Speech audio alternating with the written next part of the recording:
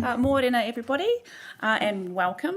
My name is Councillor Kylie Wehapi, and I am the chair of the District Licensing Committee. Sitting with me today and committee members, we have Sir Cohen Moronen and we have Kevin Watson. We are here today to consider an application by ARC 2005 Limited, trading as Te Tahi Bay Liquor Store, for the renewal of an off licence. Ka kona tātou I te rei nei kia tirohia ki te pukapuka tono I te kai tono nei, nō reira ki te mihi kia koe e ARC 2005 Limited. Kei te mihi hoki ki ngā kaimahi o te ngā perehimana o Aotearoa, kai tiro reihana waipiro. For clarity, we note that there have been no reports in opposition received in regard to this application. However, the District Licensing Committee has decided to exercise its right under Section 2021 of the Sale and Supply of Alcohol Act, which states if no objection to an application is filed within the prescribed time, the licensing authority or licensing committee concerned may either grant the application on the papers or convene a public hearing to consider the application. Please be advised that the meeting is being recorded and live streamed, and to please use your microphones when you're speaking. A green light will appear when the microphone is on. Before we get underway, can I ask the advisor to make any preliminary announcements? Kia ora, welcome to the Porirua City Council chambers. As mentioned by the chair, please note that this meeting is being both recorded and live streamed, and please remember to turn your microphones on while speaking. While we're here, if you need to use the bathroom, please head back down the corridor that you came in, and once you enter the stairwell, you'll see non-gendered bathrooms to the right for your use. During any breaks we may take, you're welcome to spend time in the topo room, which is just back down the corridor on the first door on the left. Tea, coffee and biscuits will be made available on the sun there as well. In the event of an earthquake, please drop, cover, hold, and wait until we are informed it is safe to leave. In the event of a fire, please leave any possessions behind and make your way down the stairs in an orderly fashion, and reassemble outside Domino's Pizza on Hagley Street. In the event of a tsunami, please leave any possessions behind and make your way out of the building safely and head to higher ground. And you'll note that whenever we get to the time to submit evidence, that the oath and the affirmation are laid out in front of you. Please read them out and you'll be prompted at the time as well. Sure. All right, before we begin this hearing, we will open with a karakia. If you know it, you can join in. Whakataka hau ki te uru, whakataka hau ki te tonga, kia mā kina ki uta, kia mā taratara ki tai.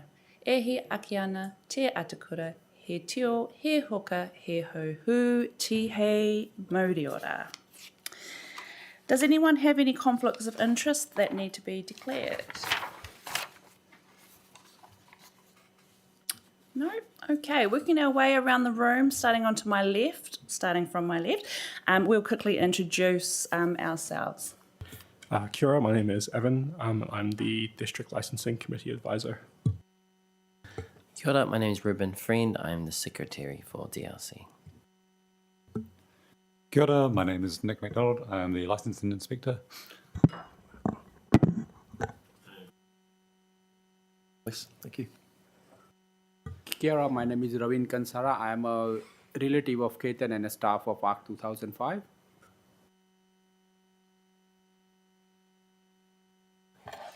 Kia ora, my name is Ketan Kansara and I am running the ARC 2005 Limited. Thank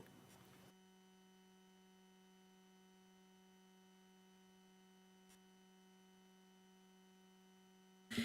Okay, as previously advised, I am the chair of the District Licensing Committee, but for the sake of this hearing today, Sir will be here leading the hearing from this point onwards.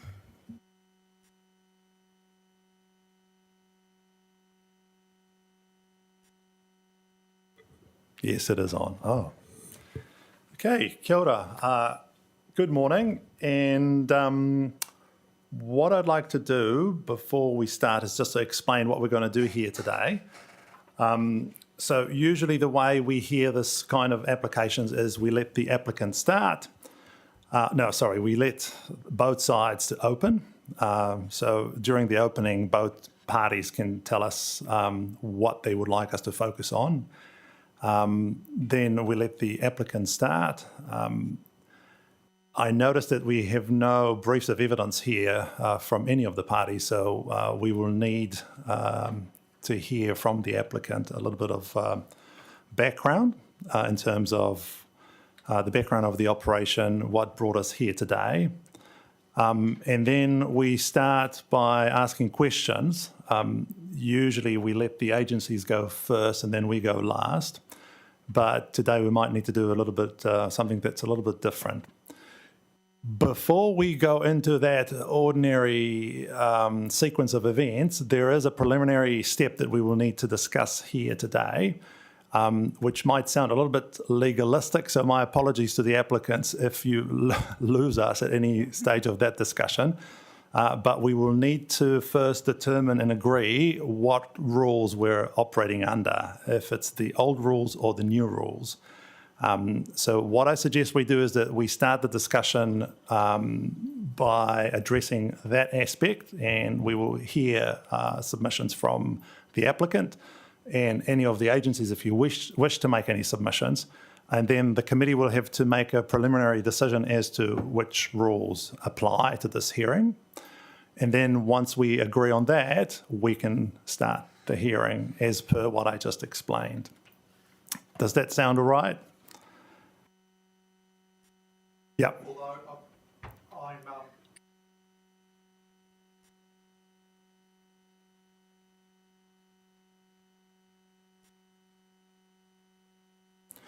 Okay, yes, very happy to do that. And by the way, Mr. Blake, I know it's the habit, but you don't have to stand up. So Yeah. We can't hear you if you do. yeah, especially if it's new rules. New rules means informal, hence no tie. Yeah. and first name basis. All right. But yeah, still three piece. Yeah. But we do need to agree on that because that will essentially determine whether you'll have the ability to cross-examine later in the day.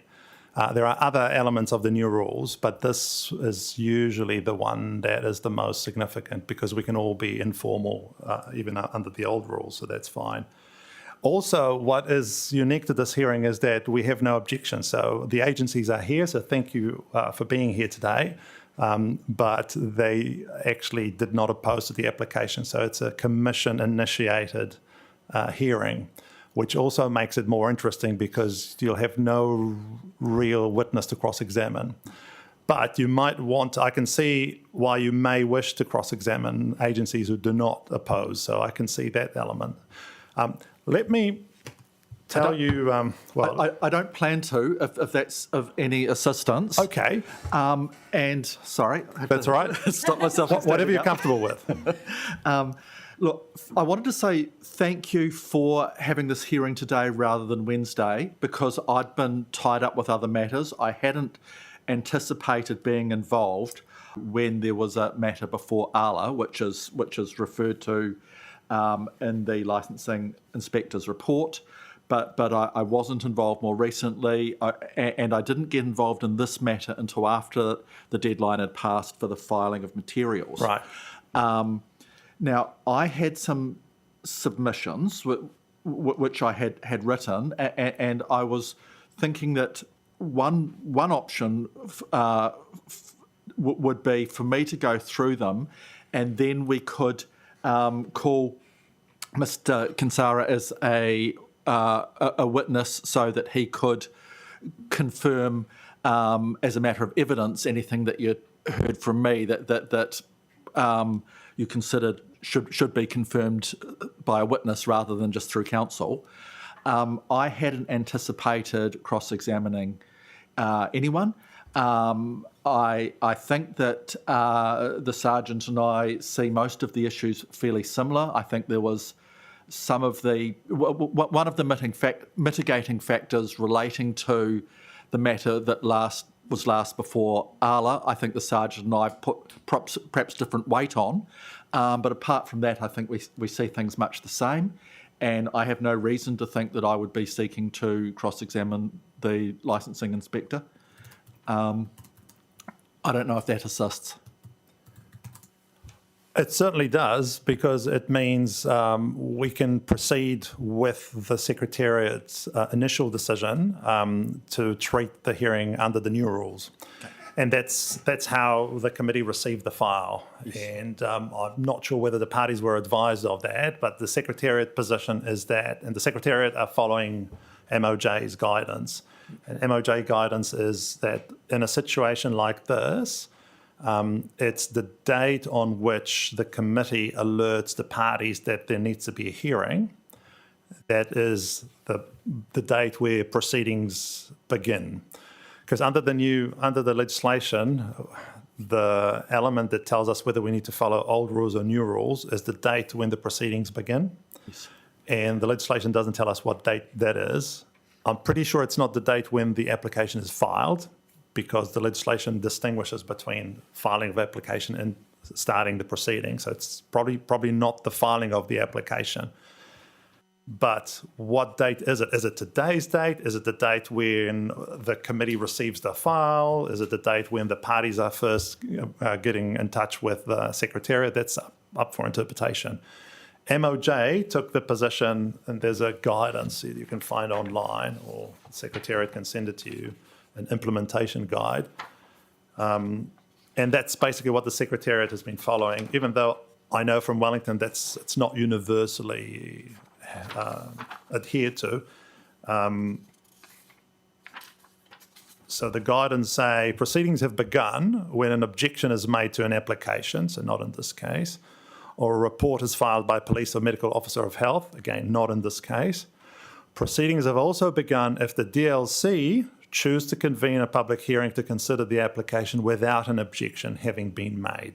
So that applies to us. And then what the Secretariat did in this case is they looked at the date of the minute that basically alerted the parties that despite having no objection, there will be a hearing. And because that minute is from July this year, then the outcome is new rules apply. Sure. The counter argument would be to say this application was filed almost 3 years ago, and proceedings began sometime during that period, pre-new legislation. So that's an argument that's open to you to make. But if you do not wish to cross-examine, we can simply all agree, if you agree, to follow the Secretariat's interpretation and the MOJ interpretation. And if there's no issue with that, that resolves the matter, and then it saves us the need for making a preliminary decision. Look, all I could really say is I have no reason to think that I'm going to be wanting to cross-examine anyone.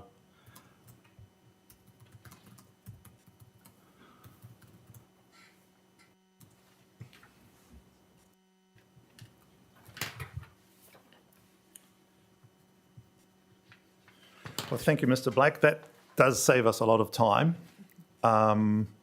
Obviously, the committee still has the obligation to ask questions regardless of old or new rules.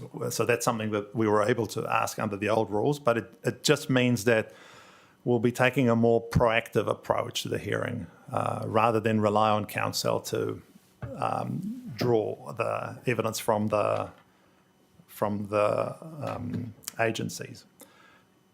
Any comments on this discussion from any of the agencies? No, I think it makes sense what you've said. Because it affects your right to cross-examine the applicant in exactly the same way. I don't intend to cross-examine the applicant, so new rules are fine by me. Yeah. Thank you. Likewise, I was of the understanding, though, that a report is any report, and police had reported in December 20... But they reported no objection. But it was a report, and that's when the proceedings had started. But I'm likewise, I'm not in regards to cross-examining. We haven't received any sort of like evidence that I think beliefs need to be cross-examined, and we're not really sure what will be discussed and raised. As you said, it's informal anyway, and I'm sure the committee would want to hear any discussions during that proceeding if there wasn't any. So I'm fine with the new proceedings anyway. Well, just to clarify, if we all decide to do it under the new proceedings and you all of a sudden hear something from the applicant that you otherwise would have cross-examined on, you're able, and we will ask you, you're able to tell us about it. Exactly. So It just means And you that's right. can't cross-examine the applicant directly. So you can still say, exactly. that's we where just we're- heard I'm something new, which needs to be explored by the committee. And then you ask us to do it. And then if we agree with that, we go ahead and do it. It just means you can't do it directly. No, and I totally agree with them. That's fine.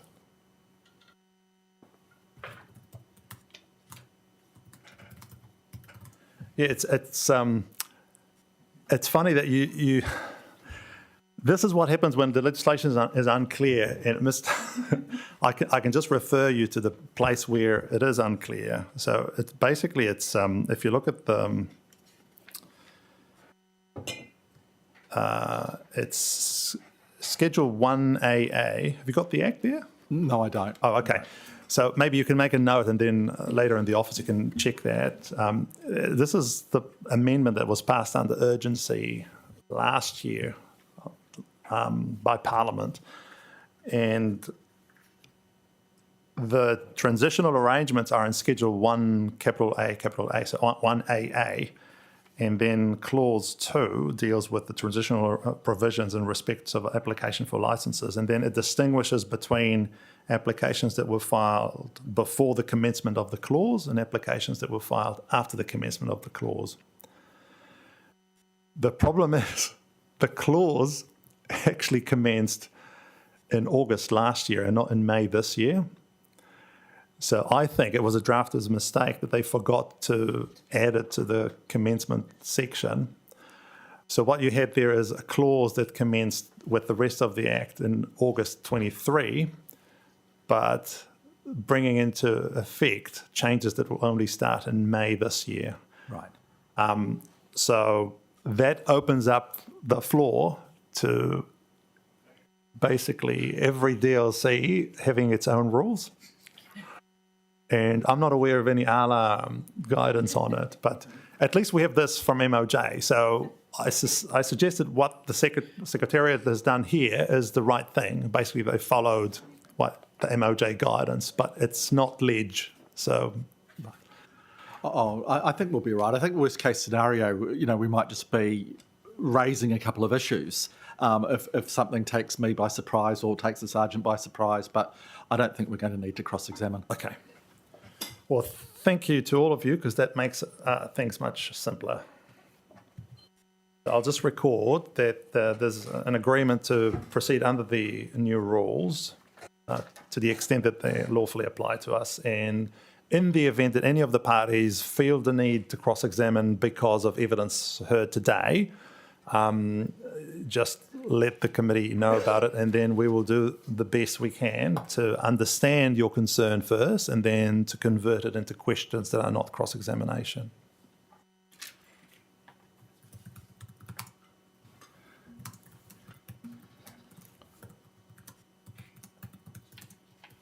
So new rules it is.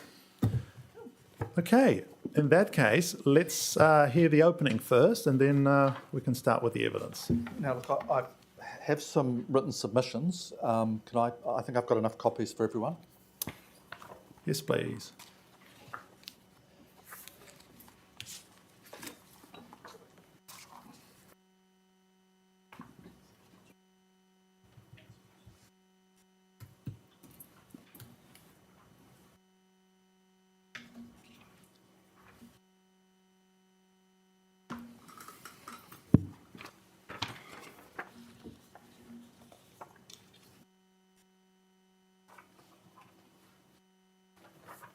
Thank you.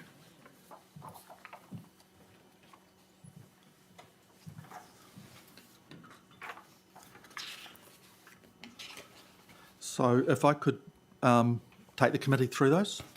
Yes, please. So may it please the committee, ARC 2005 Limited, trading as the Tatahi Bay Liquor Centre, seeking to renew its off-licence. The Tatahi Bay Liquor Centre is a bottle store operating from 13 White House Road, Tatahi Bay. ARC 2005 Limited's director and 50% shareholder is Keaton Kansara, who is sitting beside me. His relative and who also works for the Tatahi Bay Liquor Centres, Mr. Ravin Kansara, who's sitting next to him. Mr. Keaton Kansara is the sole director, 50% shareholder. The balance of shares in ARC 2005 Limited are owned by his wife. The licensing inspector's report confirms that the application's not opposed by the licensing inspector, it's not opposed by the police, it's not opposed by the medical officer of health. It confirms that the applicant has appropriately trained staff, that the applicant has systems in place for ongoing training and development, that the applicant has an appropriate security plan, and that includes CCTV facilities providing good surveillance of the entire premises, including the display area, the storage area, and the entrance. The applicant has appropriate systems in place for monitoring customers' age. The applicant has appropriate systems in place for signs of customer intoxication. There are no adverse amenity and good order issues. There's been no inappropriate advertising or promotion of alcohol by the applicant. The present application was properly publicly advertised. There were no public objections. The premises were inspected on 6 October 2023 by a licensing inspector and found to be fully compliant and no issues noted. The premises were inspected on 21 June 2024 by a licensing inspector and found to be fully compliant with no issues noted. At paragraph 59 of their report, the licensing inspector recommends conditions. The applicant doesn't object to those conditions. The applicant's listed trading hours are 9 a.m. to 9 p.m. Now, in fact, the applicant doesn't open until 10 a.m. And the applicant closes their doors to any new customers before 9 p.m. They tend to close their doors at 8:30 p.m. over the winter daylight savings months and closer to 9 over the summer months. But in any event, customers aren't able to walk in once they close their doors, and any customers who are already in the shop need to have completed their purchase, etc., by 9 p.m. Now, it's my submission that the applicant's approach to staff training is excellent, and before I was involved, the applicant, or Mr. Kansara, sent the committee documentation about staff training, and that includes that certificates showing that staff undergo host responsibility training with Whatuora and with Servewise, plus they undertake training with the Applied Retail Group Trading Academy, including licensing compliance, a licensing compliance course, a store security training, and armed hold-up training. So in my submission, there's a lot of positives, and there are some blemishes, and we're not going to shy away from that. It's accepted that there was an administrative oversight in March 2023, where the applicant's manager register was not fully up to date, and there was not an incident logbook present in the shop when the licensing inspector attended. Those issues have been taken seriously. Mr. Kansara is remorseful for those oversights. He's learned from it. Those issues have been rectified. It's accepted that there was a negative holding as a result of a controlled purchase operation in 2019 that resulted in a 48-hour suspension. It's accepted that wasn't disclosed in the application. The applicant's not intended to hide it, but English isn't his first language. He gets professional assistance with renewal applications. The person who had done all of his renewal applications, who's familiar with his business, was not available, and someone different assisted him who wasn't so available, and that's why that slipped through the cracks. And apologies for that, but there was no intention to hide it. It related to an incident when Mr. Kansara's wife was the duty manager, and she had briefly stepped out. She had to go to the toilet, and just in the few minutes that she was out of the room, a less experienced staff member served a customer who was there, as I understand it, as part of a controlled purchase operation, I think that's the context to that negative holding. There was a sale to a minor in 2021. That was early December 2021, and I appeared in early December 2022 from memory, and from memory it was the senior sergeant also appeared for the police in that matter, or at least was present in Ala at the time. The applicant accepted responsibility for that. There were, in my submission, some exceptional mitigating factors. And I think Senior Sergeant and I agree on pretty much everything except perhaps the weight of some of the mitigating factors, or one of the mitigating factors. The police didn't seek cancellation, and they accepted that although there was 2 sales, they were to the same customer a few hours apart, and really for natural justice purposes should be treated as one transaction. There wasn't, for instance, an opportunity for Mr. Kinsara to realise that there had been a problematic sale and go and fix things between the time of the first sale and the time of the second sale. He didn't find out until both sales had occurred. But what happened was there was a customer who was a few months off 18, who was tall, heavily built, very well muscled, and appeared much older than he actually was. His body shape was of a strongly built man in their mid-20s. For a 17-year-old to be that big would be unusual, but to be that well muscled and have such a mature build was exceptional. His demeanour was confident, and he fooled 2 duty managers. Their names are 11.2 of my submissions. Both thought that he was 25 years old. Neither had problematic track records. In fact, the first one named had 20 years in the industry, unblemished, and both of them were so upset by what had happened, that they had inadvertently sold alcohol to a minor, that they left and went and worked in other industries. I mean, they weren't fired. They were just really upset by the mistake. So it was something that the applicant and the applicant's staff took seriously. One of the other factors, I think, was this was at the height of the pandemic, and there was people were wearing masks, and there was sensitivities about reducing masks, pulling down masks for any length of time. And so staff were relying more on body shape and demeanour, and an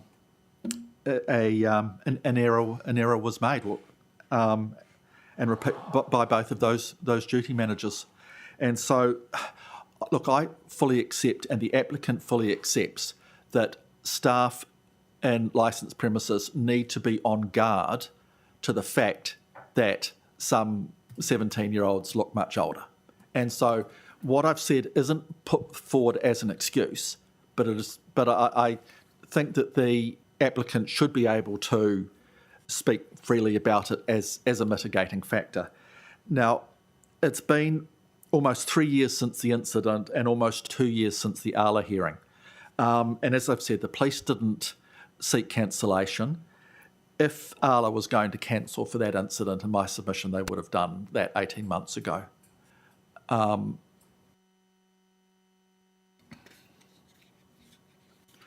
Kinsara accepts that he has one drink driving conviction, but that was 15 years ago. Mr. Kinsara has been a duty manager in New Zealand for approximately 20 years and has been the manager of the Tatahi Bay Liquor Centre for the last 17 and a half years. Mr. Kinsara himself has never been the subject of any Ala-type prosecution in respect of his own work as a duty manager. No business being managed by Mr. Kinsara has been the subject of negative holding or Ala prosecution or similar, apart from those acknowledged in these submissions. Now, I've set out the statutory criteria for renewal, and it's my submission that the applicant ticks those boxes. There's no public safety issue here. There's no amenity and good order issue here. The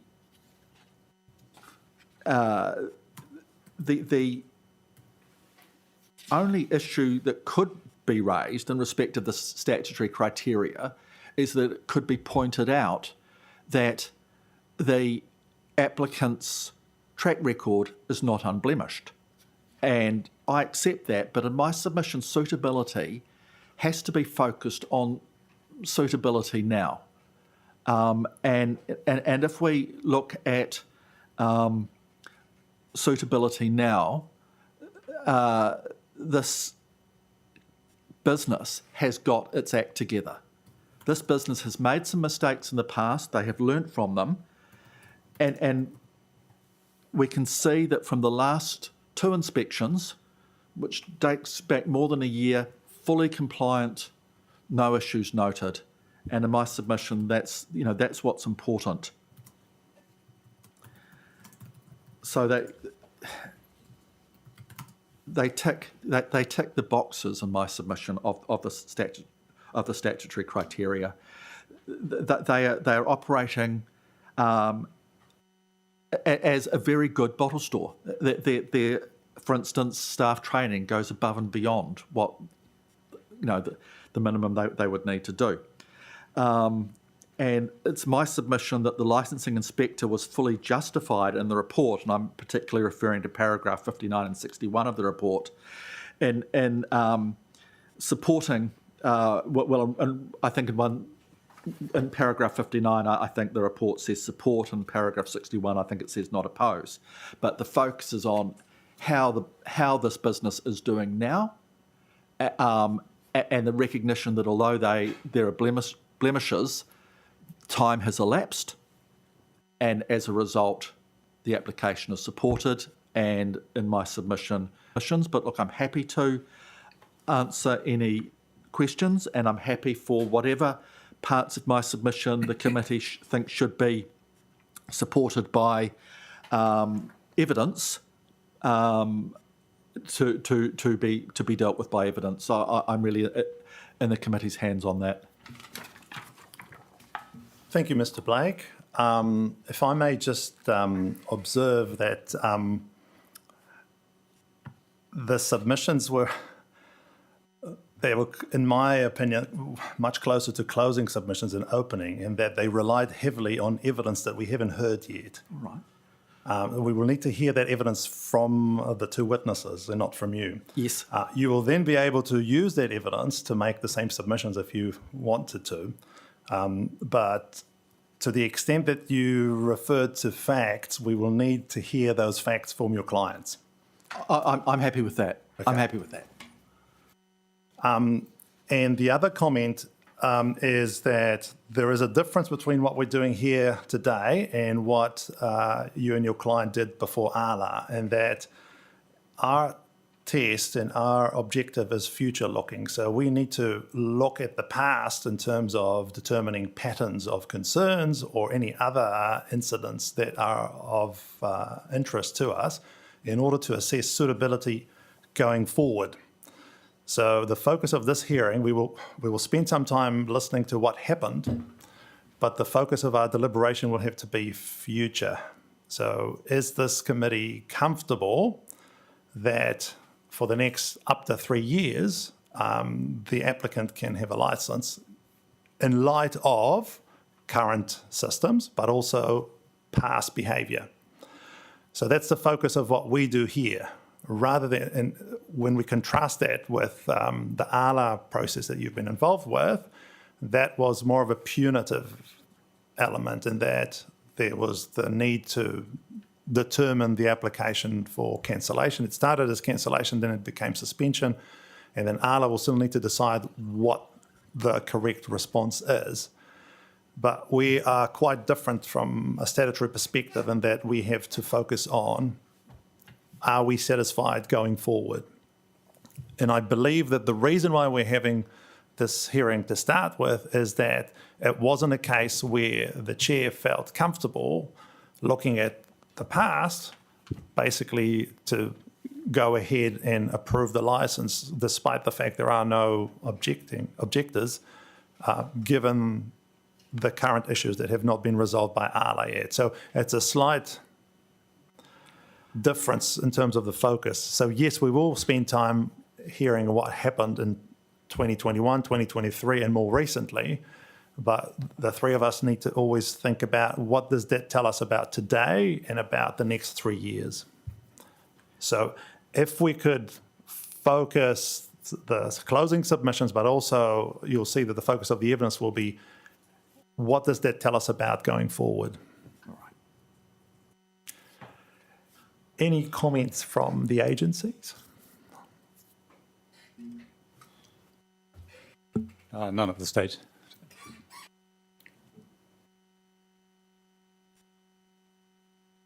Fine. Okay, thank you. And from the committee? Sorry, can I just remind people when they're talking to use their microphones, please? Thank you. Okay, so that was the opening statement for the applicant, and now let's hear it from the applicant's witnesses. So who's going to give evidence first? Mr. Keaton Kinsara. So in terms of referring to the two witnesses, how would you like us to call you? Because you're both Mr. Kinsara, I don't want to confuse you. Ketan? Is that okay? First name? Informal. Ketan. Ketan Kinsara. Thank you, Ketan. Yes, please.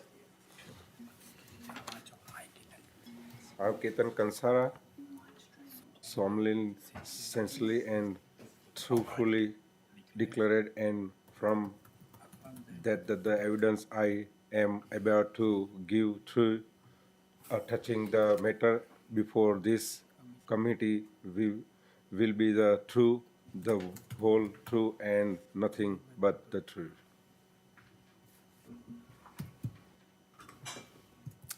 Ketan, before you start, and I'll let your lawyer lead your evidence in chief, what's your level of comfort with English? Well, English is my second language.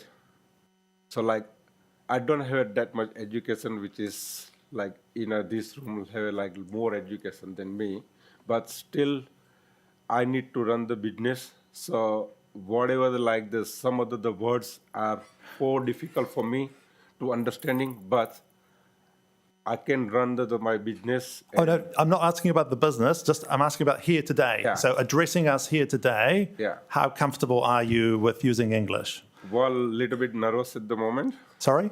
Little bit nervous. Okay. And sorry, I missed the first name of the other Mr. Kansara. Ravin. Is your level of English the same? I can understand a bit better. Okay. Not like we are not familiar with the legal terms and all that. Yeah. You don't have to be. So if I could just suggest, if you run into difficulties with language here today, just pause and have a chat to your lawyer, explain it to your lawyer, and maybe they can help you with language, because it's really important that we understand exactly what you have to tell us. Usually what we will do is we will have a written brief of evidence, and then even if you can't explain it properly orally, we will read what you have to say and we will use it. But here, for reasons that are not your fault, basically we don't have your brief of evidence. So all we have is what you're going to tell us. So it's really important that we understand what you have to tell us. Okay. So if at any stage today you reach the point where you feel like, because of language, you can't tell us what you want to tell us, just pause. Is that all right? Yep.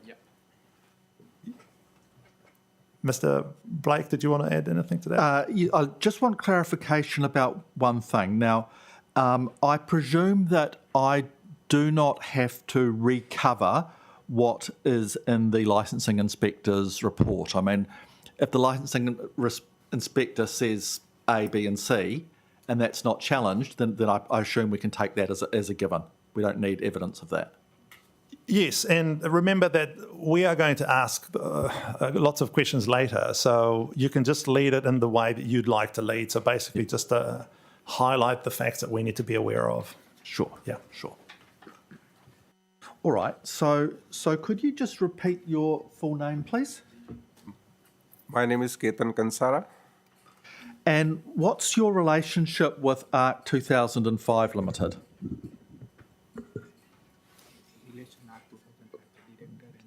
I'm the company's directors.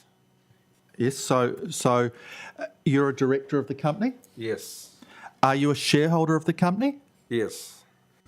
How much of the shares do you own? 50%. Who owns the rest? My wife. So I understand that you sent this committee some papers about staff training. Can you explain the staff training that goes on at the Tatahi Bay Liquor Centre? Well, in the last, I'm talking about the 5 years back, we was just doing the training with the staff room, and we don't have at that time any record. But right now, every the staff, we're doing the staff training or everything, so we have a file in the records. And what sort of training do your staff do? Well, personally, whatever the staff, I have to be, if the staff working on behind the counter, they must have the training before they go to the behind the counters. And what training do they do? They do the online training. And can I pass the documents that that Mr. Kansara sent to the committee? Can I pass them to him? Sure, it'd be really helpful if you could help us with identifying the documents, because we received, I think, 10 copies of the same document. So if we could just identify what you want to rely on, and then we'll just call it an exhibit. Yes. There's a bundle, but perhaps if I ask Mr. Kansara to take us through that bundle. Wonderful. Yes, please. Can you please just explain what's in those documents? So the first is the Ravin Kansara. He did a training for the academy, training academy. Sorry, what are we looking at? That's not going to work. Oh, no. So there's a certificate that refers to Mr. Ravin Kansara having successfully completed ARG licensing compliance course in the 12th of August 2024. Yeah, so it's Training Academy. Yeah. Yes. So we have it so it's not paged, it's not numbered, but we have it as the fourth page. Do you mind if I be a bit leading about this, about these documents? Is there any objection? Let's see. Right. Yeah, give it a go, and if it crosses the line, I'll just stop you. Okay. Yeah. Okay. So, is this document confirming that Mr. Ravin Kansara undertook the ARG licensing compliance course this year? Yeah. Okay. So I want to show you a document that, and it's on the other side of that page, that refers to Mr. Bhavin Kansara having completed host responsibility training with ServeWise in August 2024. Sorry, Mr. Blake, should we call the first one Exhibit A? Yeah, please. Just so that we know what we're talking about. Okay, So let me might just be able to know. confirm with my colleagues. So it's this one. Yeah, okay. And who is Mr. Bhavin Kansara? This is my staff. He's a member of your staff. Yeah. And is this confirming that he did the host responsibility training with ServeWise this year? Yes. So if we call that B? Yep. And so that's the one certificate of achievement. This is Yes. certify. Yep. Yes. Okay. Whatuora. Yep. Yeah. And so there is a further document here which relates to Mr. Bhavin Kansara, issued by Allied Retail Group Trading Academy. Which Where is that? What does it look like? looks like this. And it refers to successfully completed ARG store security course, August 2024. So it looks like Exhibit A. Looks like Exhibit A, except it is it's not landscape. The format is portrait, not landscape. Yeah. And the date is 12th of August again? Yes. Yes. So it's the one before A for us. Yeah, that's the one. So we'll call that Exhibit C. Yes. Okay. And so, is that confirming that Mr. Bhavan Kansara completed the ARG store security course this year? Yes. And if we look on the flip side of that, there is a document that looks very similar. Okay, that's not our flip side. Oh, sorry. Yeah. So, It looks very similar, also relates to Bhavan Kansara. And it refers to him having completed the ARG, WHS and manual handling course. what's the date of this one? Also August 2024. Can I just see what it looks like? 'Cause- Looks identical to C, or very close to C. and what's the difference between them? They relate to different courses with the same academy. So C is ARG licensing compliance. C is ARG store security. Ah, okay. So hold it. I think we got the wrong C. Let's find the ARG store.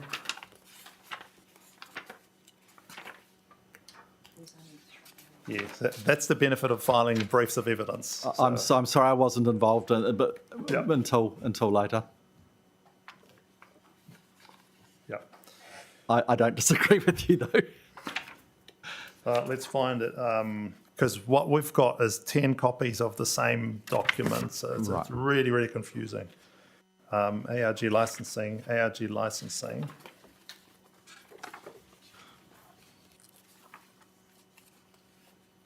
Did you find it, Kylie? Have you got it? The Allied Group Training Academy, you only have 2 certificates. So it's supposed to look like that, but it refers to store, what was it again? ARG store security is the security. one I had for 3. I'm sure So- it's here somewhere, but all I'm seeing is more copies of what we've already discussed.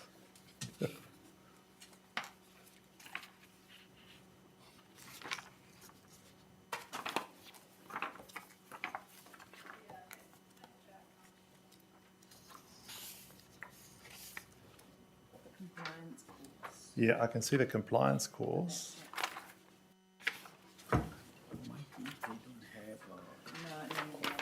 It doesn't look like we've got those. We have tens of copies of the first one. Just submit the licensing course. Okay. And then have this one to the committee. This one's not related. So maybe we can have that Related to the how had photocopied and circulated. Right. Mr. Okay. All right. these 2 certificates. Yeah. You only have Ethan as a Okay. not as a staff. Okay. Okay. What's this from? Oh. Okay. This is what I have. Yep.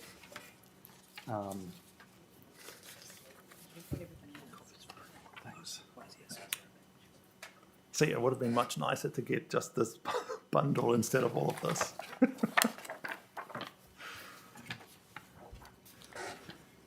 That's all right. It's I'm sorry. welcome to DLC. Yeah. It's not court. You've got A new one. in this folder, a new one.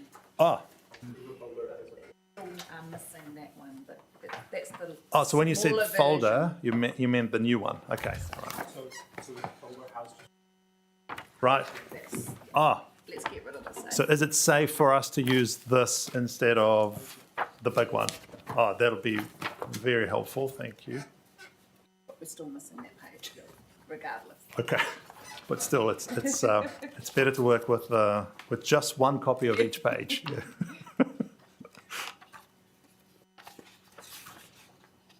Yeah. Yeah, much better. Yeah, thank you. So what we've got here, Mr.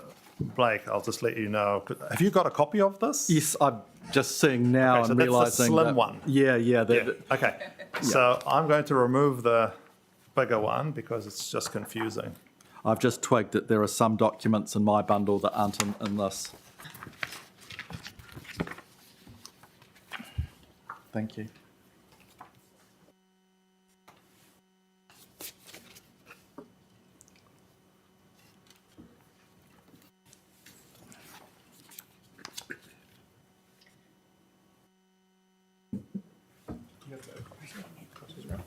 Yeah, sure.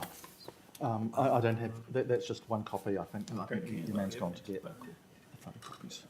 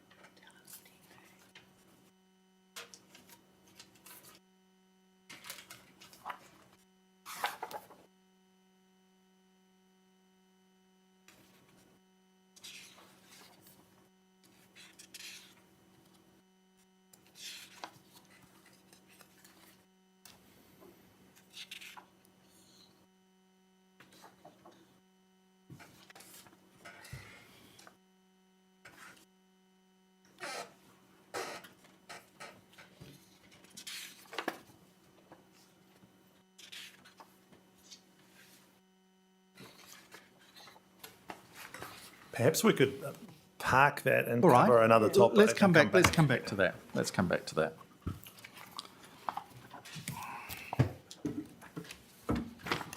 Oh, here it is coming.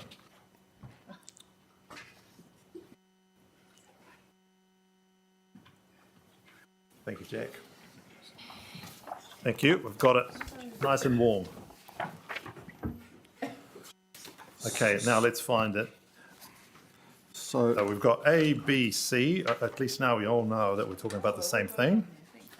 Yes, so we're talking about D now. We're talking about D. Yeah. So, Mr. Kansara, who does this certificate relate to? Is Bhavin Kansara? And does this confirm he successfully completed the ARG WHS manual handling course. and who was that with? Sorry? Who was that with? That's the allied liquor groups. Sorry, what's WHS? What does this training relate to, just in general terms? Well, like the allied group now, just they started in last 3-4 months. All like the franchises member, they should have a training before they go to the franchises group members. So that's what they sent us to like the login and do this course. Perhaps I could ask Mr. Ravan Kansara a bit later a bit more about the details of what that course involves. Yep, and I know it's really tempting to jump in, but actually you can't because you're a witness, you're not a support person. So every time you want to say something, just make a note and then you'll be given the opportunity. Thank you. And so the next document I have is a landscape document that relates to Bhavin Kansara. Yeah. And looks very much like Exhibit A. Yep. With the Allied Retail Group Training Academy. And what does this certificate confirm that Mr. Bhavin Kansara has done? Well, Bhavin Kansara has successfully completed the ARG licensing compliance courses. Okay. And when was this awarded?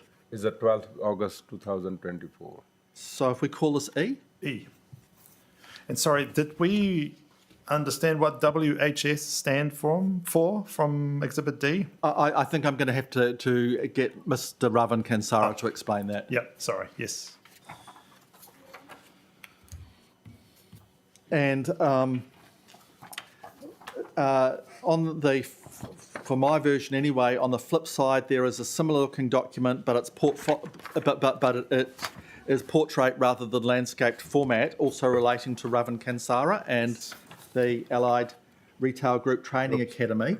And what does this relate to? Ravin Kansara has successfully completed the ARG, HS and manual handling course. And when was this awarded? The 12th of August 2024. And we'll ask Mr. Ravan Kansara later about what that involved, but if we could call that F. F.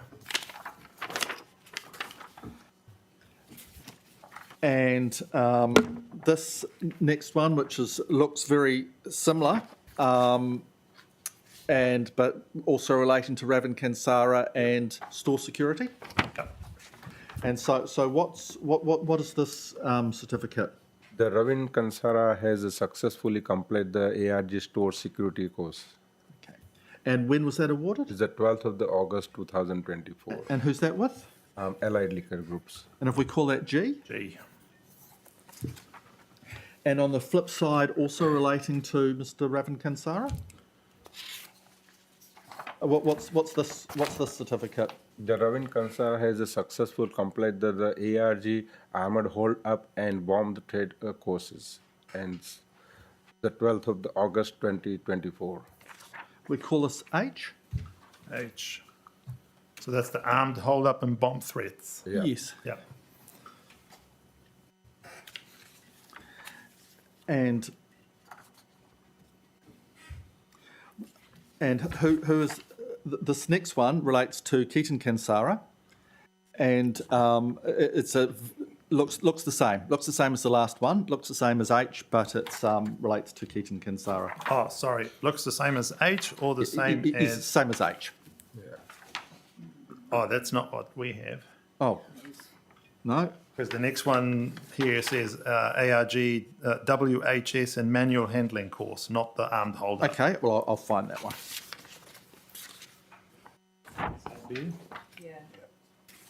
Okay. And so I'm sorry. What was the one you have? What does that look like? So the one after H, Yep. Ketan Kansara, Yep. and WHS and manual handling course. Oh, does it look the same? It's similar to, Oh, yeah, I've got it. F. I've got it. Yep. but different name. Keaton Kansara, WHS and manual handling course? Yes. Yep. So, what's the certificate? Sorry.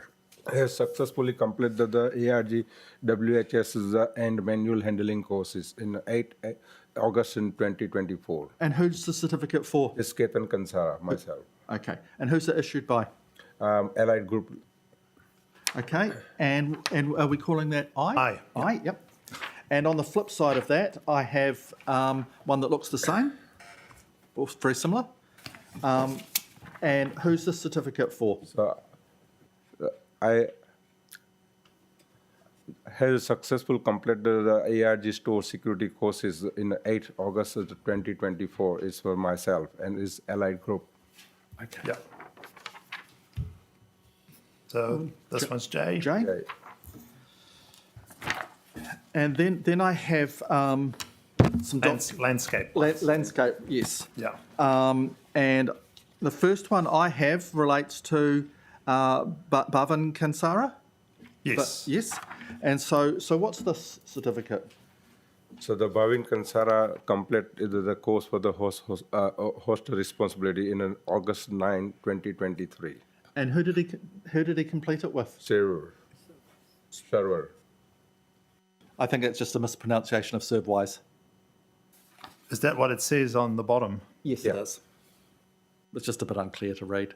Serve wise. Oh, okay. Right. Got it. So this will be K. Okay.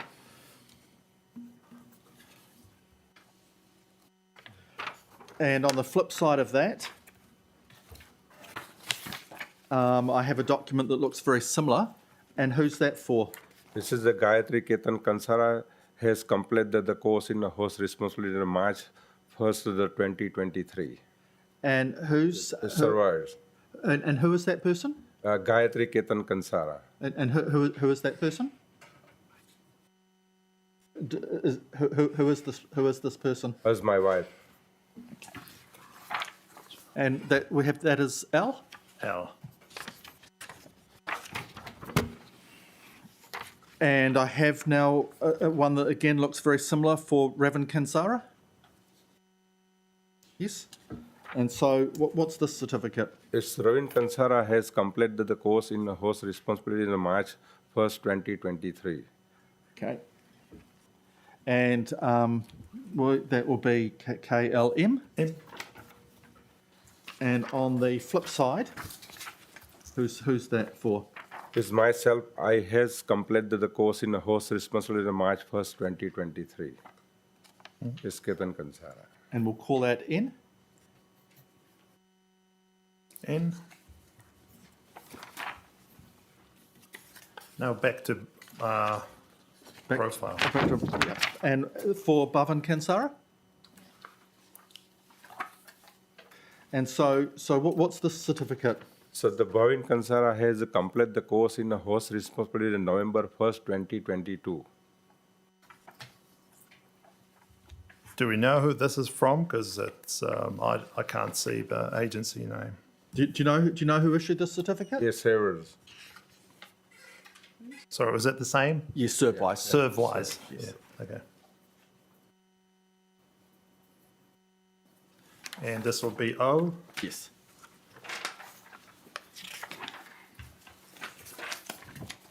Yep. And next one's Gayatri Ketan Kansara is my wife and has been completed the course in host responsibility in October 1st, 2022 and by their server.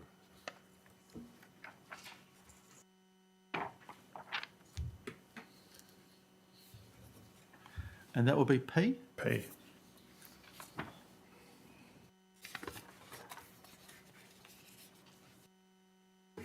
And I have landscape Ravan Kansara. So Ravin Kansara has completed the course in host responsibility September 30, 2022. Q. Q.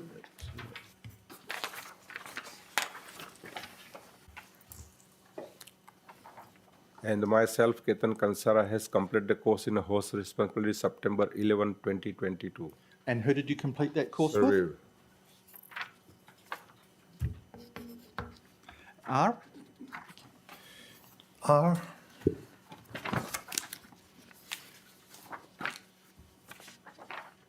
And again, very similar looking document.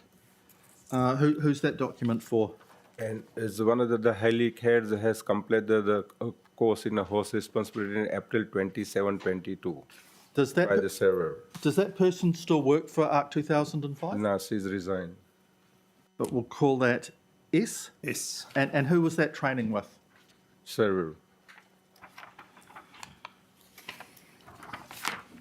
And portrait with Training Academy. Yep. Who is that for? Is one of the myself for the has been successful complete the ARG armored hold up in bomb threat courses in August 8, 2024. Nearly forgot my alphabet for a moment. And I think the last one that I have, who's this for? Is for myself has completed successful complete the ARG license compliant courses as a Okay, so these are the exhibits. So thank you for your patience. And Well, this is the most important for me to run my business and my staff. I need to be training with every single person who come to the work on my store. I need to give them training as soon as possible. And what do these documents tell us? Documents. And are these documents true copies of the certificates that were issued to the people shown? This is a certificate I'm showing in today's in this room. This is true and completely right. And you produce these as exhibits as part of your evidence? Yeah. Now, I think the witness also filed some. So So I'll tell you what we have. 1, 2, 3, 4, 5. 5 pages of handwritten notes, yes, and then 2 pages of an incident log. yes, that's what I have as well. Yeah. So, Mr. Kinsara, the pages of the handwritten notes, what are these pages that you filed with the committee? Okay, so this is the notes we write down we leave the one of the books on all the time just by the counters. So Sorry, I didn't get that at all. Let's start again. okay, so this is the notes we have. We was anything happen with any customers, we will just write down the note on the books. Thank you. And so we'll produce that as V, that bundle of handwritten notes? Yes. Out the incident logs separately. Okay. But all of the handwritten pages in my submission could just be produced as one. Okay, so, They're just there to show that yeah. they're not there to prove the details of what's noted particularly. Yeah. So it's Exhibit V. Yes. Thank you. Next time we'll use numbers. Yes. And Mr. Kinsara, is that a true copy of the notebook from the bottle store? Yes. And you produced a log that you filed with the committee?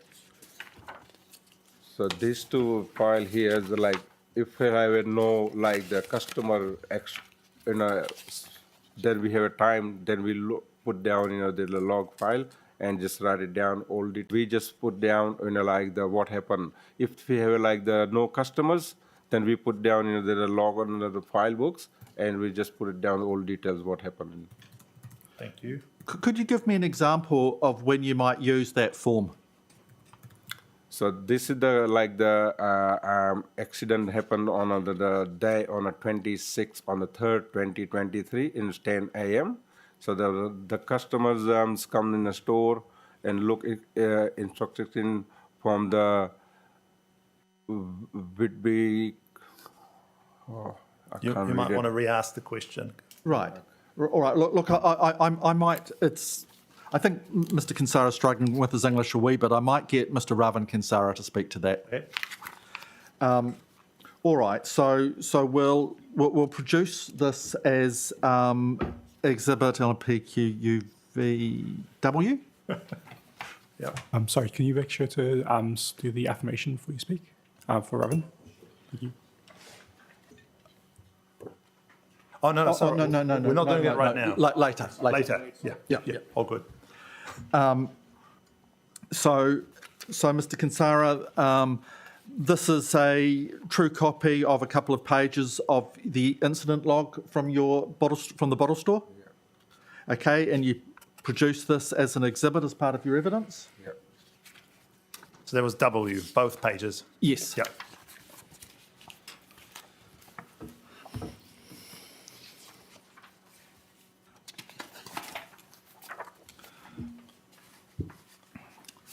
Thanks for bearing with me. Thank you. Would that be a good time to have a break for morning tea? Yes. Everyone okay with that?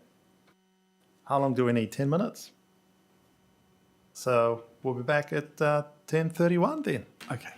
Thank you.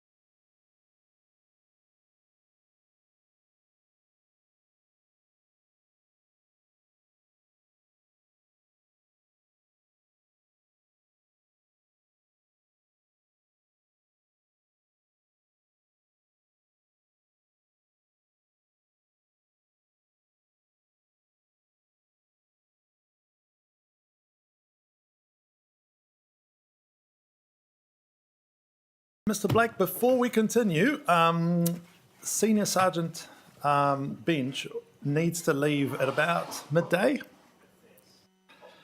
So the question is, are you comfortable if we pause and hear the evidence from the police and then ask the police any questions we might want to ask them and anticipate what we might want to ask them?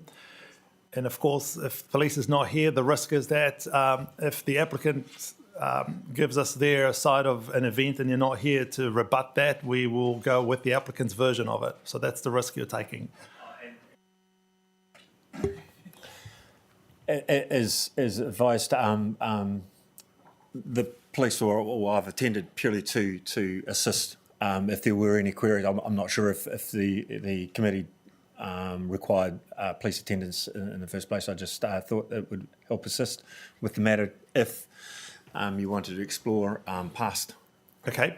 So would you like to give evidence or just submissions? I have no evidence to provide. I don't think that's probably necessary. I'm just, as I say, available for both parties to be able to, the applicant and yourselves to ask any questions or to help clarify any matters that you might wish. Right, and the questions are likely to be factual, right? So, yeah, so let's have Senior Sergeant sworn in.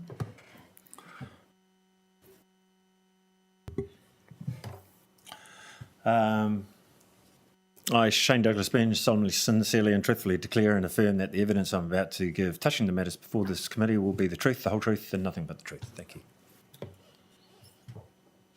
Thank you. So is there anything by way of a general statement you'd like to give us or just respond to questions?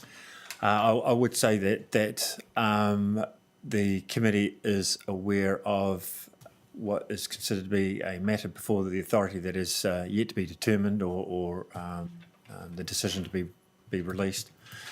In clarification with that matter, there was an officer who dealt with that, and as a result, I'm unable to go any further with his decision making in regards to that, other than the police initially were asking for a cancellation of the certificate, of the licence, and then the officer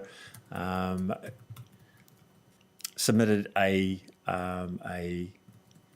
application which he changed to a suspension. So there is a difference of opinion, but the officer in charge took that notice. So that is the result of the matter that is now yet to be determined by the authority. And was that change of tack done on the day of the hearing? Because that's the impression I got from the. Let's get the email. Let's refer you to the right email. So what page is it? Starts at 71. 71, 72, 73, 74. From reading it, I got the impression that was changed on the day. Do you know if that's the case? Otherwise, we can ask Mr. Blake because he was there. I was initially the indication was that the applications were for a cancellation and / suspension to give the authority the ability to choose. And then I understand that the officer implied that he was only seeking a suspension, that he considered it to be one matter to be considered by the authority rather than two separate occasions. The authority at the time indicated that there was the availability of a cancellation, that how the authority would want to view it or could view it, and that was agreed upon. But the suspension was the officer's position at that hearing. They were only seeking a suspension. When you say suspension, we are talking about the operator's license, so the applicant's license, not the manager's certificate. No, for both manager's certificates, they were offered suspensions. They were first-time offences. So going by the guidelines of the authority, they were asking for a 28-day suspension. And that hearing took place back in 22. Correct. And we're still waiting for a decision. And we are, along with another couple of decisions that are over a couple of years old too. So I've actually contacted the authority and I've got the reply of they will release their decision in due time. Okay. So where do you want to take us with that? So looking at it now, August 24, what is police's position on the application for renewal? Again, it was another officer, and this officer reported on the application prior to the failed CPA, and so at that time was only considering the previous failed CPO. Now, obviously, with the time, it probably wasn't appropriate, or it wasn't in the officer's interest that they wish to seek an amendment and change their position. And so it is the position of the police that there was no opposition to the granting of the renewal. Obviously, it will be over to obviously the committee has perhaps considered the fact that there are 3 failed control purchase operations in short time. I believe personally that they were 2 separate matters to be considered on the day of the failed, and that created the 3rd and the one that we should have been seeking a cancellation as a result of. But again, for the record, police only sought suspension on that day.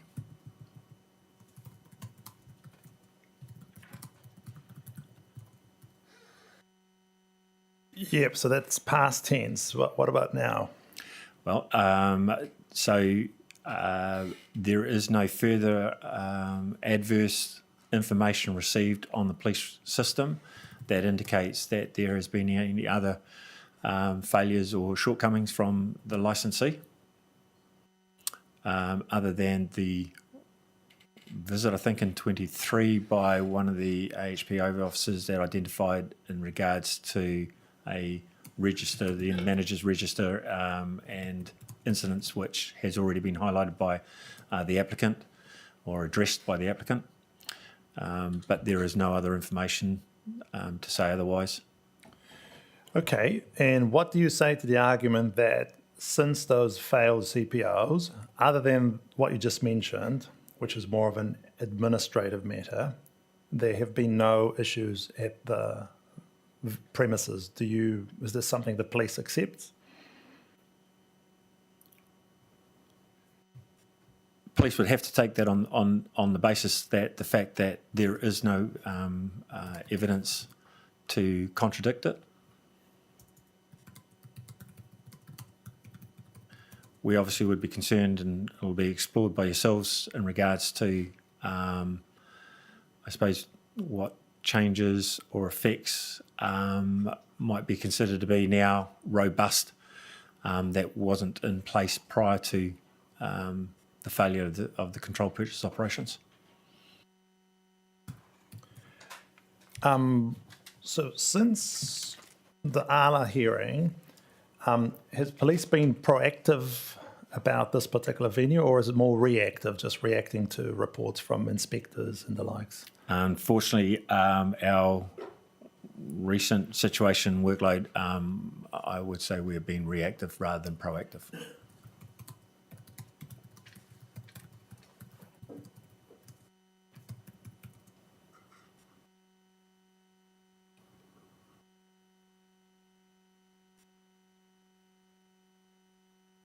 Okay. And to what extent is police waiting for ALA's findings? Is police's position likely to change if ALA comes back and confirms suspension? Sorry? Say the ALA decision comes back and a suspension is granted by ALA. So the police application is granted by ALA. Will that change police's position on the renewal? I don't believe so. if the authority is not prepared to cancel the licence under those circumstances, then they would certainly, police would certainly rely on that consideration that if that was the perhaps the second negative holding, then the authority has considered that at this stage that is the most appropriate outcome. I am aware of other TA committees' decisions or considerations which have, I suppose, been slightly different to the authority's findings, and have cancelled or refused, shall I say, to grant on the basis of the failure of controlled purchase operations. But I believe there would have been other mitigating circumstances in those, and that would have been in particular the licensees' I suppose, attitude and knowledge and experience towards compliance with the Act. Right, but cancellation is not on the table anymore, is it? So police withdrew that. Yes, but yes, the inference I got from the authority was, though, that they themselves could still consider that. Yeah, but police is not asking Police them. had not asked for a cancellation. Okay. So the more likely course of action is that ALA will either suspend or not suspend. Correct. Of course, if ALA cancelled it, then there's no reason to discuss Correct. renewal. But looking at the worst case scenario from the applicant's perspective, which is suspension, Yes. you're saying that even with a finding of suspension, the police is not going to change its position on renewal. I think we would be amiss to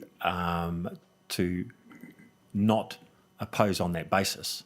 The mere fact that if, for example, police had reported on this matter after the failed CPOs, then police would have sought an opposition.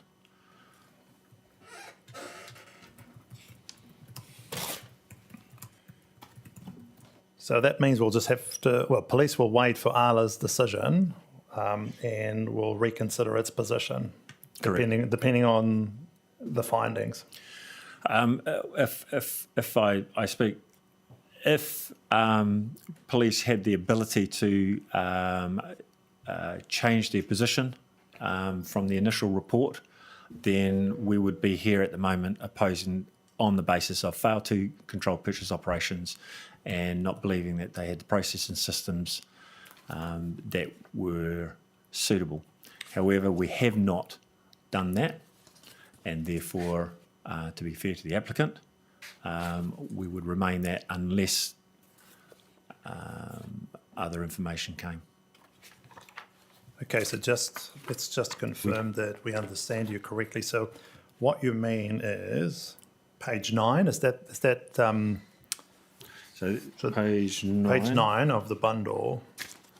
So we have a report from police. Right, so that's the original report Yeah. from police Yeah. saying no opposition. We then found that there were two failed controlled purchase operations. Police did not submit an amendment to their position, and from what I understand, they didn't ask to change the original no opposition to an opposition. So therefore, for it to then proceed to this date or this time, to then change it, I think would be unfair to the applicant. Yeah. And so therefore, we would remain with that no opposition.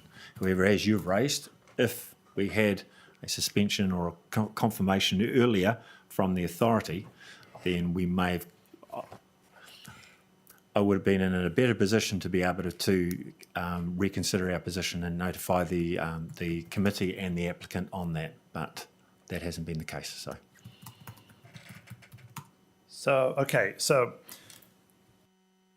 November 21, police has no opposition. December 21, the failed CPO happens. Police then says it'll be wrong for us to change our position now on the renewal. Instead, we're filing an application with ALA for cancellation, which later became suspension. But the position on the renewal remains the same throughout, and there was no change to that. Correct. That's what the officer view was at the time, and they remained at. Okay. And then the hearing takes place before ALA. The applicant makes some changes in its operation, and over the last 2 years, the inspector is telling us in police that there are no adverse findings, and police is happy with that. Correct. Okay.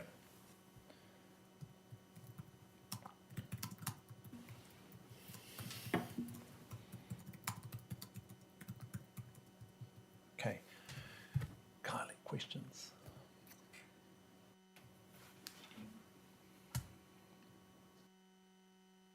I think you've asked them all. Yeah. Kevin? Yes, I think I'm in the same position. I was wanting to know what the new concerns were, but I think now that you've explained it's to do with the ALA situation. But, no, if you can, I've still got the same concerns. I think I understand it. I don't know. It's getting a bit complicated to me, but so you had no opposition. Because the officers' reports say that you have raised some concerns. I wasn't sure what they were, but now it's obviously the ALA thing that's got in the. Is that the concern you raised with Correct. the officers to put into their report? That's correct. So when the officer made the initial police report response, then they would have only considered the previous failed CPO, no other adverse records. So he said no opposition. We've then got 2 failed CPOs from the premise that obviously would raise concerns about the premise. That would lead to initially what should be an opposition, which should have been held. Instead, the officers made an application to the authority for initially a cancellation suspension, has then decided to go with just purely suspension. As a result, the officer has then turned around and said, well, then we'll leave it with the authority to determine whether a suspension is appropriate or not. And the matter is for the committee for them to consider was appropriate under the circumstances of renewal. Thank you. That's clarified it for me. I think, Kevin, your point, and let's just put it to police just to be absolutely sure. So page 1 of the bundle.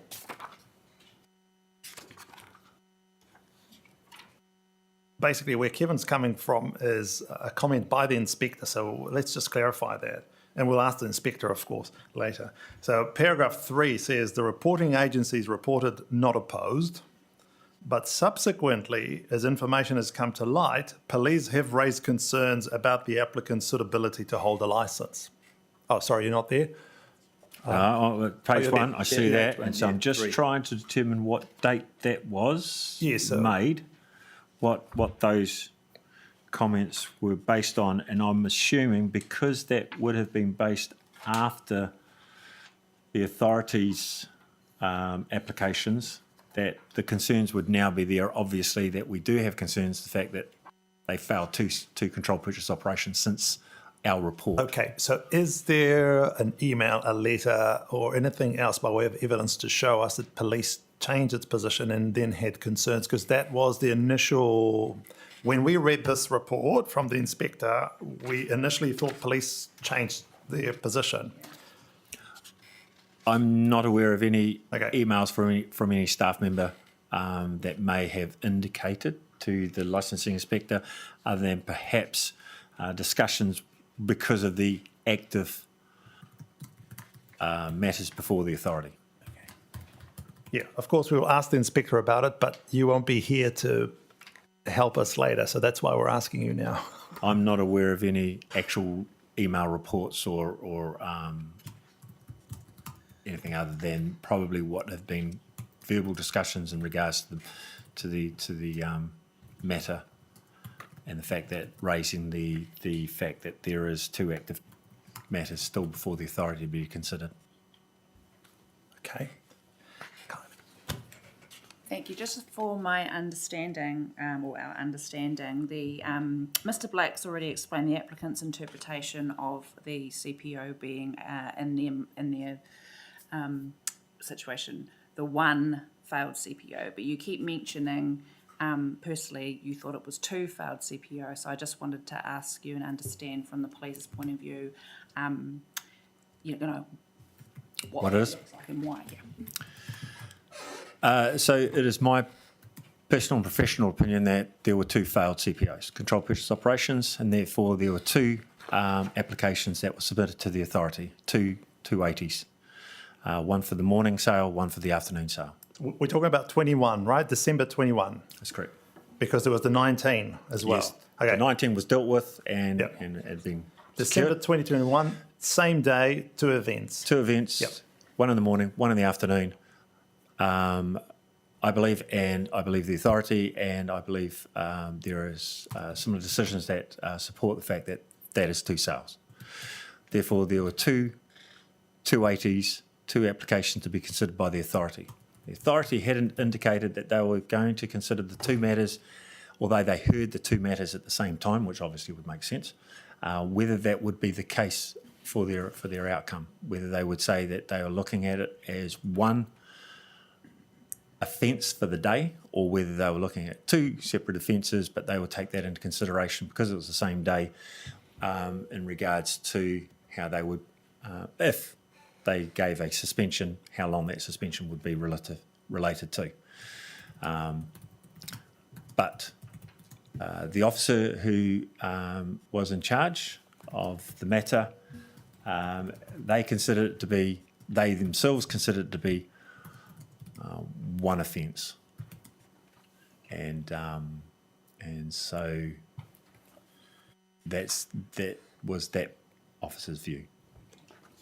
Yeah, I mean, they're not here with us, so we can't ask them, but So- my reading of their email was it's not so much about being one or two, it's the fact that you can't use the fact that it's two separate incidents to then say not only did they do it, then they repeated it, so to establish a pattern.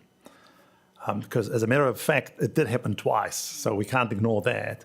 But I think at least that's how I read the email from police saying, I don't want to use that as an aggravating or a pattern point to ask for cancellation because they both happen on the same day. So that's my reading of natural justice here. Well, it raised the concern because obviously if that we were considering what might have met the negative holding, because obviously having already one failed CPO with a negative holding, Oh, so it's for the count and of then three. another negative holding in the morning sale, Yeah, then that would have made the third one a cancellation application. because the threshold is three. 3 strikes Got and it. you're out. So that's where we took the view that we would leave that for the authority to apply. Is that threshold internal police or ALA's practice? So the The three. If you have three, basically it's 3 negative holdings. three goes for a strikes, six. basically. Well, that's the legislation, isn't it, under 288. Okay. So there's a requirement for us to seek cancellation. Obviously, the authority has indicated that it doesn't necessarily mean, but it means that there's an expectation that the application would be for cancellation. 288. 288, I'm pretty sure it is. I'll grab my So that's why the numbers matter. 3 strikes, you're out. Bookers.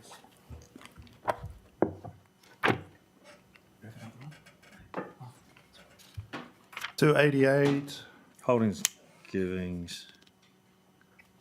Oh, sorry, 289. Sorry, Yeah. section 289.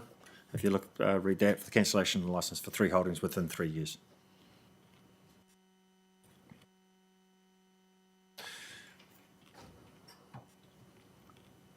Three holding within 3 years. And so there we're saying that if the authority considered the first application on the grounds first and then came to a favourable result of a negative holding, then they would have to take now 2 for the third application consideration. Got it. Got it. So, yeah, for the purposes of counting the holdings under 289, police counted it as one, not as two, even though factually it was two events. Correct. Okay.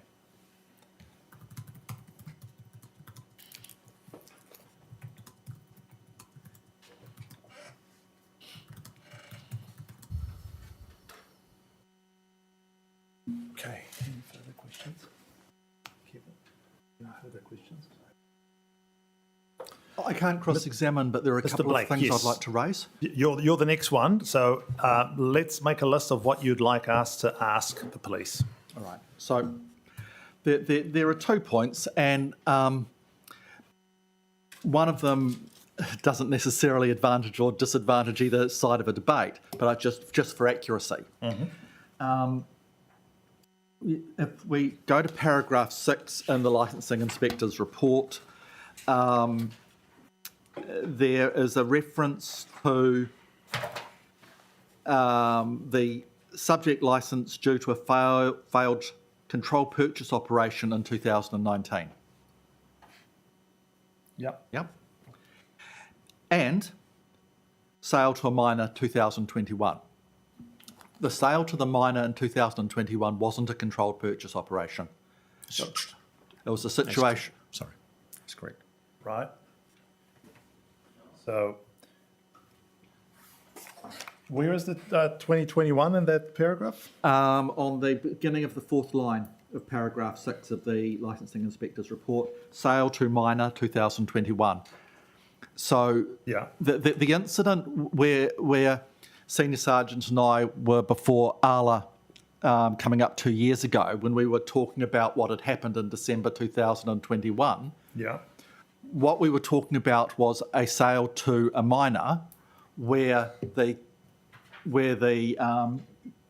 minor's mother phoned the police and said, "Hey, my son still isn't 18 and he's purchased some alcohol." Okay. It wasn't a controlled purchase operation. Now, I'm just explaining that for correctness. I don't think it Okay. particularly changes the balance. Right. Yeah, I'm not sure that it makes things better. It's okay. accurate. Yeah. Okay. Yes, please. Let's. And without further information, I don't think it makes it worse either. Yeah.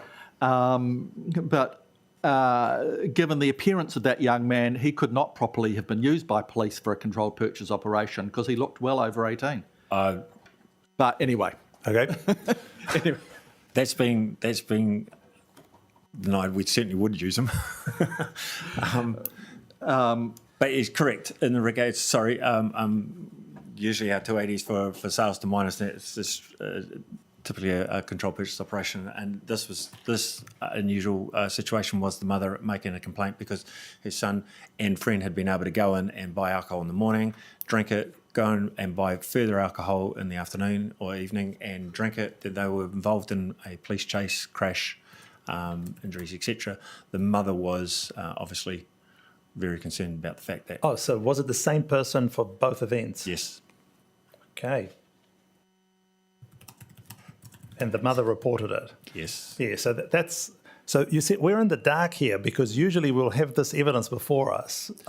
So Probably if it does assist, copies of the 280s applications could be made available if you're not privy to it. But, I think we have police to be. could certainly provide the 280 applications, which are the facts. I think we have to be a little bit careful about gazumping Arla's role. it's before ALA.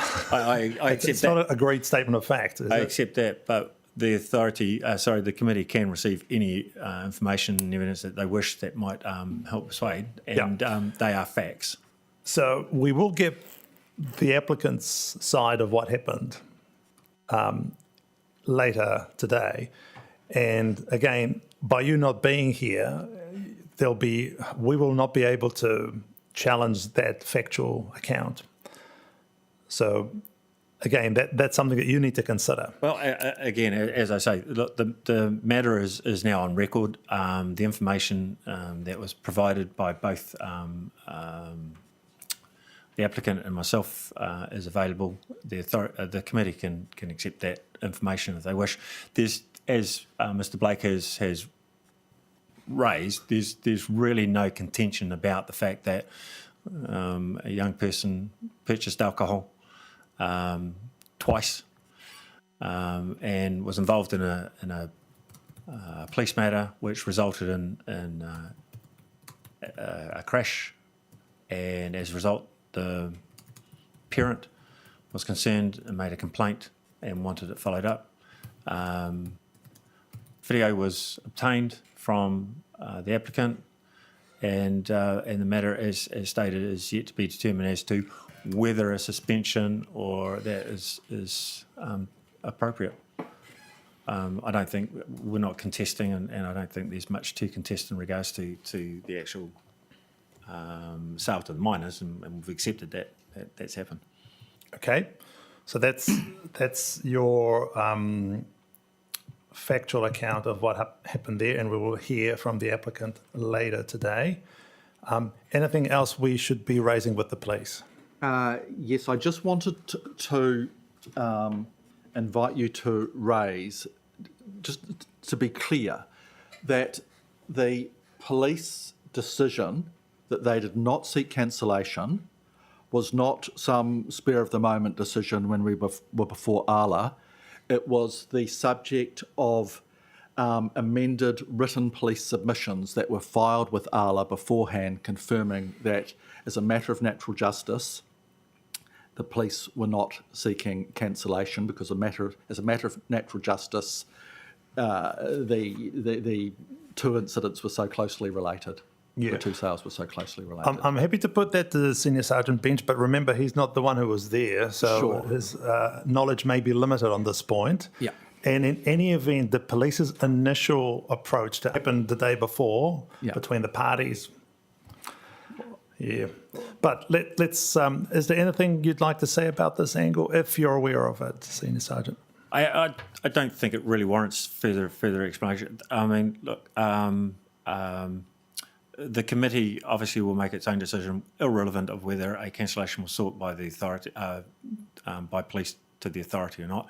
And I don't think that has any bearing in weight of the matter now, because it's for you to decide the appropriateness. And I've explained to you that perhaps the police should have changed their position after the failed CPOs, but they didn't. And so the position of the police on record at the moment is...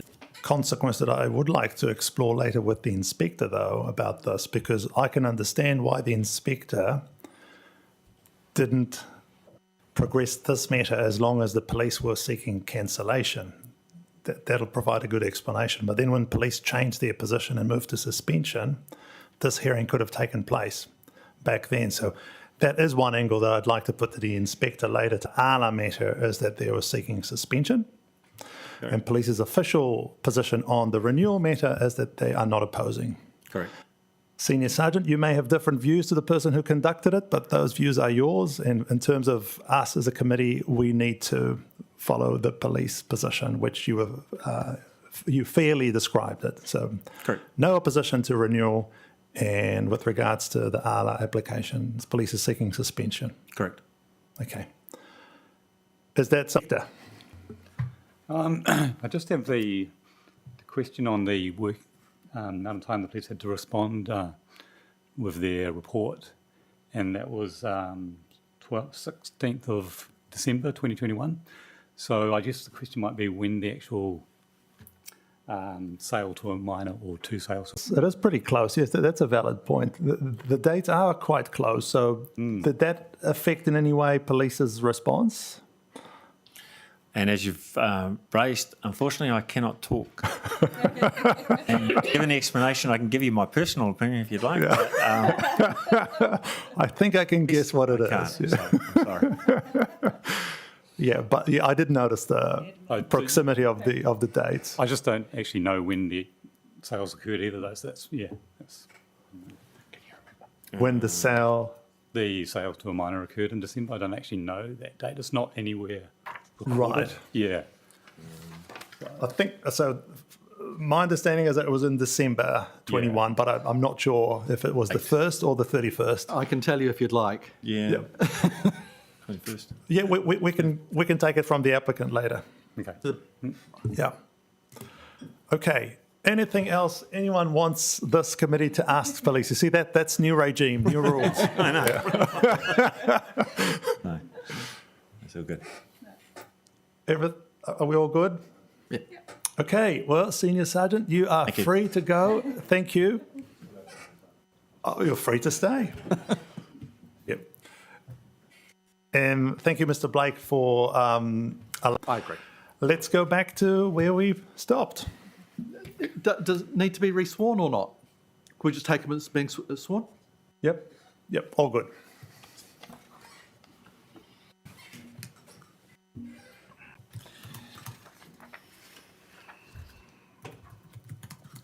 So, Mr. Kinsara, you've looked at the licensing inspector's report, and you know that the licensing inspector's recommendation is that the renewal is granted, but subject to some.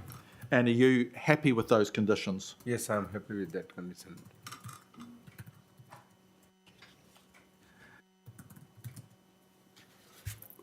So these are the conditions that were added to the license last time it was renewed.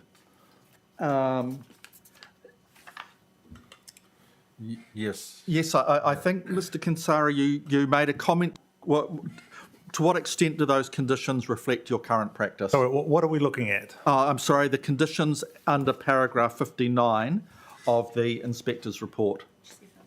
Thank you. Page 7. Those conditions relate to what you're doing these days. Which one is it? Oh, yeah.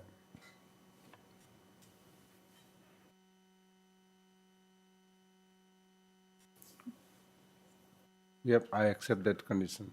How does it reflect what you're doing at the moment? Well, right now we just cut down the hours in the morning, and like a lot better than the before. So like we don't have like the worry in an early morning. We start Talk about seasons earlier today. in the morning. We always gonna be open like 10 o'clock, not 9 o'clock. Doesn't matter in the summer or the winter. So why are you seeking 9 to 9? Well, I think it's just always been part of the licence, and probably the applicant didn't turn his mind to changing it, but we're trying to make the point that we don't mind 9 or 10. Okay. Because, I mean, 9 doesn't mean they have to open at 9, and they choose to open an hour later.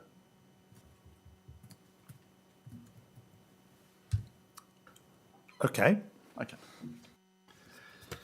All right. Now, in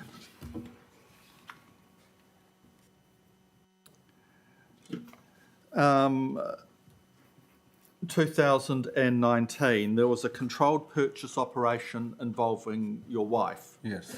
Can you explain your wife's role in the business at that time? Well, my wife was working on like the liquor store, and she's the duty manager. So please. Yeah. So it involved your wife, yes. Okay, so my wife, she's on a duty manager on that day, Yeah. and she was going to bathroom, Yeah. and one of the staff who work inside, they just cover for the couple of minutes, 5 minutes. Sorry, the staff went for a couple of minutes? Yeah, like between like the 2 to 3 minutes, 5 minutes on that period. Covered. That's what she's Sorry. gone for the bathroom. So the staff covered for your wife for 2 to 5 minutes? Yeah. Okay. And as soon as she come back from the bathroom, and that's what the staff was the cell underage. Yeah. And after that, so as soon as the wife came, and she just called me. I was in her home, and what happened? But she just in a hurry. That's why she just gone in the bathroom.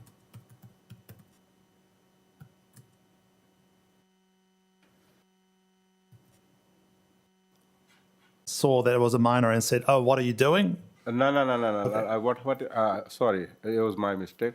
was when my wife come in. So your wife came out of the bathroom and she saw the minor, the staff member, and police all Yeah. there. Yeah. And that's what that happens.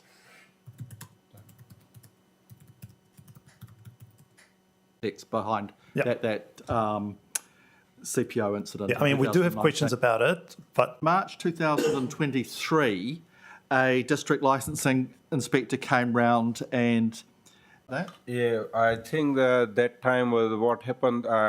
Everything like not the old document was ready. that's all right. Just slowly.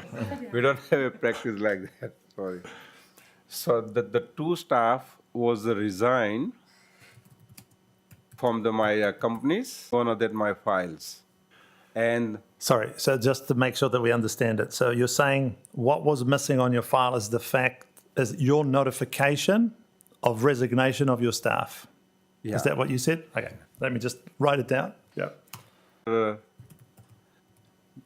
Notice and they look at it and then they tell me you have to do it today within 5 p.m. So that's what I did. The old documents send it back to the Two resigned staff still appeared on your books. yeah.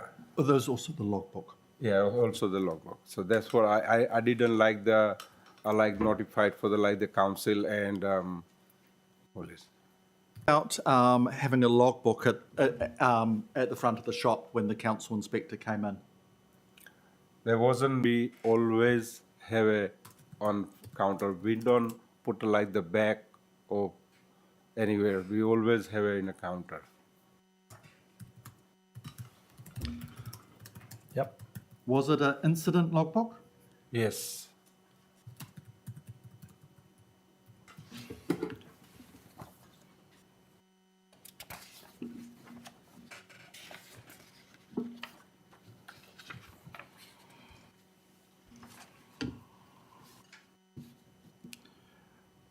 And I think you've disclosed you have a drink driving conviction. Yes, I do have. How many years ago was that? It was 2009 on Porirua. It was just by I parked the car in a Porirua railway station just by opposite to the New World supermarkets, and then coming back from the train, and are trying to remove the car from the main street to the BP service station, and that's what that happens. Any subsequent incident like that? I parked when I left to the Porirua, I parked in the main road, and when I come back it's night time. I don't want to drive my car to the home. I already ring to the cabs, and I told them I'm going to my car parked on the garage station because one of my friend was working there, so he can look after the overnight my car. So that's only the difference. I did drive only less than 1 kilometer from the parking to the BP. Are we talking about that one event in 2009? 9, yeah.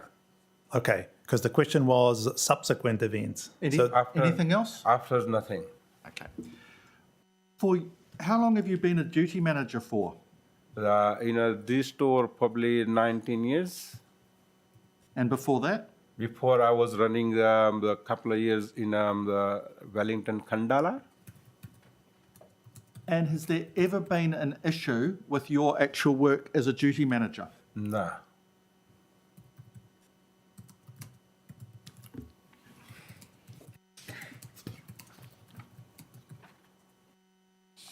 My original manager certificate started in 2002.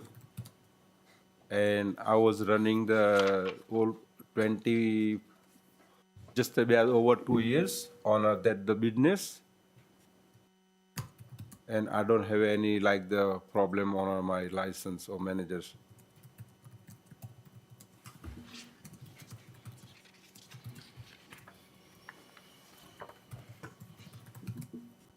store on a 2005 August. Until today, I don't have anything on my license.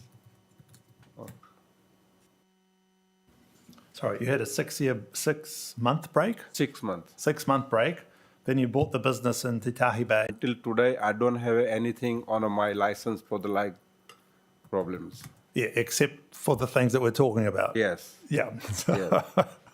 Yeah. But did you mean to say you didn't have anything individually for your certificate? Yeah. Okay. So you had no negative findings as a duty manager or a holder of a manager certificate? Yeah. Yeah.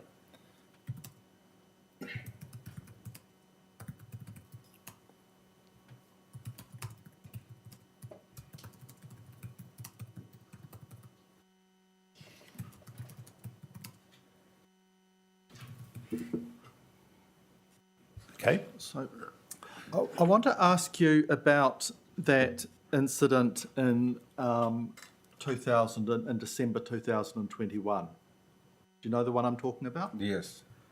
Can you remember when in December that was? Okay, so one of the just the afternoon one with the one of the. No. Can you remember what date it was? It doesn't matter if you can't, but Yes, I do remember the date because what? the mom who report to the police, and I know the moms, and the moms came in my store on a Thursday morning, and there was happening on Wednesday, and that's what his mom was told me, like your staff sold it to my boys. Can you remember the date? Yeah, on Wednesday. Date I'm not 100%, but like it was because I'm on like the opening store in the early morning, so the moms came in the morning Thursday, which is the previous day that was happened, and that's what one of the guy was is. If you can see this body right now, it's just. Can you remember? Was it early December or late December? I think, Mr. Blake, you can suggest a date to him. It's a matter of record now before ALA, so feel free. Can you remember if it was around 2 December? Yes. Yeah.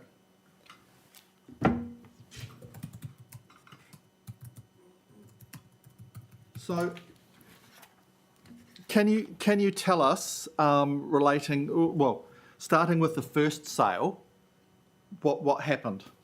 Okay, the first sale, like the Haley Care, she was a duty manager, and maybe I look at the time just after middays. There was first was sold, and the customers bought like the beers, and then she finished by like 3:30 or 4 o'clock. And then another duty manager, his name is Chirag Nai, and he did sell on the same day. Can you spell the name, please? Chirag Nai. Nayj. Nayj. Yeah. Yeah, thank you. So just slowly, step by step. So, Ms. Kerr, how long had she been a duty manager for? Haley. Yes. Haley, she was working with us on almost like the 2 years, and she used to work on like the Te Tahi Bay bowling club, and she's been working for this industry for almost like the 15 years more. 15 years before the bowling club? Or Well, like total, she was working with the liquor industry for like the manager certificate, which she was holding for like more than like 15 years. Do you know if she ever had any problems like this before? Nah.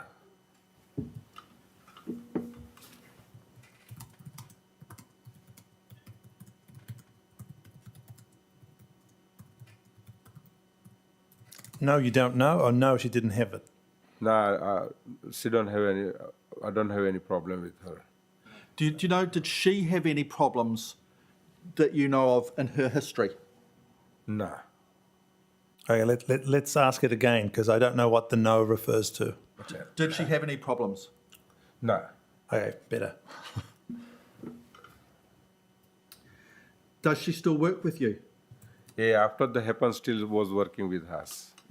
Does she still work with you now? No.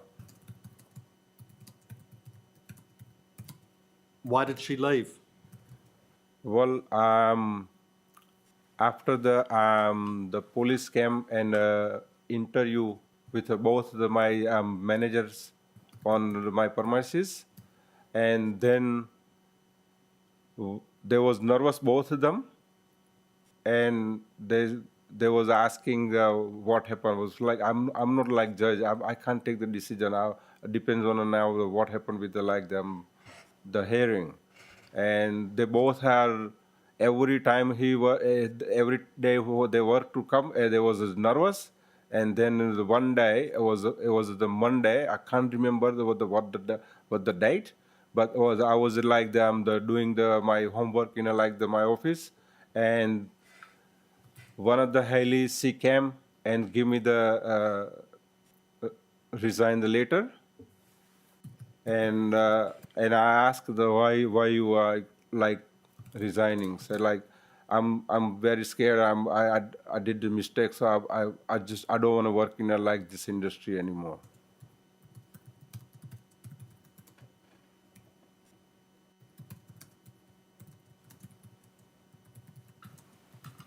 Do you remember how long after the event it was? Was it like a month, a year? No. Just maybe like is couple of months.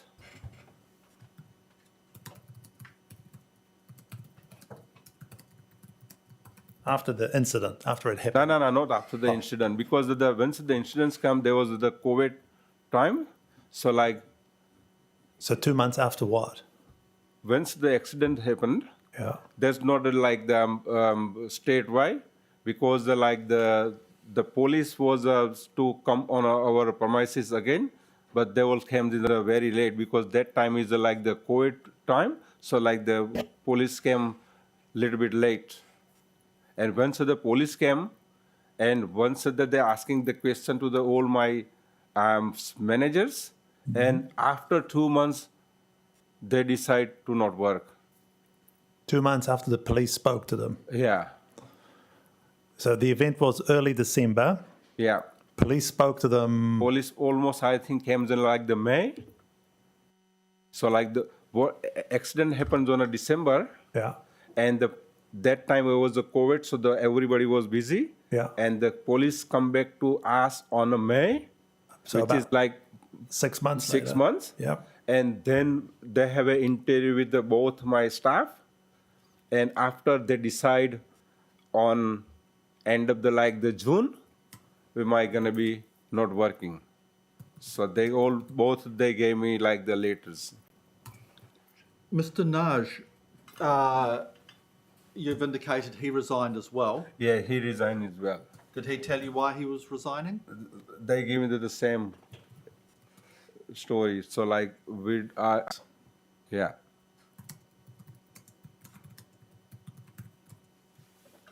Okay. Did Ms. Kerr make it clear to you how she felt about having accidentally sold alcohol to someone under 18?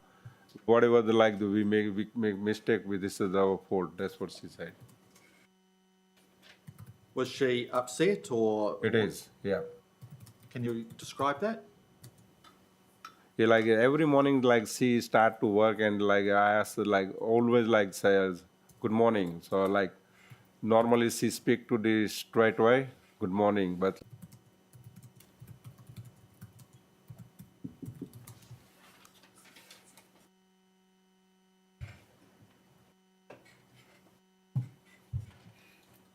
So this sale, you've said that was during the COVID pandemic. it is, yeah.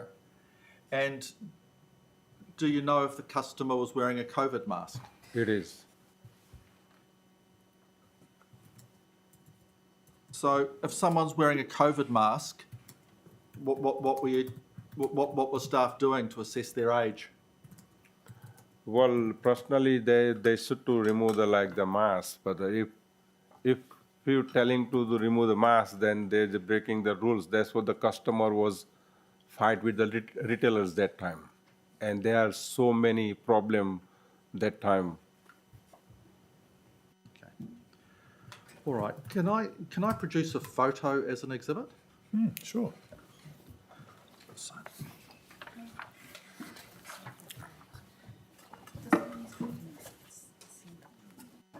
Yes, yeah. The two things, so it's not a CPR.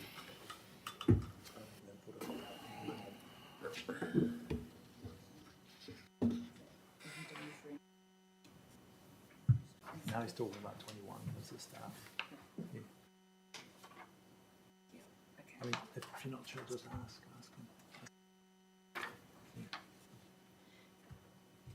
So, can you please tell us what this photograph shows? So the Yes, but customer from are you talking about the customer that we've just been talking about that was underage? underage. Yeah. From December 21.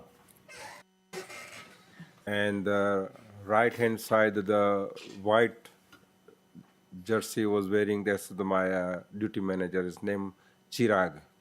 All right. Now, what on the top photo? What's the customer doing with his hand? Was he's trying to remove the mask. The COVID mask. Yeah, correct. Yeah. And who would have asked him to do that? This is my manager. Okay. And is that manager, is he a tall man or short man or average? Average. Okay. And is he standing on the same level as the customer or is he standing on a platform? Nah, they're standing on a platform. Okay. How high is the platform? Platform probably about 4 inch high, 4-5 inch high. Okay.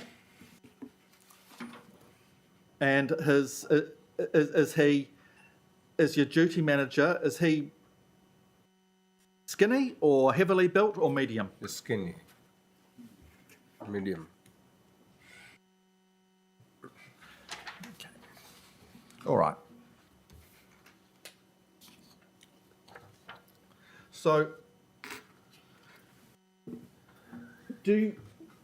how old did your duty manager think that customer was?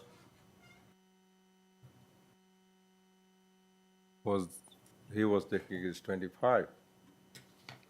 How do you know that? How do you know that he thought he was 25? Yeah, that's the question.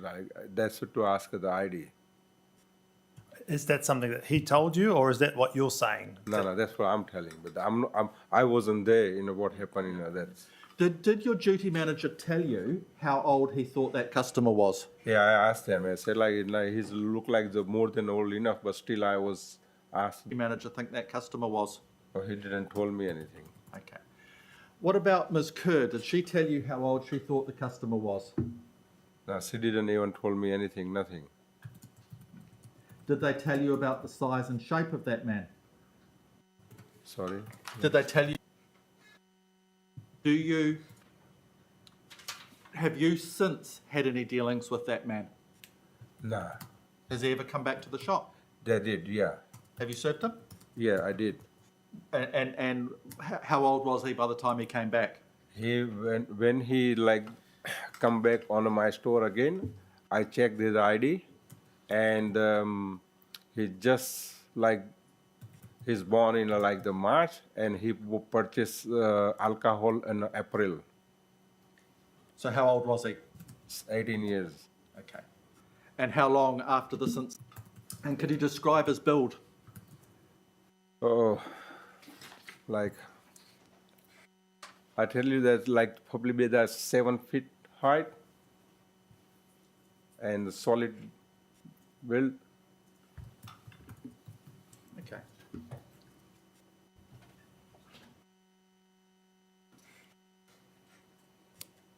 So just to confirm, before Ara. Okay. AM. That's the one in the morning? Yes. Oh, AM. I thought exhibit AM. Okay, no, that's right. And it's dated the 1st of December 2021, or Yep. auto-dated. I actually thought it was the 2nd, but it's probably immaterial. Because I think the first one was Ms. Kerr, wasn't it?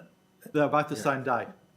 Yeah, but the earlier was Ms. Kerr, and then the later was this one. Yeah, yes, Yeah, yes, correct. so it is the later. Yes, yeah. Yeah. Yeah. Okay, where are we with exhibits? We ended on V. V. So this will be W. No, we had a W. Hit a W? I'm pretty sure we. Yeah. So it's X. X. X. Exhibit X. Yeah. Okay. So you produced these photos as an exhibit as part of your evidence? And where did these photos come from? How are these photos taken? Is that photos taken from my CCTV cameras?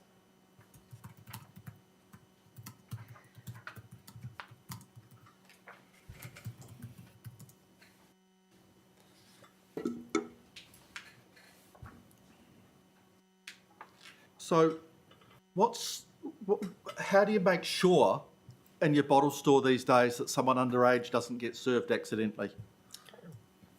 So now that I had a new training with my staff, we always have two people, and if there's anybody who come to the store and if we think is look like underage, we ask ID straight away before he goes further up in the store.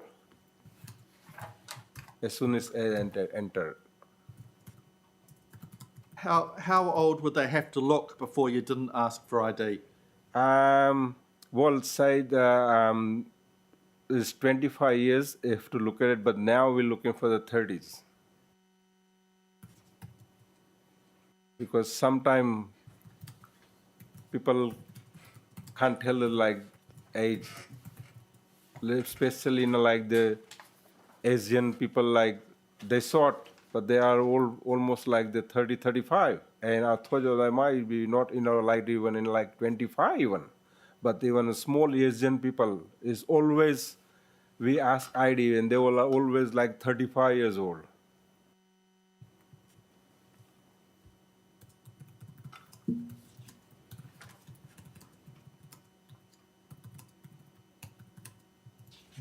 And another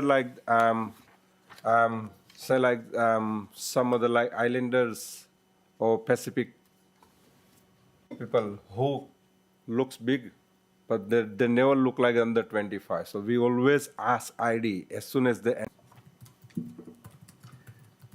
So can you tell us how important this business is to you, Mr. Kansara? Well, I'm running this business for my families, and I don't have any opportunity to work something else because I don't have any more education to work in a different role. So I do have opportunity to work on this business to look after my families.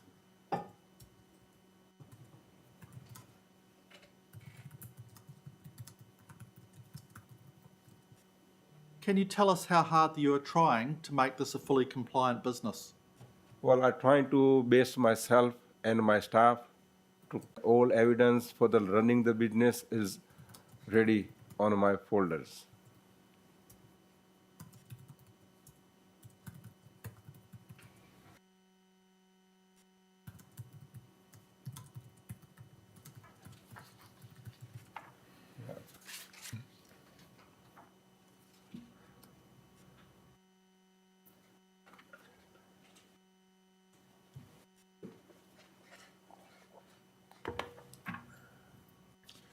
All right, that's all the questions I have for Mr. Kansara. Okay. 11:45. Well, let's keep going. Okay. So let's see that we got the story right, so this is our opportunity to ask you questions and we might repeat some of the things that you said, but it's really important because we may have gotten it incorrectly. So that's your opportunity to correct us. So I wanted to start with background. So not the incident and not the future, but how, basically who you are, what your business is, basically what your venue looks like. So what we already know is that you bought it in 2005. Was it a liquor store before? Yeah, liquor store. So you took over an existing liquor store? Yes, Yep. yes. And was it always yourself and your wife 50-50 Yes, as shareholders and directors? yes. And are both of you certificated managers Yes, and both of you duty managers? yes. How do you roster yourself as duty manager? Like I don't have like too many staff, so I open the shop early morning. Always? Yes. Even now? Nah, right now I just put down the Bhavin Kansara. He's opening at the moment. Okay, At but the- when you yeah, started, yeah. yep. So because if I have enough staff, then I can have a rest. But before, I was opening by myself, and when I have like the time to go home, then my wife was duty manager on look after the business. So you would open it first thing in the morning, and later in the day, your wife would come and take Yes. over. You'll go back home. Yeah. Do you have any other businesses that you run? We had a Foursquare as well. When was that? The Titai by 13 White House Road, next.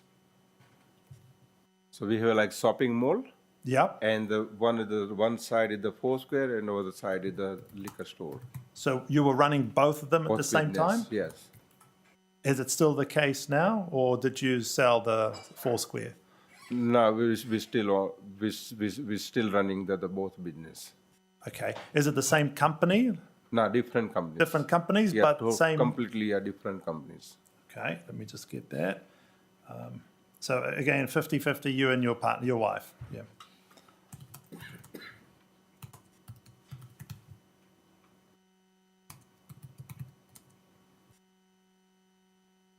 Okay, so you bought this business in 2005. You operated it for a while yourself and your wife. Yeah. Both of you had a manager certificate, and then later on you started employing staff. Yeah.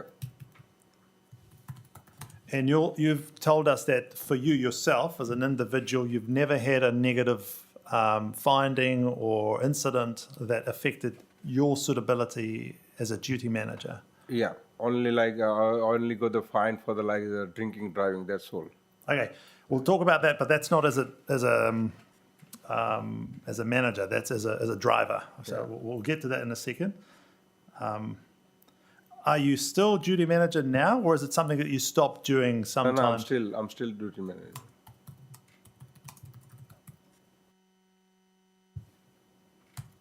Okay, and what kind of people? What's your clientele? Who buys at your store? Who buy my store? Yeah, tell me about your community. Do you live in the same community, or do you live elsewhere? I'll live in Whitby. In Whitby. Okay.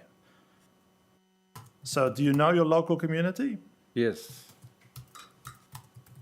So who comes to your store? Resident peoples. Sorry? Resident people. Residents? Yep. Well, in my store, this 80% of the resident people come, who live in a Titai Bay. Yep. Only the 20% or maybe a little bit more is coming from the outside people.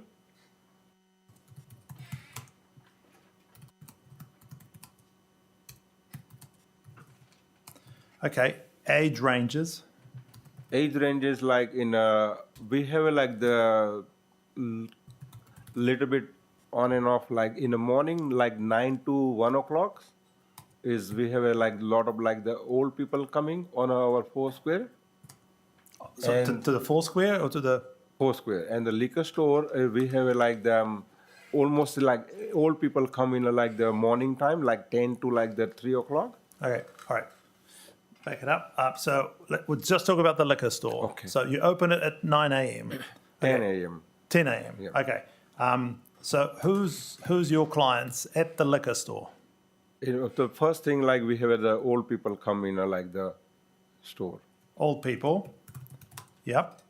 Yeah, and like between like the 9 to like the 2 or 3 o'clock, the mixed people come, some old people come as well, and then after 3 o'clock is the who people are working like the full day, like the who people working like the 9 to 4 or 5, whatever. After the 5 o'clock is 4 o'clock. After the 4 o'clock is the trade people that comes in to buy the alcohol. Okay. So morning you have the older people, Like the local, yeah, just pensioners. Yeah. Pensioners, yeah. And then as the day progresses, Yeah. 3, 4, 5 p.m., Yeah. you have people coming after work. After work. Okay. And all ranges of ages. Yeah, old rangers. Do you have, how close is the four square to your liquor store? Well, they have like the wall on it. Okay.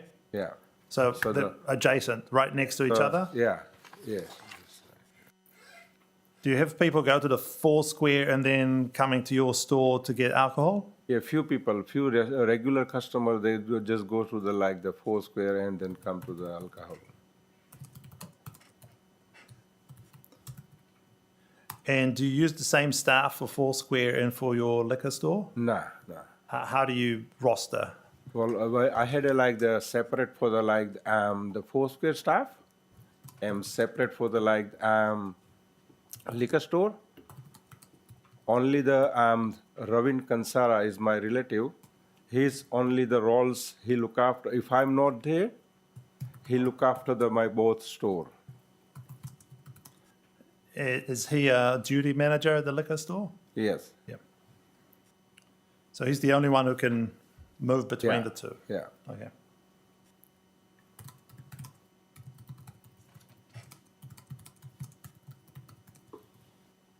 Okay.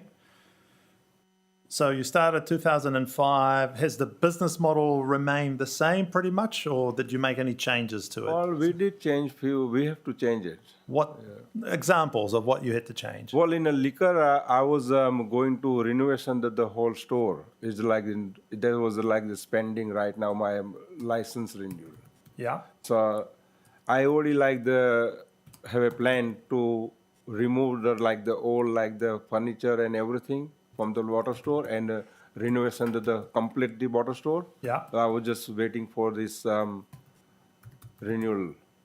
And you're waiting for this renewal. Yeah.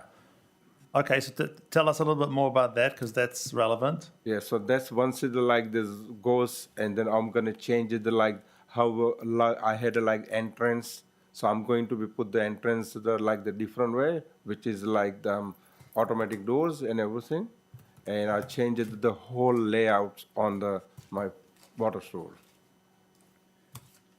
And is that waiting for the renewal Yeah. decision? Yeah. Okay. Are you going to make any changes to the layout that'll help you with decisions about selling alcohol? Yeah, well, like how right now how I was running at the moment. So I did have a more knowledge to come how I can like the 100% communication with my customer who enter, and I can watch them. So that's why I'm gonna do that. Okay. How are you going to make that better through changing the layout? Well, right now we had a lot of like the display on the front and the middle. Yeah. So sometime like we can't see anything. So like I'm just gonna try to leave the floor clearly so I can see every transaction, every customer I can. Okay. We jumped to the future, but that's fine. I'm following that. Make sure I can see the customers. Okay. Okay, before we move to the 2009 event, do we want to ask anything that's general in terms of background? General about the premises, about the operator, about the applicant? Just a clarification. Yes. question. Just for clarification regarding the Titahi Bay community, can you just describe your relationship with the customers and or the community that you've had over the time that you've been there? Okay, so like I had like the first thing is in the Titahi Bay community. I had a couple of schools who are like they always every year come on my store to have a child sponsor. Did you say one of your stores? Yeah, in our You meant the Foursquare, not the liquor. No, I Foursquare, hope so. not in a liquor, but when the last time, just recently, I don't have it exactly the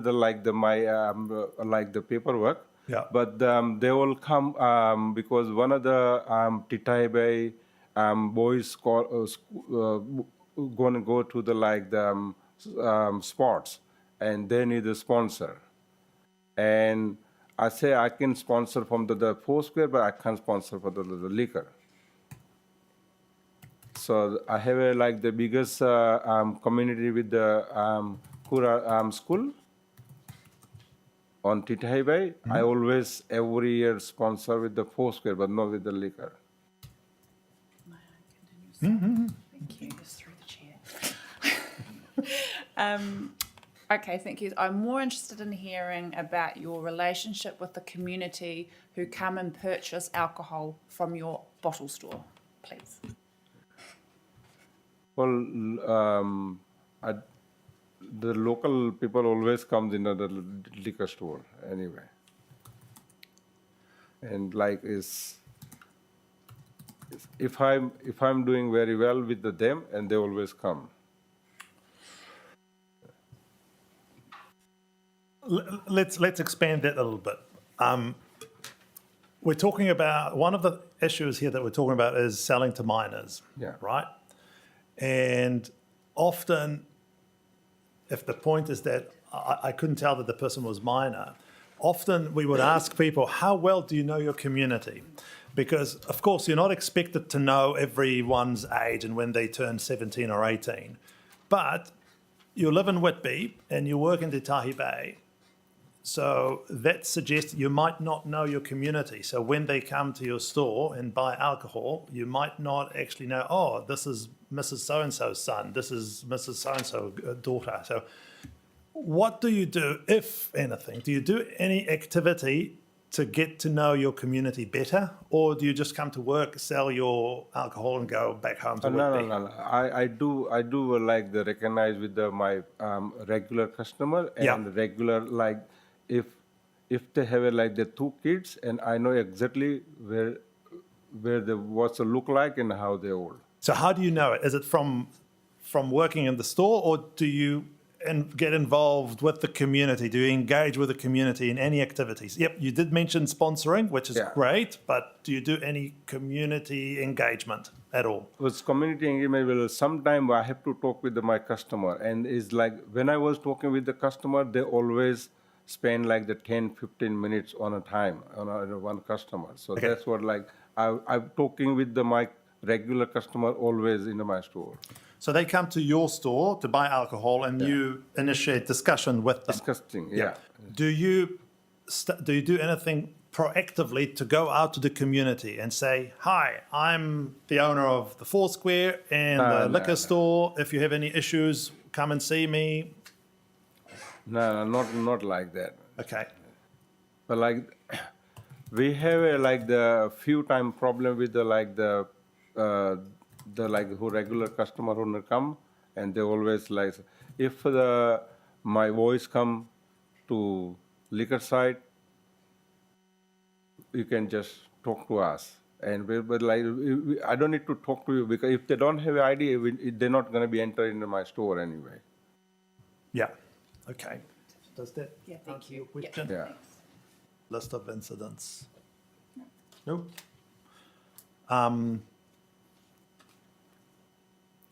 perhaps instead of waiting until we finish and then asking you, so do you think there's anything we missed in terms of back?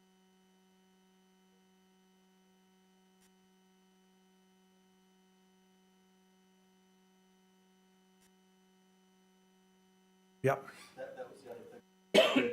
Each and every one of them. And But, yeah. and also the community, like who, like is I'm talking about the Titahi Bay community. Yes. Like we have a like the video cameras 22. Yeah. It's not talking about myself. For any my customer who have problems, we provide the video footage to the police. Have you had that happening? Did the police ask you to provide the Yeah. CCTV? Yeah. Yeah. How often does it happen? Well, if so, first thing like in a biggest problem in in a car parks, so that's what the police was asking the video footage. Yeah, but that's police asking you for information. Yeah. That's not you getting in. By the video Okay. footage too, because if something happened with my boys or something happened with my parents, and they was walking on a footpath, and that's it that happened. So that's what the community that come to me for video footage. Yeah. Okay. Before we break, let's cover that 2009 event. Your client didn't have to disclose it at all under the Clean Slate Act. Yeah, I'm not sure, but I think there was some.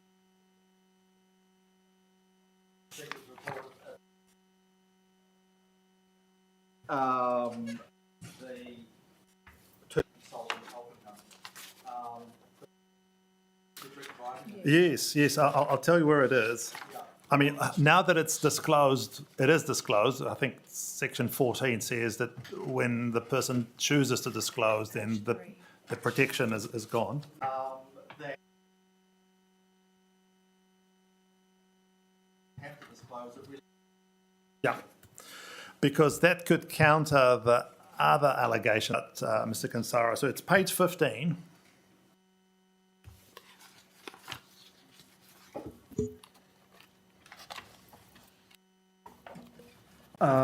This.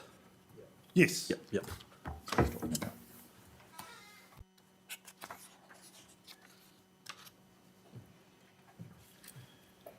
Yeah. So, yeah, again, I just want to check that we understood what you said correctly. Yes, it is 2009, and yes, you didn't have to disclose it, in fact, so the fact you disclosed it is a credit. Here you said, in 2009, I had drink driving. So under the question of convictions, you disclose it. You said, yes, I have convictions. In 2009, I have a drink driving conviction. I was disqualified for 6 months and I was fined. Basically, you parked your car not far from the railway station in Porirua.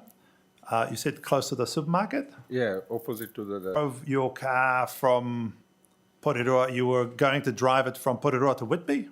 No. I'm going see that the car park in one of the So you were taking your car from very short distance from the car park that you would park where you catch the train to work and come home with to the BP, correct? Yeah. Yeah, when you were going to order a taxi Yeah. from there. Yeah. Okay. Well done. Yeah. So from the New World car park, did they let you leave the car to the BP across the road? So it's the closer BP. Yeah, like less than maybe like It's basically just crossing. I say I'll bring the car in your the car BP service station, Yeah. and then I take the taxi and go home. That's Just for clarification, the car wasn't parked at the New World car park. It No, was no, parked opposite across to- the road yeah. from the New World Yeah. car park. So there's station parking along. Okay. You had to literally drive it around the roundabout to come Yeah. back to go to BP. Yeah. right. See, that's why I need help, because I didn't get that the first time. Okay. To the BP station where your cousin was working, and your intention was to leave the car. And where did police stop you? Before just by the the BP service station. I take it Senior Sergeant Bench would know what happened there, but for something like that, you don't get fined and disqualified for 6 months. No, I'm sorry, sir. Yeah. You do? Absolutely. Okay, sorry? Checkpoint was there, just by the BP service station. I don't have knowledge. That's all right. That's all right. Okay. Any further questions on the negative way? But it is mentioned by the applicant, which is why we have to cover it. Ask about this incident. No. Okay. Agencies. No, nothing for me.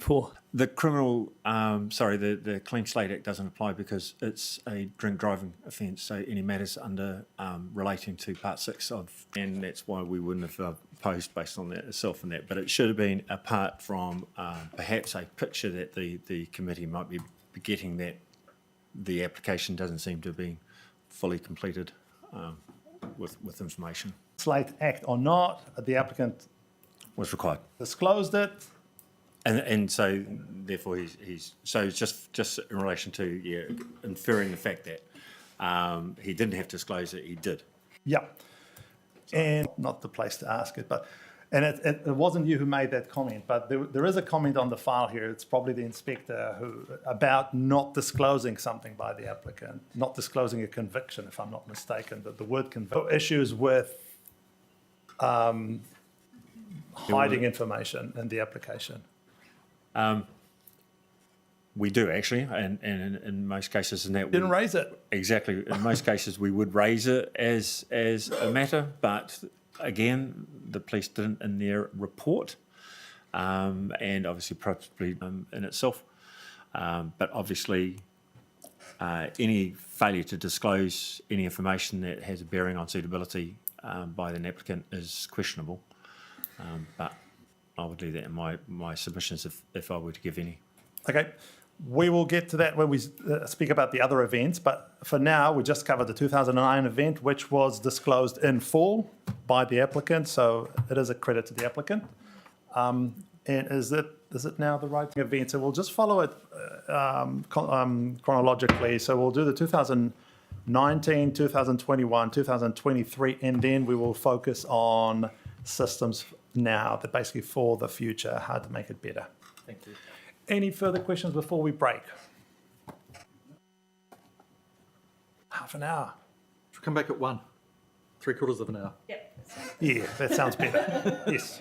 1 p.m. Thank you all. See you at 1. Thank you.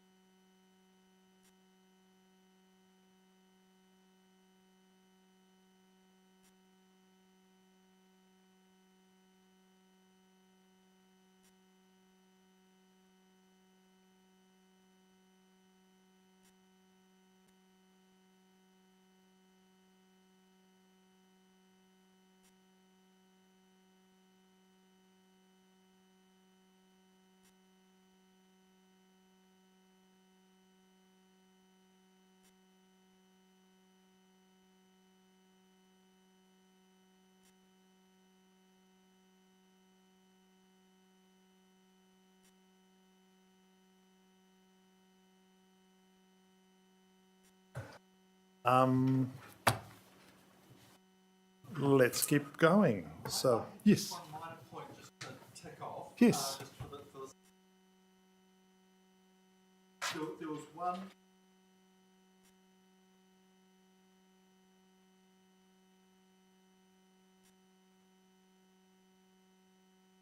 And with the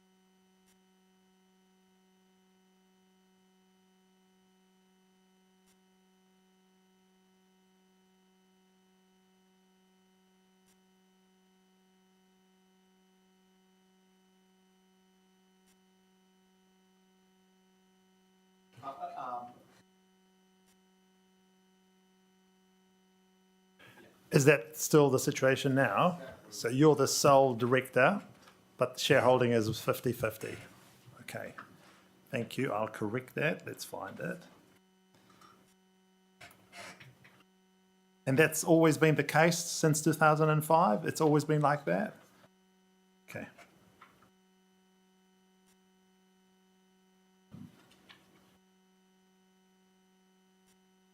Where is it?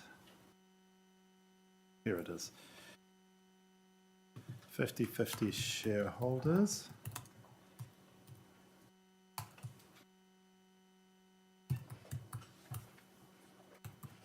Sole director. Very good. Thank you, Mr. Blake. Okay, so we stopped at the event of 2019. And you already told us most of what there is to say about it anyway, so we're just checking that we got the facts right. Also, I'm looking at the decision of ALA. That's page 69 of your bundle. And there's not much in that decision. So we're relying solely on the factual account from the witness here, from Mr. Kansara. Let's just wait for...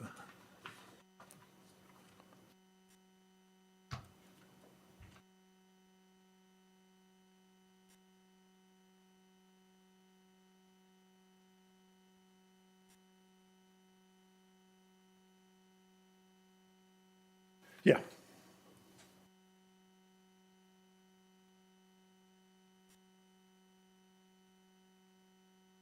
Got it? 69.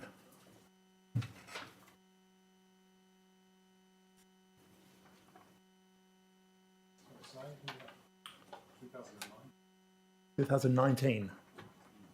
Yeah. The decision is 2020, the event is 2019. Yeah.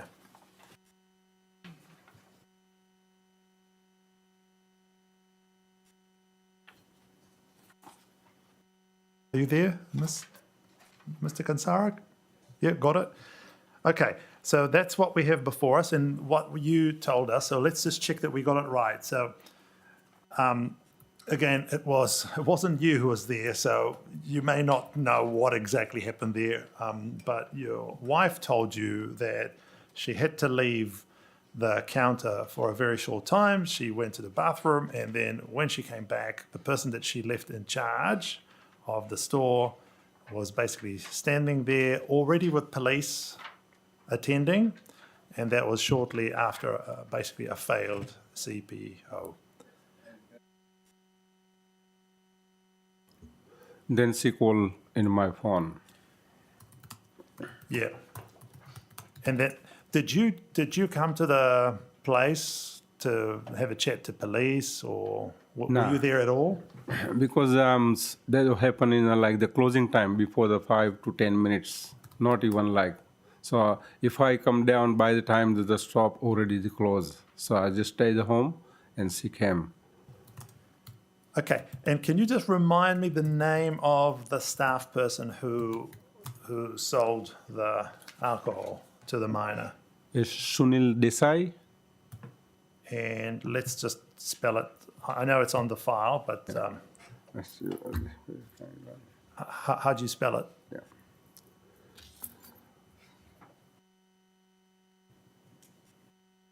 Sunil. Sunil. Is Desai. Desai. R. Very good. So tell us what you did after that event happened. So you heard about it from your wife. She told you what happened. She came back home. What did you decide to do? What did you learn from that event?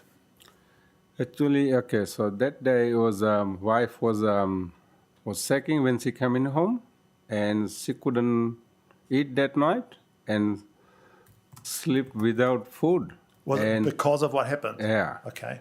And then next day, I wake up and I told is whatever happens, now we have to take the more action about this matter. Sorry, you said that to your wife? Yes. Okay. Okay. So what was the action that you took? The action is like I just explained her.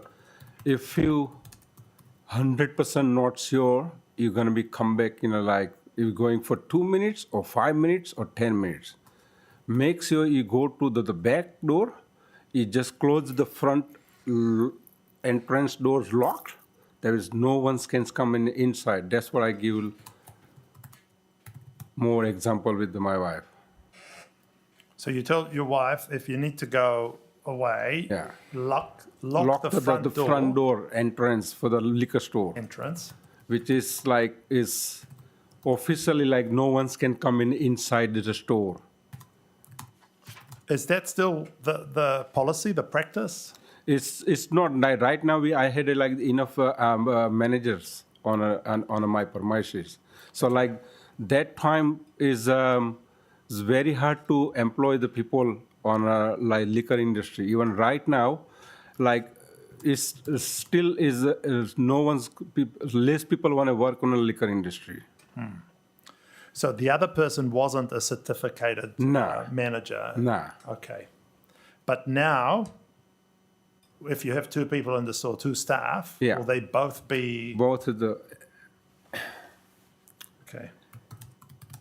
even now on like if I employ any staff for the new on a liquor store, they don't have a right to serve the customers until they find all training, all experience, and once he's got a manager certificate, then he's allowed to serve to the customers now.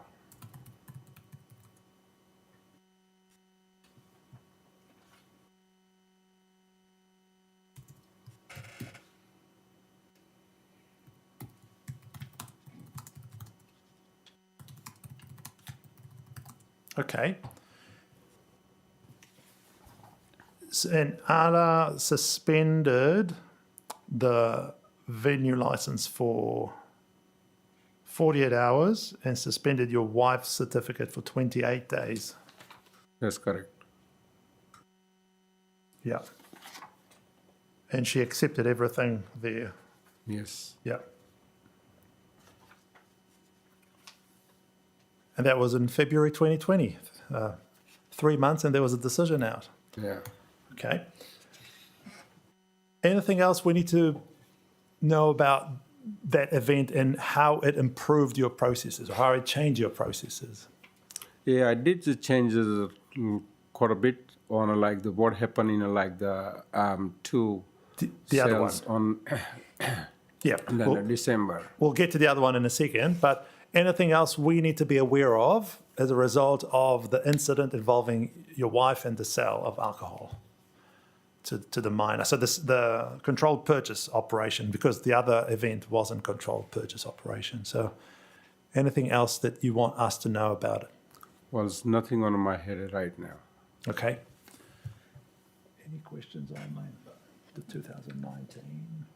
No. Anything else we need to ask about that event? Agency?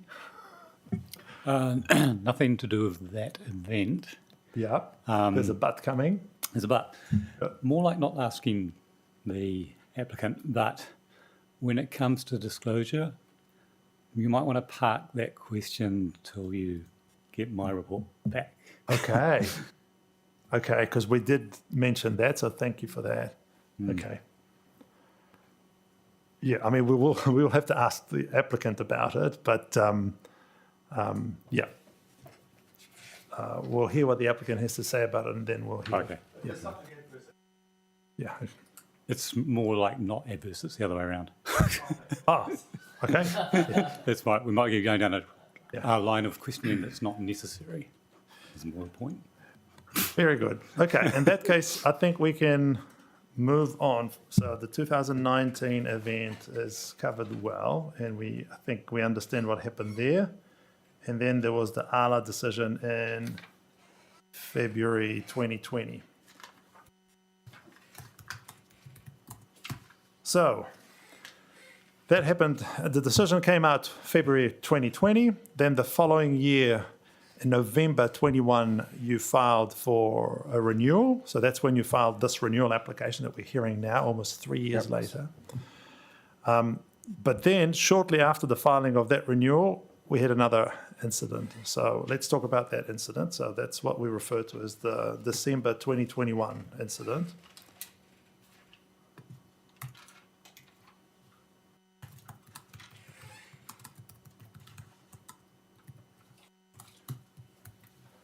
Okay, yep. We know it was the same person who bought twice on the same day, once earlier in the morning and once later in the afternoon. Yes, Was attended to by two different staff members. 2 staff members. In the morning, it was Ms. Kerr, Yeah, and in the afternoon, I forget the name. Chirag. Yep. And the reason why police and everyone else became aware of this is because later in the day, did he have a crash, a car accident? Did I get that right? I'm quite uncomfortable.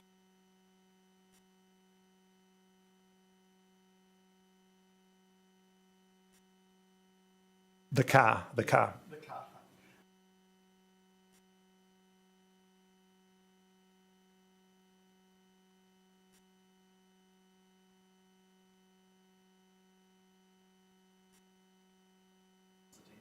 Okay, thank you. So, how did you first hear about this? Okay, so that was happening Wednesday. Yeah. And the Thursday morning, I opened the store in a 4 square, like 7:30. And the boy's mother came in my store in a 4 square, and they just told me what happened in last night. So she came into the 4 square 4 store. square, yeah. And were you working at the 4 square? Yes, I'm working on a 4 square. 4 square store. So that's the following morning, the Thursday, Yeah, and told me about what happened the day before. yeah. So yeah, what did she tell you? Well, she just told me that your liquor store staff members sold alcohol to my boys, and he's not like the 18 years old. And then that's only she gave me the words, and then she just walked away. And then by the time there was 10:30, I was asking my staff, did you sold anything on underage yesterday? And they couldn't have any answer. And then I start looking videos, but by the times I couldn't find anything. And then one of the inspector who work on the Porirua council, his name I think I forget his name. He used to he's come in my store a few times. And he asked me, can I have a look at your video footage? Did he come to your store? Yes. So are we still on that Thursday? So the day after? The Yeah. day after the event? Yeah, Thursday, yeah. So 10:30-ish, you asked your staff about what happened here yesterday. I just received a complaint. They didn't know what you were talking about. Yeah. You then checked the videos but couldn't find anything Yeah. wrong. Then later in the day, you heard from a PCC inspector. No, same day, Thursday. Yeah. Yeah. Later in Yeah. the same day, Yeah. an inspector from Porirua City Council Yeah. came to your store and said what? and they was asked for the like, can I get and see your video footage for your water store? And I said, yeah, of course, you can just do it. And said, and because he's good at times, like whatever the app was using, I don't have it. So he's good at like the time. So that's what he want to watch the video footage. So he knew exactly what time to look for. Yeah, Okay. I didn't have it, but he's got it, and he told me like, Ketan, this is like the little bit private. So can you just log in and start like your CC camera footage? And I just log in and I just started, and then he was watching, and that's what. And then he looked at it times and everything, and then he talked to me about how it happened in your two staff. So he found something. Yeah. Then he asked you to come and have a look. And what did he tell you? Yeah, that's what, that's at the time he explains it like, this is the boys who was buying alcohol in your store, and your staff sold in this time twice. And then I talked to my staff. Was the staff member still there? Yeah. Okay. So the inspector showed you the video, this Yeah. one, and then you saw it.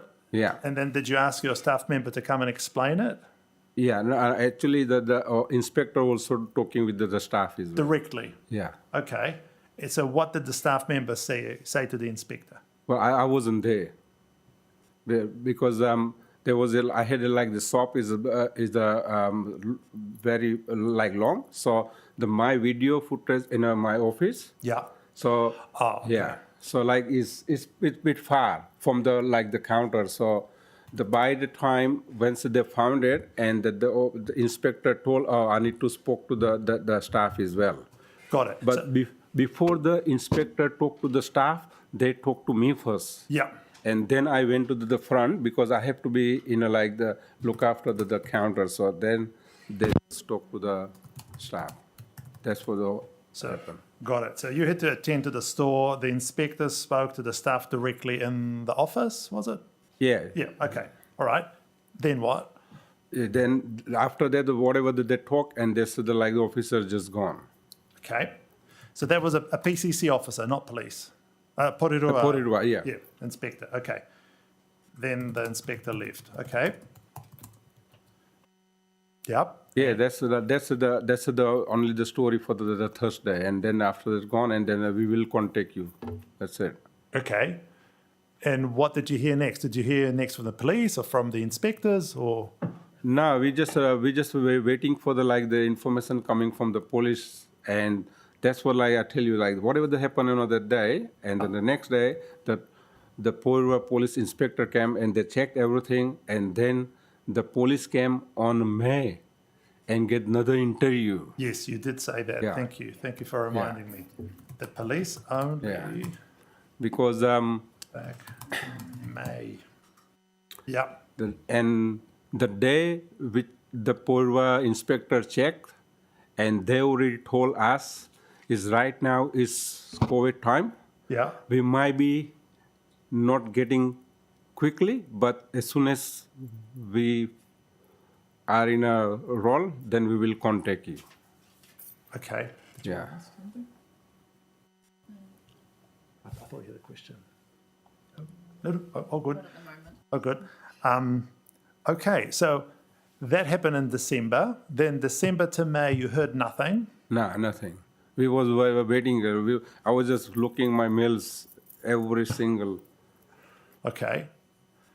And then who contacted you in May? Was it police? Police. Okay. And what did they say? Well, they just send me the hard copy, send it to my home. Hard copy of the ALA application? Yeah, I Oh, okay. Yeah. So police didn't come to your place to investigate, to ask you questions? Now, they didn't ask me anything, be honest. They all... You heard from them was the ALA application? No. They did the interview on May with my two staff. The police came. So in May, the police came Police back. came and interviewed both the staff. interview both staff. Yeah. Yep. And then a couple of weeks later, I received a letter. Yes, you told us about that, Yeah. and that because you told us about the impact it had on your staff. Yeah. That because the police were interviewing them in May, your staff became anxious, Yeah. as a result of which they eventually resigned. Yeah. Okay. And a couple of weeks later, I received a copy of the ALA application. Yeah.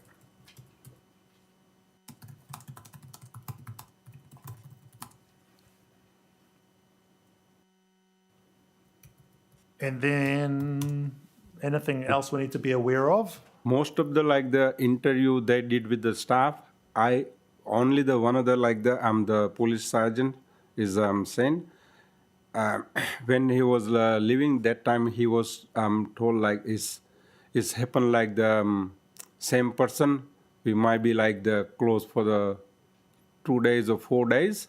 Sorry, didn't get that at all. Let's start again. When there was interview with the two my staff, Yes. and that finished, Yeah.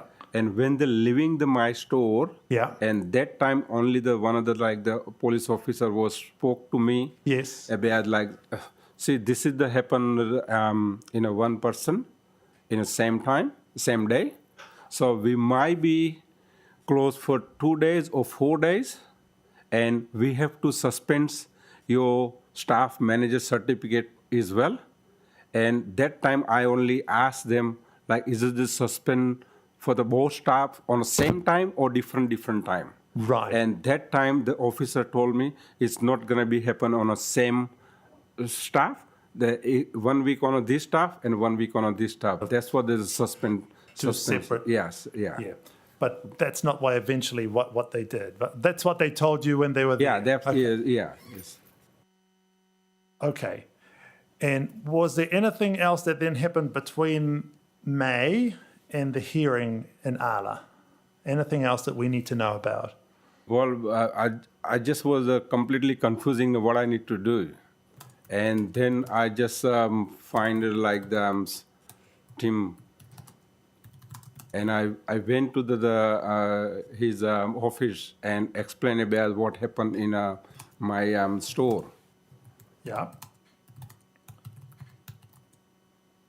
And So, yep, you got legal advice. That's for you. And then the ALA hearing happened. Yeah. Okay. So, and the hearing was a bit lost on the dates here. That was 22.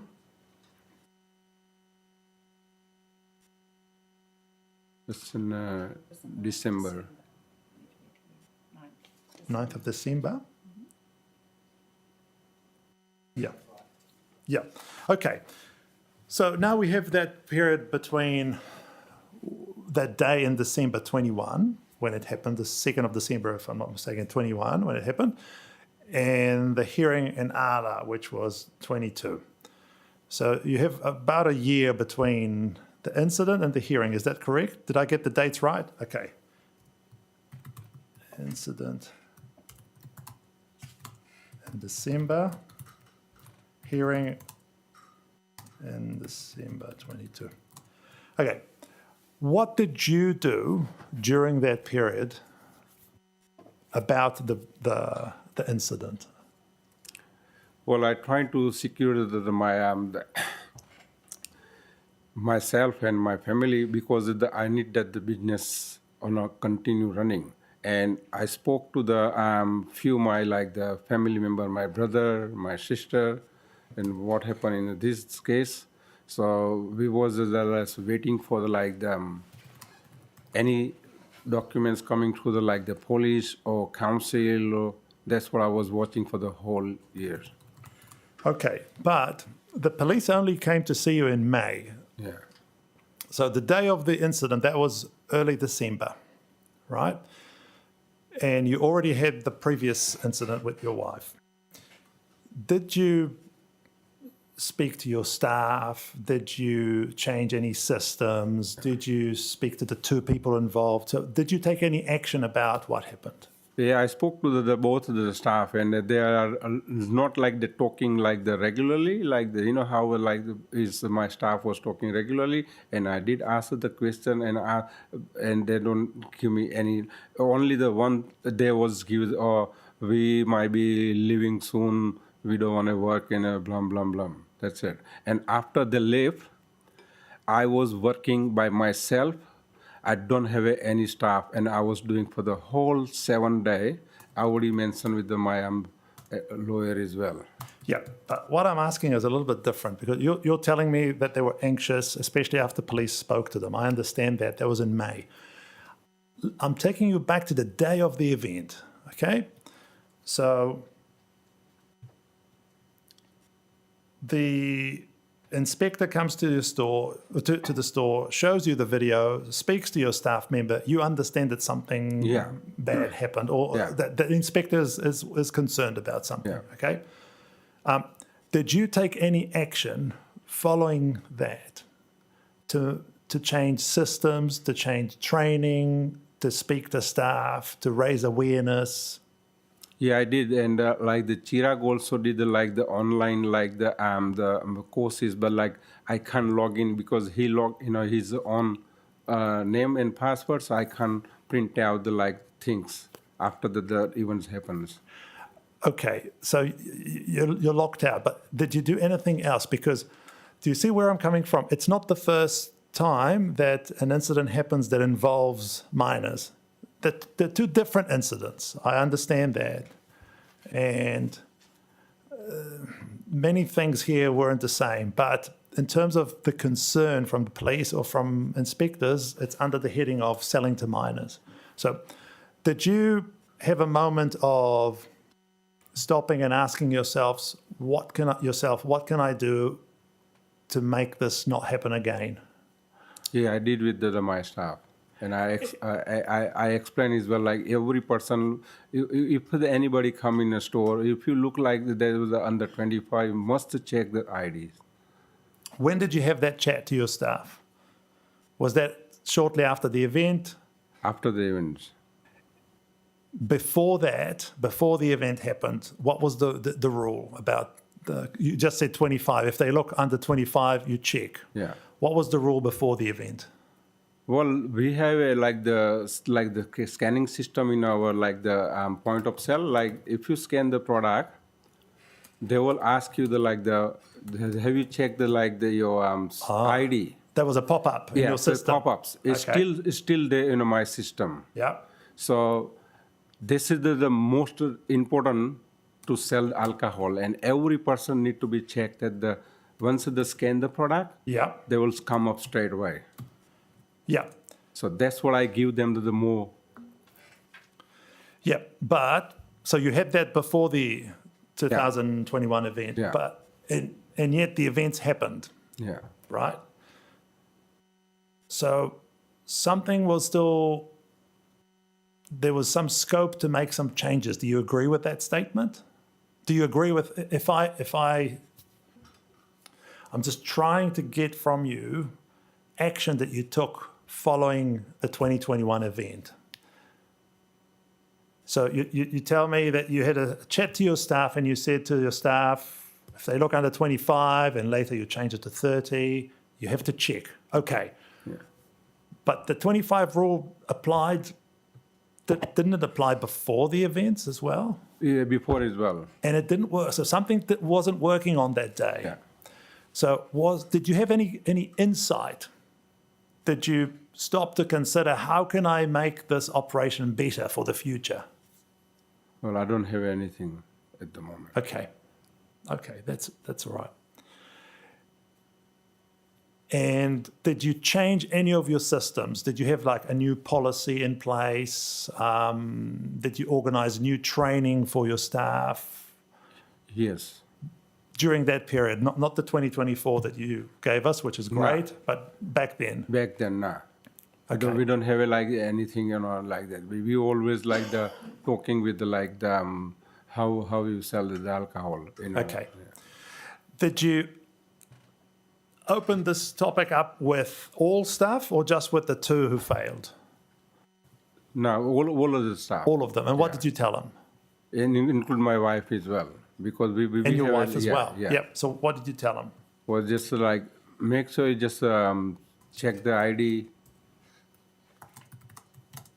person who look like the underage.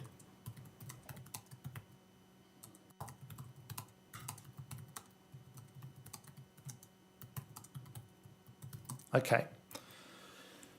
Right. And then the hearing day arrived and you went to Ala. Did you have any discussions with the police about know anything about it? No, I didn't know nothing about it. It's a police thing. Like for my case, like we went to the like the room like that. Yep. And I would just sit down Yep. and listening. Okay. So when they moved from cancellation to suspension, that had nothing to do with you. No. Yep. That's their decision. Okay.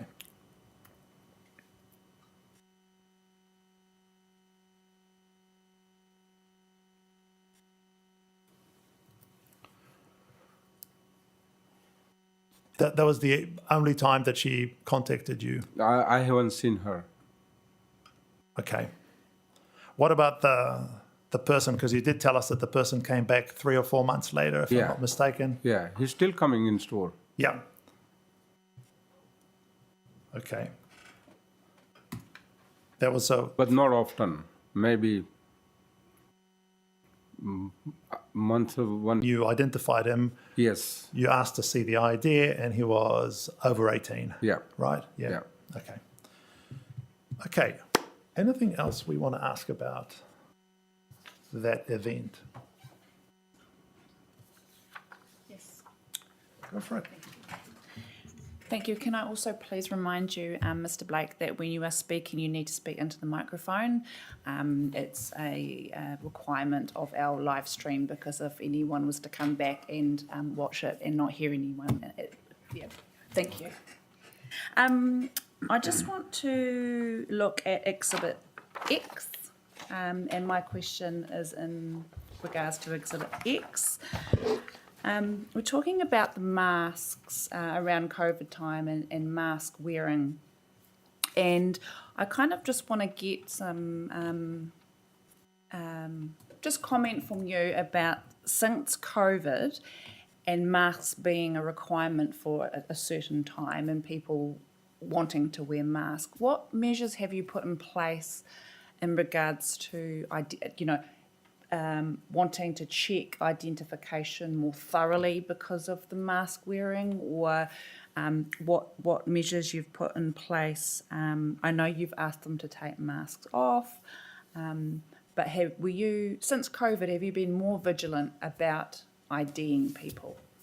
Yeah, I think, be honest, that time is very difficult.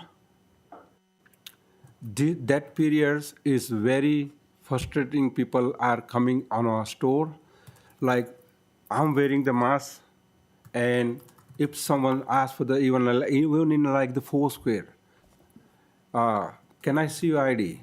So okay, so they give me the ID. I checked. Can you remove the COVID mask? And few people are. So that time, that situation, be honest, is very hard to understand with the customers. Okay, so during that time in COVID, as Yeah. opposed to the whole face. Well, some of the wearing the mask, I can still see the eyes, but not the whole face.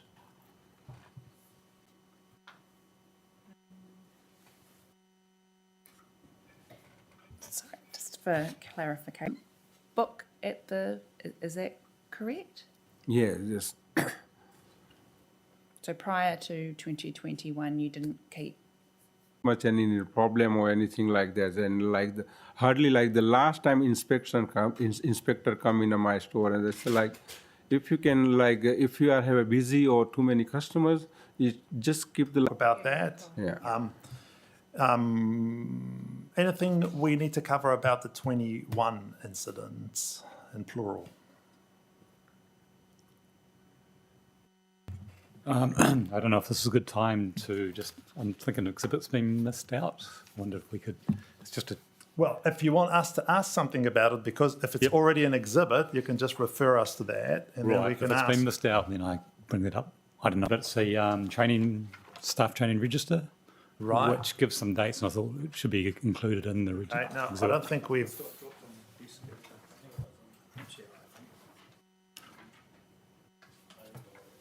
Oh yeah, I'm just not sure if it got. Did it need to be included in the list of A2? Let's find it then. I just did it need to be included as the when I took them off, or that was only the extra? Oh, so it's just the first page. Yes, yeah. So is that? That is there. It's already included then. Okay. I don't think we've had it as an exhibit, but No, yes, no, what that's would you like? refer to in terms of Keaton's answers.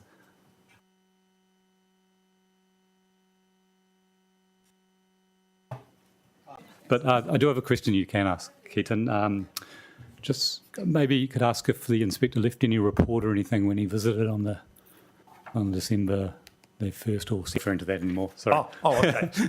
No, just if the inspector left any report when he visited the premises, the parole inspector when he visited the day after. The event that happened the day before. Yeah, Okay. just sometimes that's a practice that an inspector will do if they've visited a premise. And what's the importance of that? The record of something that happened, and don't seem to have a record of it otherwise. Okay, but the applicant basically acknowledged that That's true. it had happened the day before. Okay, I mean, I'm happy to ask that, but No, don't have to. yeah, so Check my videos. check that. They checked the videos. They saw The video, yes. Okay.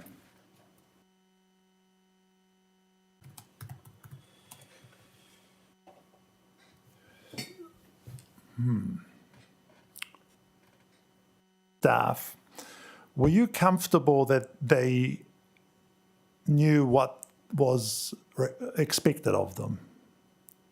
Were you comfortable with them being? that day, and after that continue, I was in the store with them. Yeah. But okay, so that happened in December. Now, January, February, March, were they still duty managers during that period? Yes, And did you leave them on their own during that? I was spent with them. Okay. So you spent all that time with them? Yeah. Okay. Is that because you didn't want to leave them alone, or because? No, because like if nothing happening, they just like in normal work. And when they have happened, they was scared after that happened, and I just watching them as well. So, but who was the duty manager on record? Was it? Is that because they lost their confidence, or because you wanted to check? And when did they tell you that they wanted to quit? I'm not sure exactly that but they just. Yeah. So if you need the copy, I still have the copies. Did it happen roughly at the same time that both of them resigned, or? Yeah. Yeah.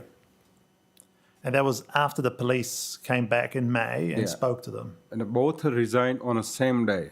Oh, okay. The Haley, she gave me the letter on morning, and that time I was sitting on my office and doing the homework and banking, and the guy who was give me the resign letter in the evening after 5. Police in May impacted them. Yeah, and after that the police interview with the both staff, they very hard to stand on a counter. Like the same thing, the answer is we just scared to what will happen on this December. So we want to change the job title to do something different job rather than this job. Yeah. And so I can't stop them to be leaving. Whatever they just took the decision. Anything new arising, Marie? No.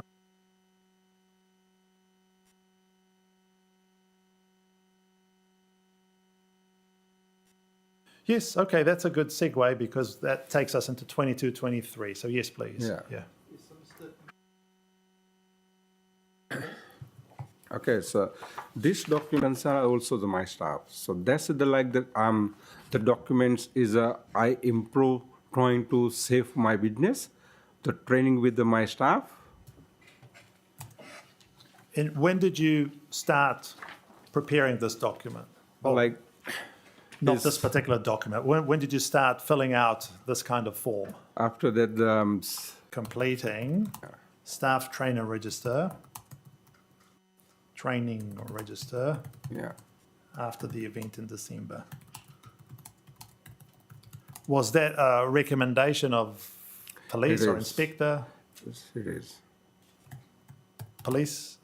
Especially the Porirua Council, Porirua Council. because ready by this. Okay. Is this the first type of, is this the first entry or is there like another page that started earlier?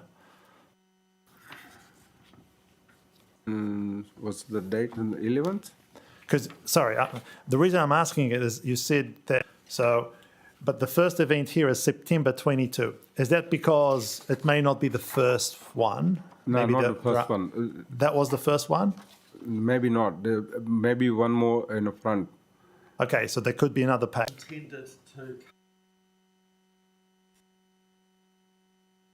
Yeah.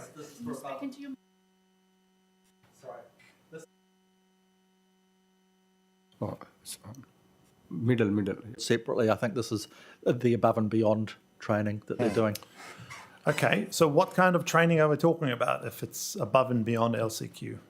Well, look, that I think that by delving into that, we're Fair enough. Do you want to answer this question or should we put it to Robin will the other? ask. Okay, register is beyond the LCQ.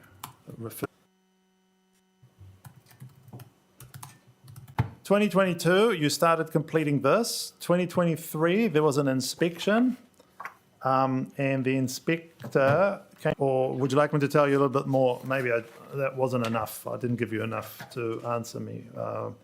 So what the inspector is saying that in 3,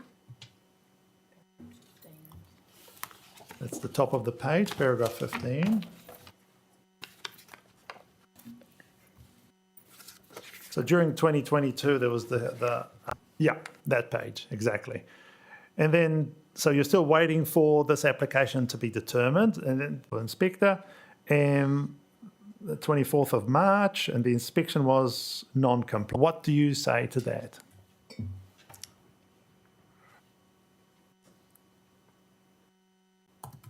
You couldn't find anything? Is it because it didn't exist or because you lost it? I lost it. Okay, so Like the right documents, your book is not in the right document. completely lost. That's all right. Have a glass of water. Do you want a break? Do you need a break? No. Okay.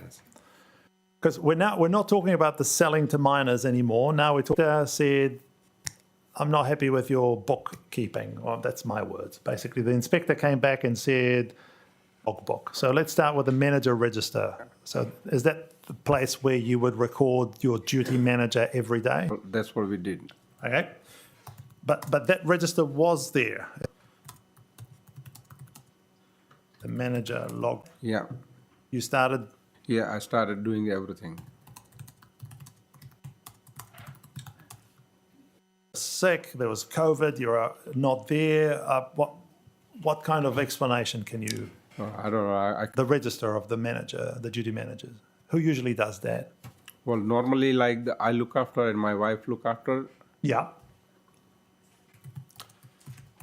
Like who people like the one of the staff will start in like morning, they probably be finished by the afternoon, evening. Yeah, but how do you decide who does morning? Okay, Yes. and then you tell your staff your morning, your afternoon, your next day. Okay. Yeah. And then who writes the name? The old the requirement, I put down my name, Yeah. and in the afternoon, And in the afternoon, the duty manager will write it down. yeah. Okay. The staff didn't do, or both. Well, maybe that I was just taking the my side, but I maybe like forget to finish the In place to make sure that it's up to date. to make sure I just like right now with one of my staff, he does the every morning. We'll check the manager book every morning. Yeah, Okay. And what will they check?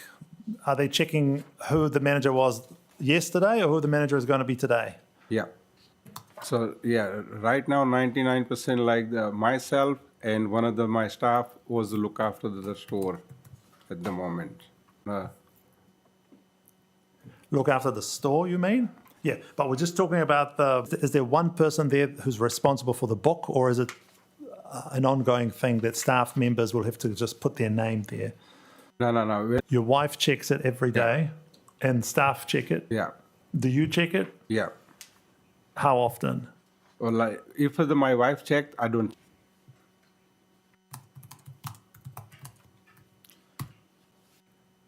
And again, the inspector said that there was no incident logbook. So what's your explanation? Explain me how I have to do it, and that's what we will start doing that way. So before this event in 23, you do you want to Yes, refer to yes, the yes. exhibit? I don't know. Must be a miss out the printout, but it's still in the system because the one of the That looks like this, so handwritten, no. It's in like proper. exhibit W, which is this one. Yeah, like that. Okay. Yeah. Yep. So Oh, can you give me the books? Yeah. I'll just say. Oh, sorry.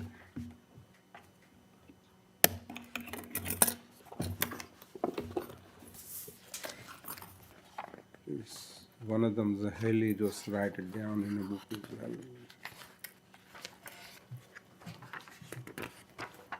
I'm sorry, I couldn't find it. I don't know. Yes, this is one. that's all right. Times he's close to tearful, his voice is breaking. He's finding this pretty overwhelming and at times is really struggling to do himself justice. Now, the allegation is that there wasn't, did an inspection in 2023. The allegation isn't that they had never ever kept a record of incidents prior to that.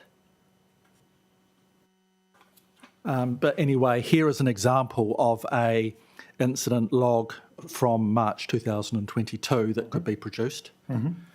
So where are we up to? Are we up to Z? Yes, this will be Z.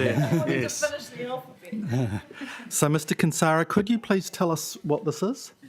Well, that's like that happened. Like I forget to print out and present on this. Yeah, that's all right. We can make incident logs in March 23. So is that not correct?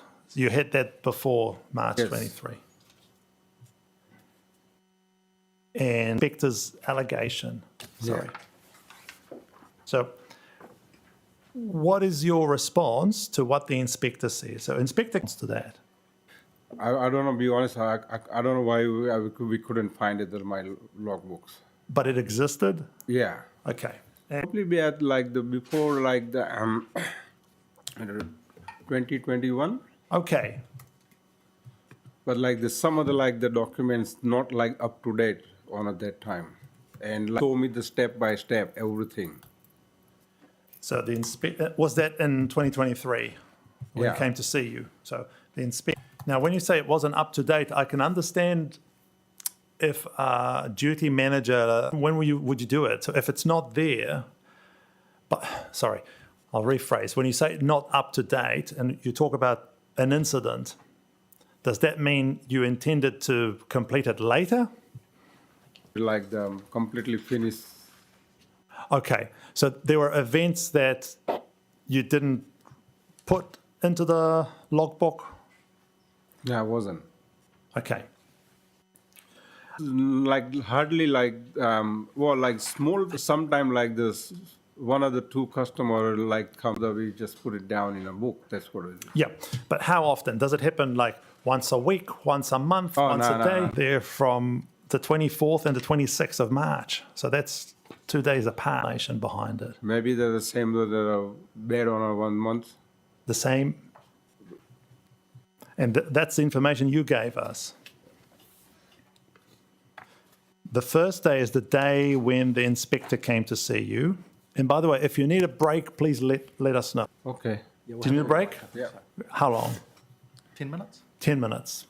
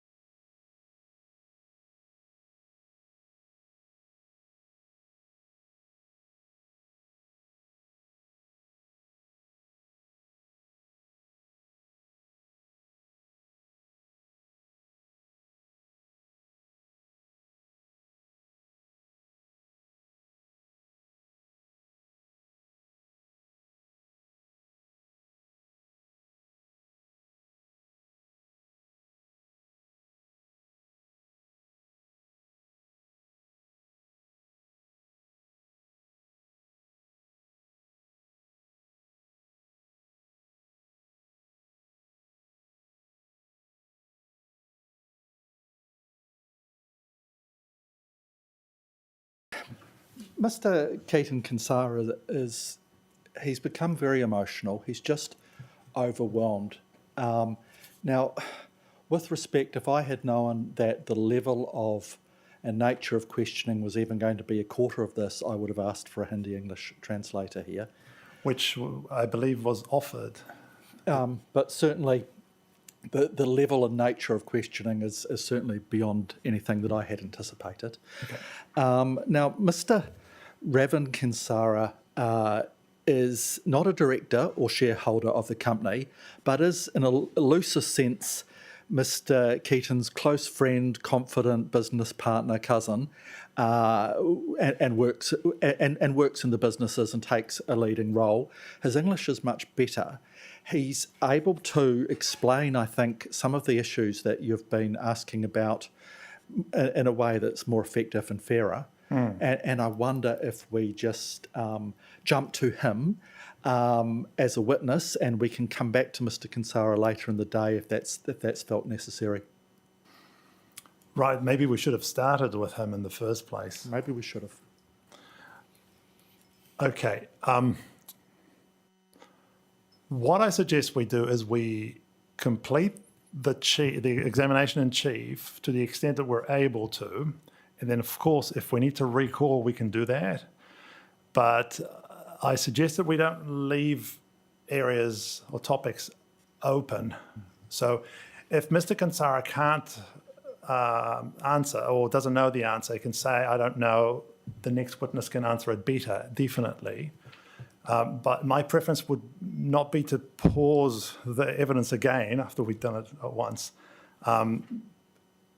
And to say, I don't know the answer, or the next witness can answer it better, that's an acceptable answer. Yeah, look, I understand that. And look, with respect, the way you are questioning, I would not be allowed to question because it's cross-examination, and you've overwhelmed this man. Right. Well, thank you. I note that. The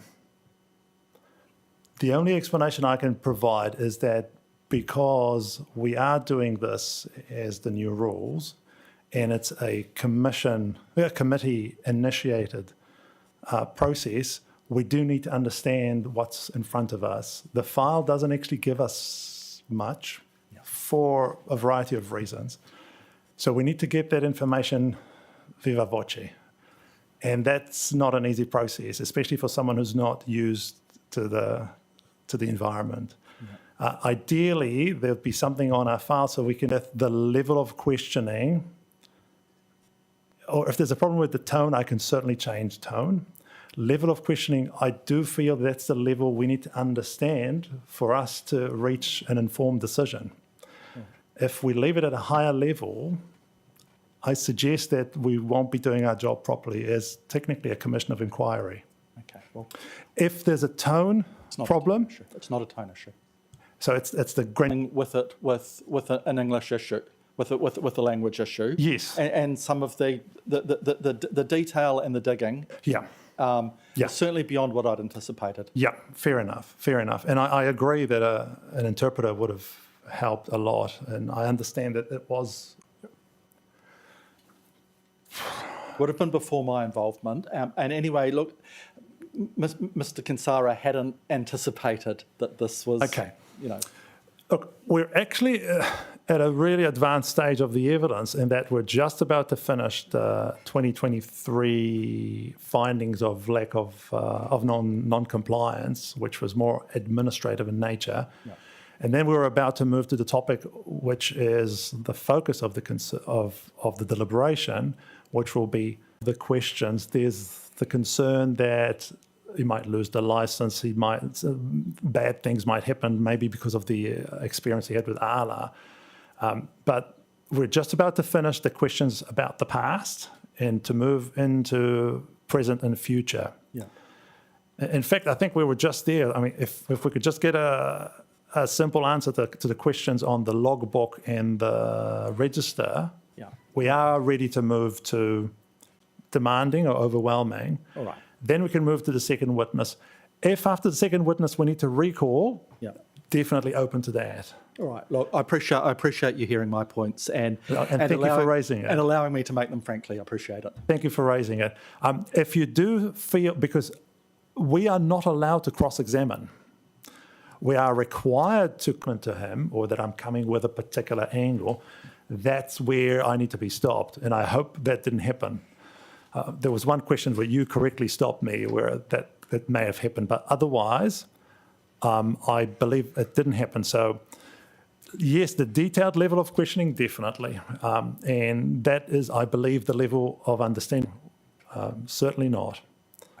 The only question where I potentially crossed the line was when I said, oh, come on, if that's with, which you correctly jumped in and stopped me, which was about mandatory penalty for the drink driving, for which I take on board what you said completely. But other than that, I believe we didn't cross the line. Until that line getting crossed, please do exactly what you did before. Right. And correct me, because that's why we need lawyers in the room. Okay. Okay? Thank you. Thank you. Thank you.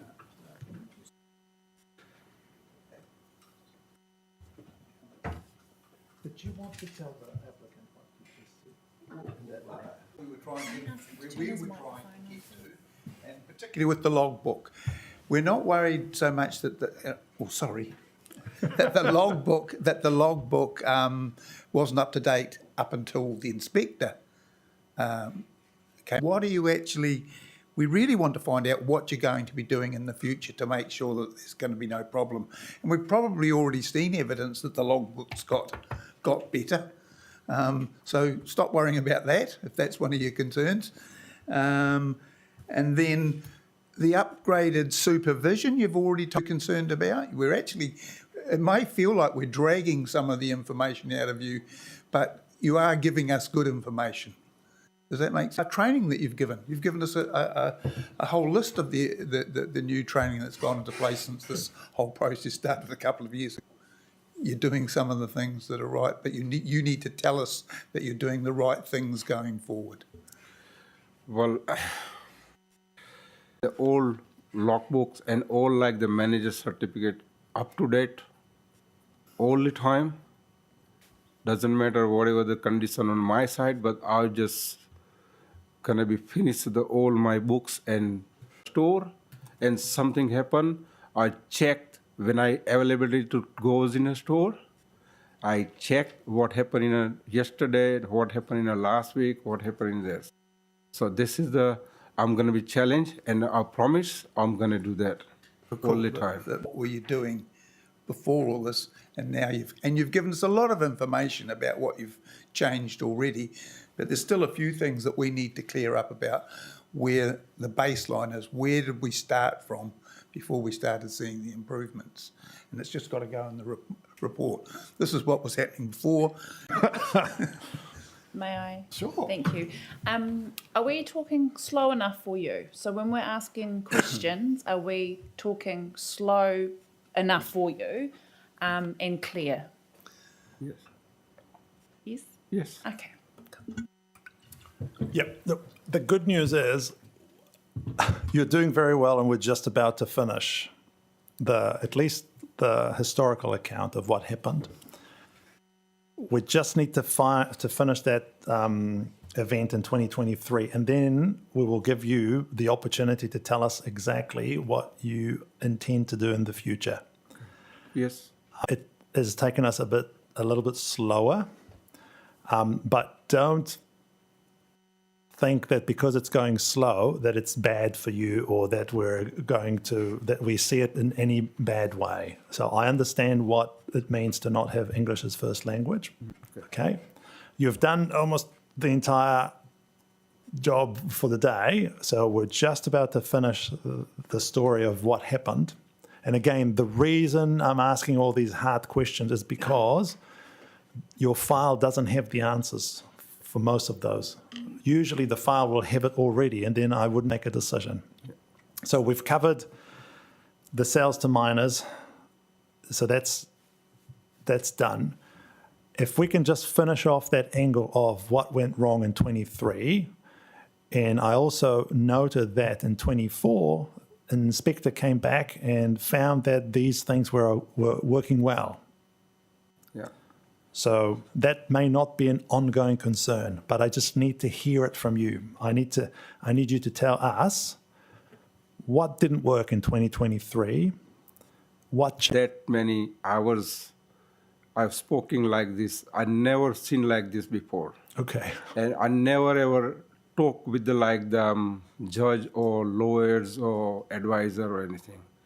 It's first time I have to speak with the kind of the transaction. It's did hard for me to You to take your time and give us the best answer you can give us. Okay. And remember, look, it's not the court. No one's going to jail. We just need to understand Yes. for that. So that's a very long time. And during that time, I'm sure that you've become more and more anxious about it. So I understand that. But without you giving with, Yeah. okay? So take a deep breath. We're not judges. Happen and what is likely to happen, so we can make a decision. Because the first thing I was asking, what you expecting from me? Just to answer the questions. So we just want to understand what happened. You learned from what happened and how you improved it. Yes, Kylie, please. Oh, no, this is for you. Oh.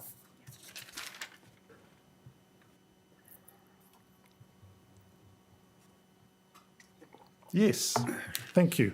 There is, of course, the option, even though. Would you like to ask for an adjournment so we can have a translator? No, I can just talk whatever I can talk now. Well, sure, because they're giving you the minute to get a translator. Yeah. Yes. Yeah, at the cost of the council, of course. Yes, we'd like to accept that offer. Have a chat about that. The intention is not to reopen everything unless your client wants us to reopen things. The whatever they asking me the question and Sorry? I couldn't get it in. My understanding is wrong. Yeah. I'm sorry. He's saying if an interpreter means another date, then he's worried about that. He wants to make progress. Yeah, of course, we can't go beyond 5, yeah. Yes, it is highly likely to mean another day, mostly because of the interpreter, if not because of health and safety. Yeah. But yes. So it's entirely up to you. Either carry on. Yeah. Carry on. Are you sure? Yeah. Okay.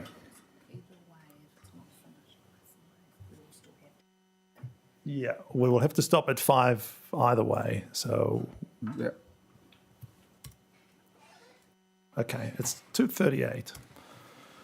Okay, so are we all clear? And do you understand what's left for us? What we still want to hear from you about? Yeah. 23. If you can just explain to us what changes you made to the duty manager register and to the incident log, Yeah. then we can leave that behind us, and then we can talk about what's going on there now and in the future. Yeah. Okay, over to you. Okay. So that talking about the 23 inspectors comes and check the my logbooks and all like the details was an update. Yeah. So the my understanding like is we was writing before if the cause in a big event, happens on a store, that's only we was writing, and we don't do like the say like every store have a different situation on the area wise, so we don't write down like that time on a, like the daily basis. So incident. Yep. And then the inspector who told me if you are busy to find like the logbook on like the whole page to write it down and time involved, You might be just put down to the small book on why they your till all the time, and if they don't have ID and if they argue, still you write it down.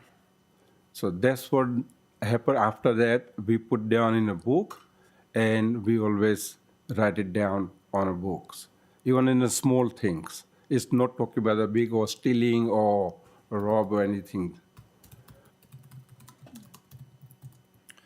Better? Is that Better, okay? And since that visit, it's 2 years now, is it?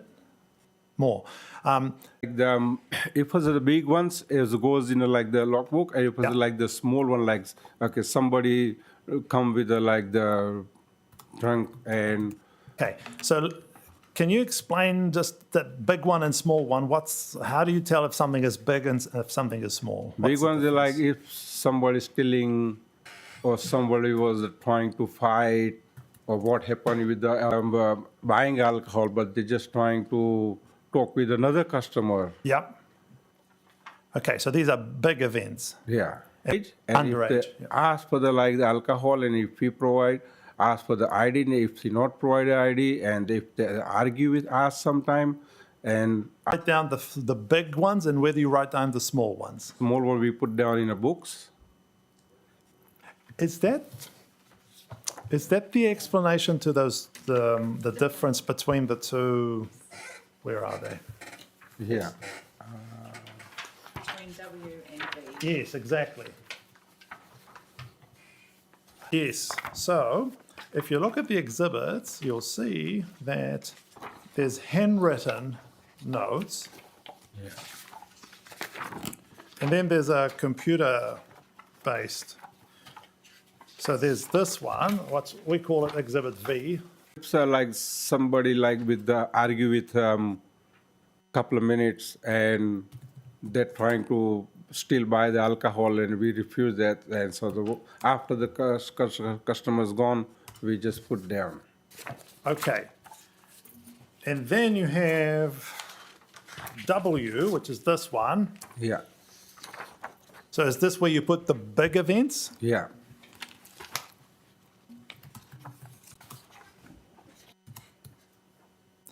And is this something that you developed following the discussion with the inspector Yeah. in 2023? Yeah. Exhibit W.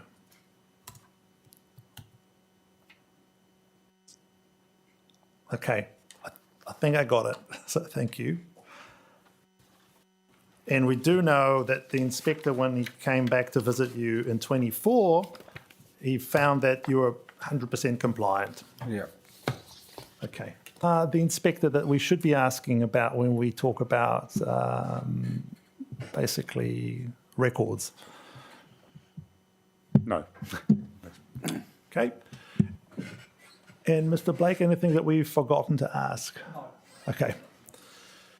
Right. So this takes us to now. Yeah. So we're finished. That was 23. And since then, you've been waiting for a decision from ALA, which hasn't arrived yet, and you've been waiting for this hearing, which is happening today. So, going forward. Can you explain me, please? Yes, well, let's break it down. Yep. So, no, I'll start with that. Are you comfortable that your business is not going to sell to minors? Yes. Yes. Why are you comfortable? Okay. Well, we have the change like the basically like the liquor center is sold like the point of sale system, Yeah. and as soon as you scan, there won't comes anything on the screen until you press OK and check the IDs. Okay. So that's the pop-up. We called it pop-up Yeah. before that. Yeah. Okay. When you scan. And is this a change that Liquor Centre put in, or sorry, I missed that part. Who replaced Liquor Centre? Bottle. Okay. And did they put it in place? Okay, because that's now we have to use their own point of Sale, you have a pop-up message that says check ID. Yeah. Do you find that it helps your staff? It is help. Because Yeah. Because when you scan, nothing comes on a screen. and what do they have to do to press OK? Before the press to the OK, you have to check the IDs. Yeah.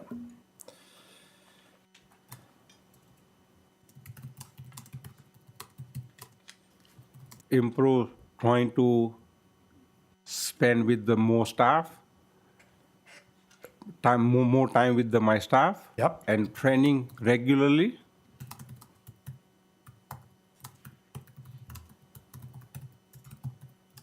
When you say regularly, what do you mean? You have every 2 months. Well, if I do the every 2 months, then it refreshes all the time. Yeah. And- But what happens every 2 months? Is it like a staff meeting? Is it an email? Is it in person? Yeah. Are they all there? Do they all attend it? Everybody's there. What happens during those meetings? So if you can give us a bit more detail. So who's the instructor? Who's the trainer? How do you decide on the topics? Okay. Like sometime, if the 3 person come in a store. So sometime the duty manager only check the ID who's going to buy the alcohol. But it's not true. If the all 3 IDs together and then sold the alcohol. So that's what the training I have to do it with the staff. The last time you did one of these, what did you talk about? What were the things you talked about? Which one? Can you turn your microphone on, please, and he'll be able to hear you. Sorry. The last time you did one of these refresher courses, what did you talk to the staff about? Can you remember what you talked about at that training course? Yes, that time was my wife was there with me and one other staff. So we was 3 there, and we was just talking about the 10-15 minute the training, and that's what I was asking that my wife will herself. You only need to check the 1 person IDs. Was there anything else that you talked about at that meeting? No. Okay. Thank you.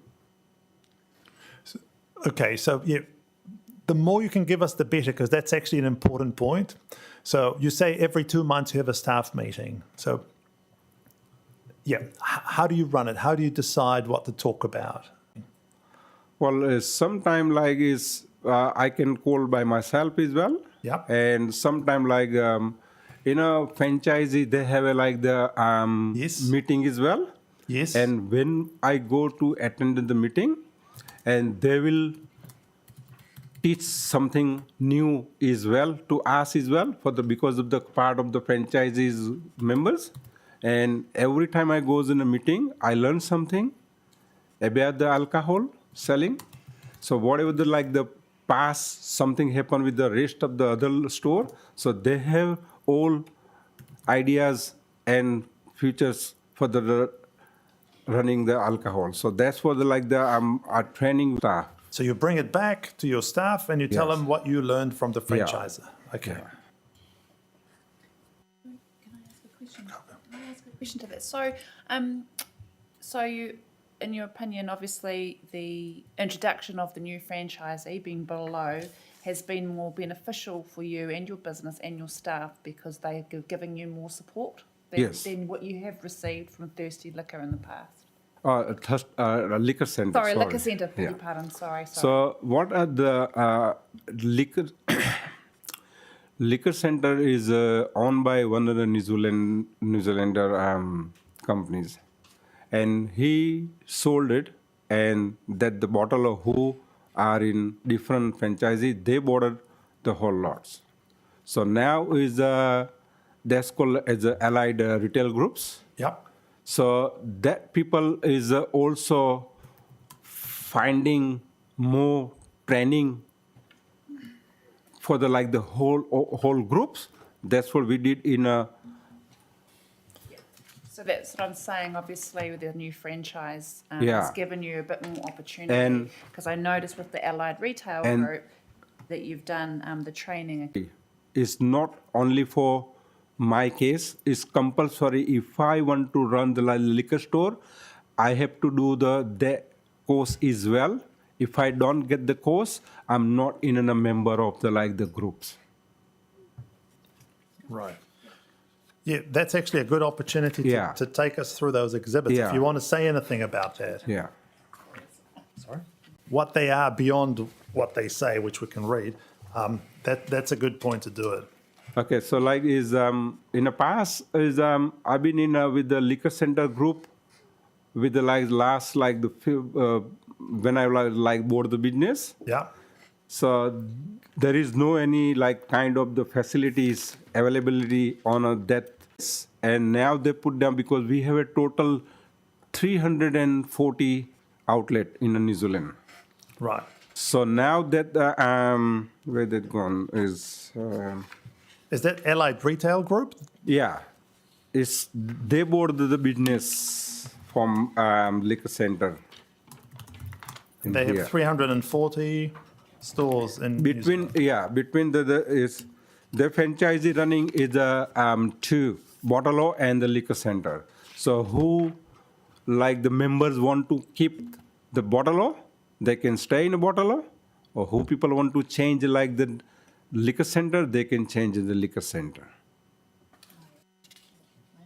And this one here, Allied Liquor Group, is been for a while in New Zealand, but they just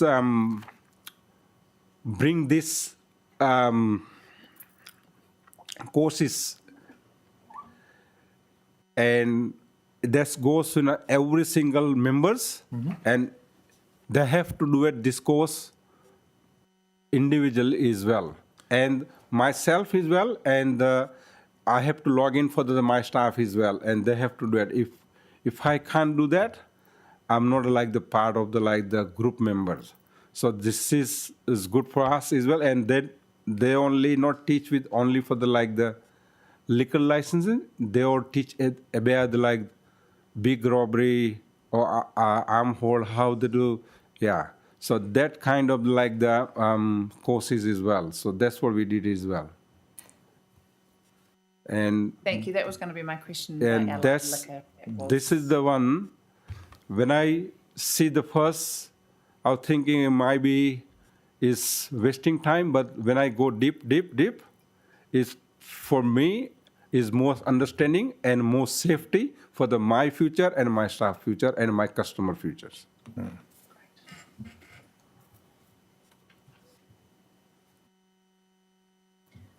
Sorry, I do have a question. You're just going to clarify that the update to the system, so in your opinion, and what do you think? Is Well, the franchisee, okay.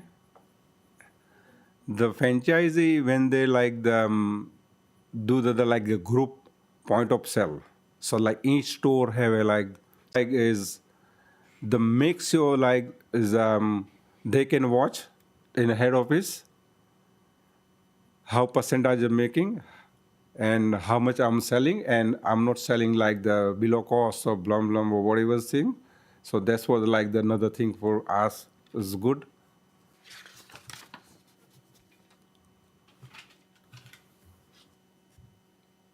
I see that the training academy courses that you and the staff completed, the one that's called licensing compliance course, there's a list of the topics covered, and that covers intoxicated persons and then identifying minors and selling or supplying to minors. Yeah. Can you give us an example of what you learned from these courses about the topic? It's in this case is clearly exactly how we had the city council compliant for the certificates. Yeah. Similar kind of that in that retail groups they have it, and they just find like the few things different, like the how when the like customers come is there was a drunk or not, like you have to talk, then you can feel it like the how they like the talking. So that's what we found a little bit more interesting on that when I did the course. Yeah. So that's about identifying intoxication. Yeah, intoxication, yeah. What about minors? Minors is the old. So I already tell you before, like the Asian and the when you look at the big, they're sometimes not even in 18 years. So that's what like the picture we saw, that's clarity. So how you can like find like the underage. Mm-hmm. That's what we learn on that the courses. Mm-hmm. And if I could just come in there, so is this application to proof and proof of age? How long has that been? Have you had that process going? Well, even in my old system, I have a system as well, and the new ones comes also they have like the system. This one a little bit more brighter. And the sale can't go through until you're. Yeah, once I see the ID. Okay. Yeah. Thank you. And like if you scan, if you don't see the ID or they not provide any ID, we have to cancel it. Mm-hmm. Anything else we need to know from you about your training, your systems, in particular? Well, I already like given you before. Yes, you have. Yeah. You have. I'll tell you why I'm asking it.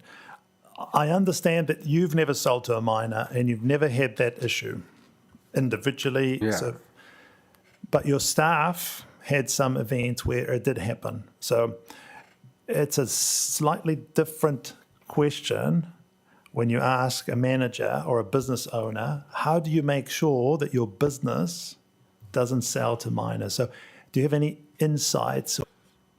Staff, Yeah. if you're not 100% sure, don't sell it. Yeah. And if the customers, if you think it's customers over 18 but they don't have ID, don't sell it. Completely don't take any risk. I can afford to lose one customer, but I can't afford with your business. confidence. Confident?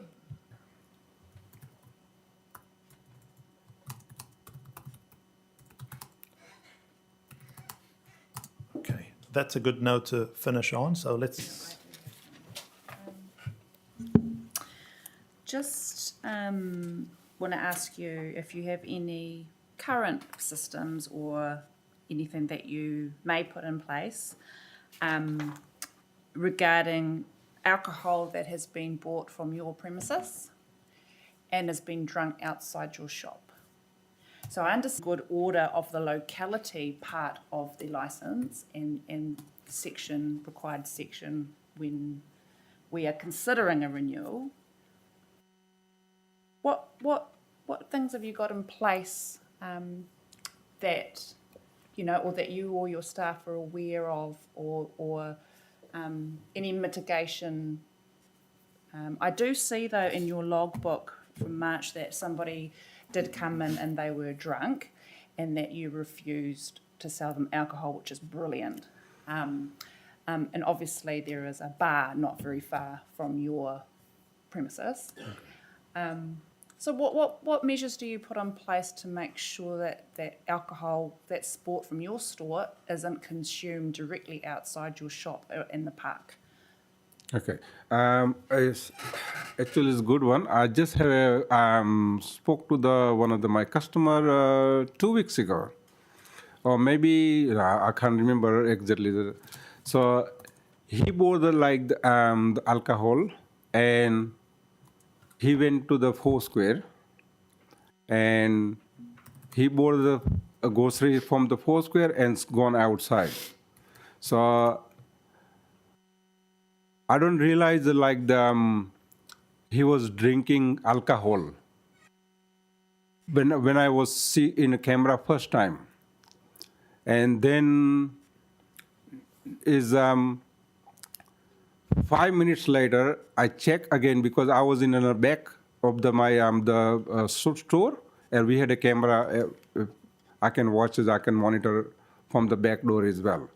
So I was watching what he was drinking. Is a normal like the drink or alcohol? So after 5 minutes, I came in the front, and he was waiting for the cab because he called the taxi. And I explained like, are you drinking alcohol in front of my shop? It's not possible. If you do against, I have to give the trespass. And the customer say, I'm so monitoring on that one as well. If somebody drinking on the front of the store, even on a Foursquare or whatever in a footpath, I always tell the customers to not to drink in here.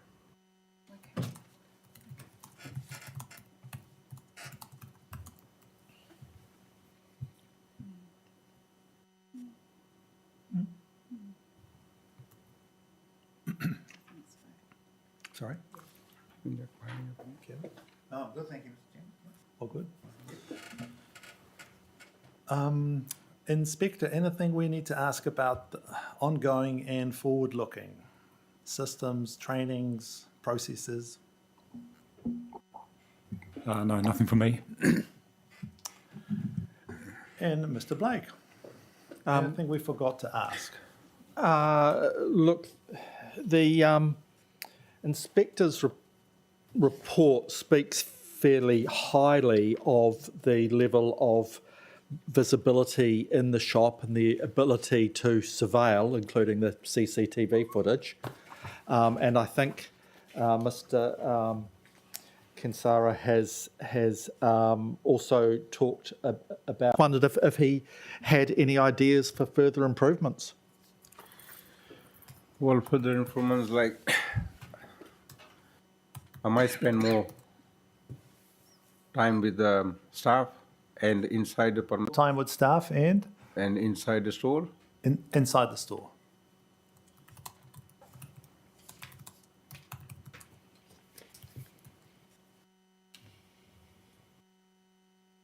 Where I don't spend a lot of time is most of the most of the time I'm gonna be in the bottle store. When the two staff left, it's very hard to running 7 days. Moment. So if I'm not mistaken, we have how many names? Here we are. So we have Gayatri, Ketan, Bhavin, and Ravin. Yeah, Is that the right way to pronounce it? that's correct. Okay. So 4 staff, of whom 2 are yourself and your wife. Right. Yeah. And we will hear from Ravin? Ravin. Next. Okay. Okay. Can we let Mr. Kansara off the hook finally? I've just got one thing before you do that. Sorry. I just noticed that you were talking about a layout in your shop, but there's no mention of a layout change in your renewal. You have to time to renew your store. And I told the situation this. And if I put down like total renovation costs $100,000, how I can just start it now until I don't have any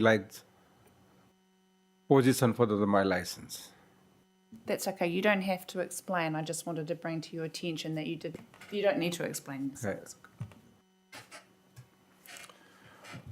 Right. So you've made. Well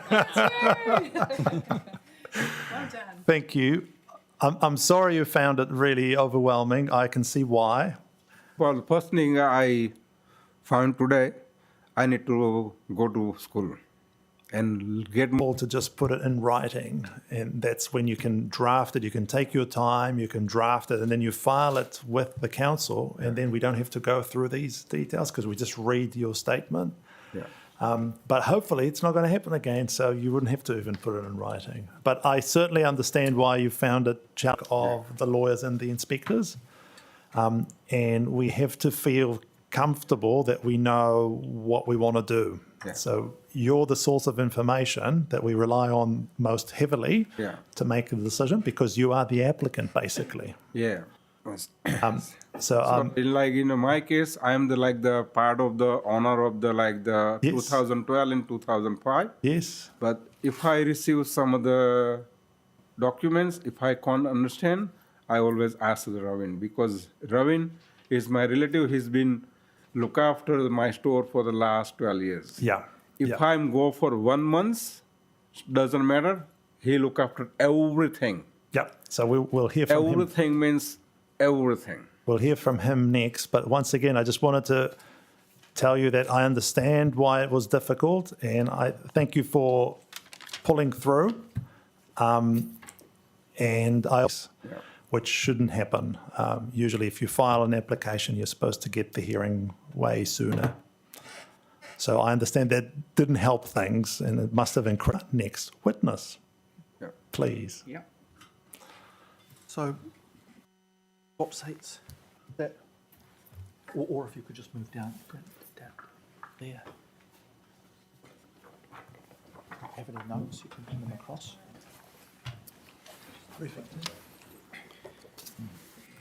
Mainly, sincerely and truthfully declare that affirm that the evidence I am about to give touching the matter before this committee will the truth, the whole truth, and nothing but the truth. And if you could just confirm your name, My name is Ravin Kansara. and could you confirm your relationship with Keaton Kansara? So, my Ketan's family is from where my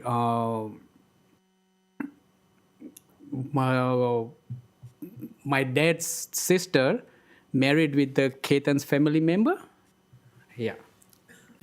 Your role with the Tatahi Bay Liquor Centre? I'm helping Ketan in both the shops, the Tirahi Bay 4 Square and Tirahi Bay Liquor Centre, everything. But whenever there is a requirement for manager duty or Ketan's away and need to do ordering and everything for the liquor centre, I can do that part as well. And how long, how many years have you been involved with the ARC2? 15? Yeah. Okay. And how well do you understand what goes on there? Or with the business? Yes. I nearly knows like serving people on the counter. Right. And I'm going to ask you about some things which Keaton's already been asked about, but because your English is a little bit stronger, you might be able to explain some aspects more easily. Now, can you the minimum qualification that Keaton insists that you have? You have to finish the LCQ, the NZQA requirement, and then you must have a manager certificate to stay on the counter. Okay, so a bottle store, is the person who sells to me necessarily going to have a duty manager qualification? Normally, no. If it's the duty manager just on site available, Yeah. then anybody can serve on the counter. Yeah. But we don't do that. Yeah. But you're telling me that the Tatahi Bay Liquor... You have to finish the LCQ and manager certificate. Yeah. Okay, so is there any training that they do that goes above and beyond that?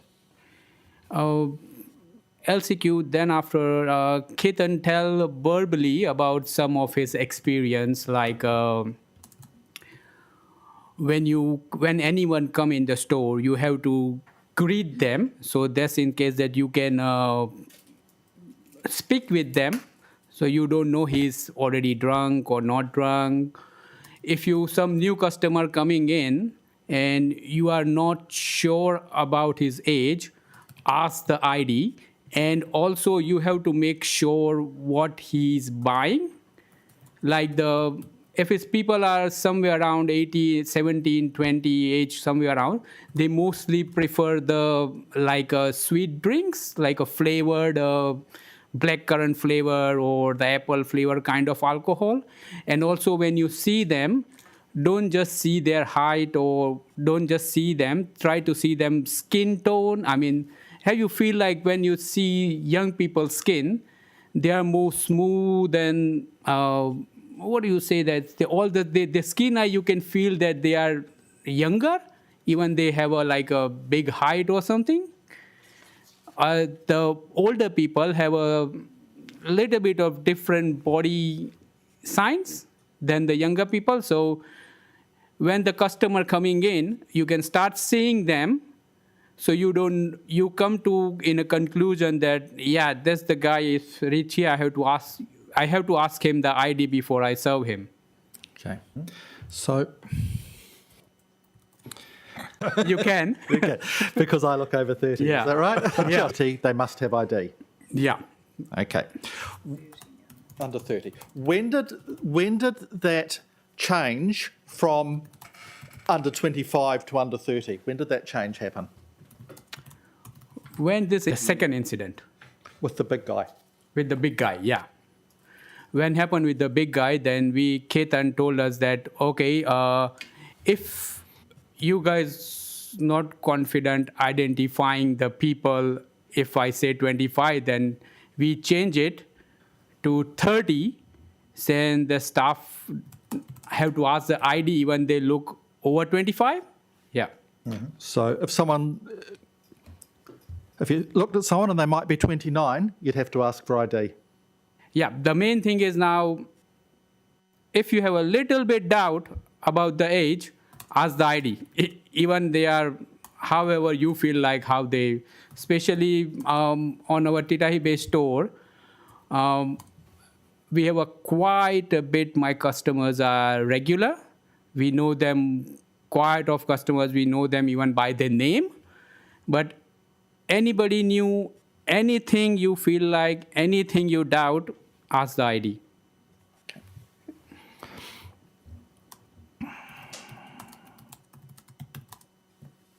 Now, we were talking a moment ago about training above and beyond the LCQ. And I'd just like you to have a bit of a flick through these documents, and I'm handing the witness exhibits, I think, A through to about T, TU. If he could just have a flick through those. Sure. Tell us what you're seeing there. The store security codes have include the if you identify how good is your camera system and how is useful. Plus, you have to always check the outside camera frequently to make sure there is no the people are. So the security system is very important. The whole course is about the security system. Arm hold up and bomb threat is about what you have to do if you get an arm hold up in your store. Mm-hmm. Like, don't try to be a hero. Don't try to oppose them, or don't try to be lying them. Oh, I don't have a password to open the till, or I don't know what to do. I don't know where the money is. Don't try to engage them to become angry. Just do what they say and give them and try to let them out of the shop as soon as possible for the safety of yourself, and if there is other customers, for them as well. So that's, and bomb threat is, if you have a bomb threat, you have three options. First option is like you get a call or email, straight away empty the premises. The second thing is ignore it, don't take it seriously. And the third and most the thing what the Allied Recovery Group recommended is engage another person, try to go around all the shop to find out is there anything suspicious, box or bag or something which is not should be there. HS is the workplace health, so it's just more related to workplace health and safety and how to handling the boxes and forklift and everything for health. So all is about the health and safety related course. So me, Ketan and Bhavin already do all that thing.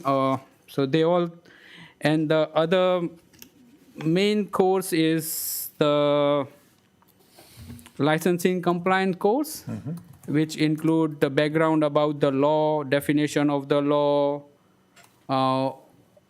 what about the how to interpret the option of hours, that if you says your licensing hours are 9 to 9, then you shouldn't be any transaction after 9. That was we come to know from the course, because until this course, we feel like that if somebody come in the store before 9, and if he do take a time, and he do come after 9 or 1, then we can serve them. Until this course, we have an impression of that thing, because you can't say no to the customers already inside the shop. But for this course telling us that, okay, anything happening after 9 is not allowed. Like whatever your licensing time, you can't go over and under the timing. Even the customer inside, you have to decline it. So now we have a new rule of closing down the shop early rather than 9. So I'll just interrupt you. That course that you're just referring to, that's above and beyond the LCQ. Yeah, they have a little bit more information, and like they have a more related to the how you can do the daily operations, and it's a little bit of a language that easily can understandable rather than too many complicated words. And who of your crew, who's done that course? This course completed is this course is just come in June. So me, Ketan and Bhavin completed it already. And Gayatri is actually not, he's busy with the Foursquare and not handling the bottle store at the moment. So he's gonna be, actually he's a little bit busy with their daughter's college admission, and also when he come back on the liquor center working, he come back working in the shop, she complete the course as well. And that's Ketan's wife that you. Yeah, that's Ketan's wife, yeah. Would it be accurate to say that these courses are more advanced courses, or? I don't say is advanced, but frankly tell you, if you done the LCQ course, because LCQ course you done only once, like once when you start your job or something. Beginners. Yeah. Yeah. So this one is more like a refreshing thing. Yeah. So that's because he's got everything what LCQ have that include, like from background of the law, definition of the law. Everything include what mostly LCQ have that. So it's like very good refreshing thing. If you done the course like LCQ course, like your first manager certificate, and if you done it like 12 years before, then it might be you little bit away from all the legal requirements. Yeah. And the people who go to these courses, are they experienced people? Yeah. So not beginners. Not beginners. They do it as a refresher course. So this course are, I can say, is not, you can't do instead of LCQ. This one you have to do over the LCQ, like after LCQ, this one and the service. They both are like a refreshing courses. Like Survise is frankly suggested by the council to us. We don't have any idea before the council tell us that there is a online course available on Survise. But it's a very good course. It's have have how the minor try to getting in or how to intoxicated person behave.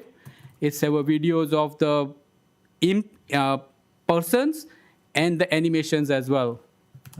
So if I could just interrupt you, you're referring to the Survise host responsibility course? Yeah. A Surfwise whole responsibility course is we all have done it. Even the Heli and Chirag, who is not with us now, they also complete this course. And so that's above and beyond LCQ again? Yeah. Okay. Any other things there that you're going to take us through?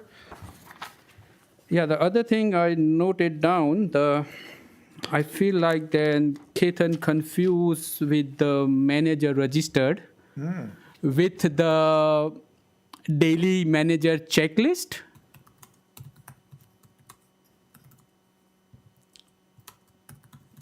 Yeah. Yeah, manager registered is generally we have to maintain that how many people working in the store as a duty manager, what are their licensing, like when their license issued, when their license expired, and when they work and when they start to the job in the store or the date. So that was we normally manage in the manager registered. And when we have a fail on 23, we forget to take it off the Heli and Chirag's name from the manager's register. So it's not a daily list of who's there. Yeah, no, daily is the checklist that your name is behind on the thing, all the signs are there. You just go around and check everything is right, like nothing is falsely advertised. Or that was come on a daily check. Manager registered is basically, I don't think it's come on like you can check. You have to update it with your staff, have a new, apply for a new license. The license timing is changed. Yeah, so I think he's confused with the manager registered with the daily checklist of the manager. It makes a lot of sense, that question. Well, so it's basically an existing list of the certificate staff working in your store. So it only changes when you have new staff or when staff leave. Staff like at the moment, Bhavin already applied for his new, because his license is expired on this September. Yep. So he already applied. So when he get his new license, I have to write it down, his new license issue date and the expiry date of the new license under the register. And the issue sorry, I'm jumping to 23 because it's just the right time to ask that. So the issue in 23 was that the two names were still there, even though they had unless they are not resigned. working with us, yeah. So that was it. So that was the thing is, as per the council tell us, we even don't know that before they give us the information. Any person not working with you, you have to inform the council and the police about it. Yeah.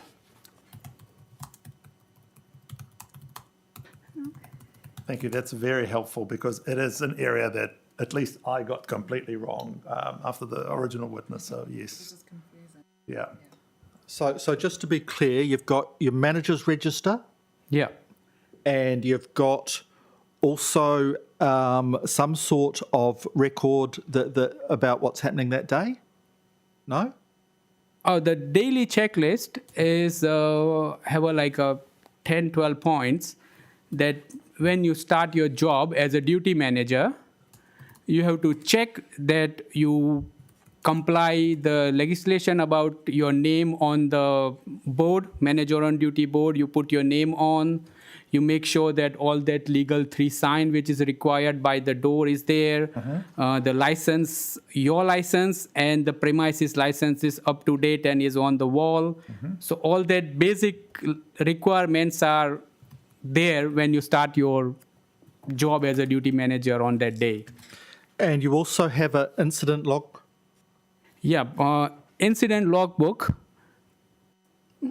Before we only try to write it down when big thing happen, like somebody steal from the store, or somebody try to fight with the staff, or somebody try to too much using bad verbally abuse, try to abuse the staff. But also with the when the Porirua Council come to check on 23, they explain us that the logbook is not only about the big events, like it's really serious events, because if you write down small events on a small book, and if you refer them, then we write, if even we refuse service someone because he does not have ID, we try to write it down that we didn't serve a people, if you don't have ID, they just left. So it's not like before we don't count this thing as a big paper while the other people are waiting on the queue is really hard. So that was solved by the council people as well, that you don't have to write it down every time on a A4 paper and write down everything. Just you have a book, and small incident, you just write down date and time and write down what happened. It will be easier to maintain. Yeah, so now we have a small book. We can write it down straight away or maybe after 2 staff every time. So there's a number of different records, and I think that Keaton Kinsara got a bit overwhelmed and confused between the different records, and his evidence got a little bit confused. But, well, we've That's clarified. exactly where we got stuck. Yep. So thank you for that. Yeah. Okay, so changed as a result of the council visit in 2023. Okay.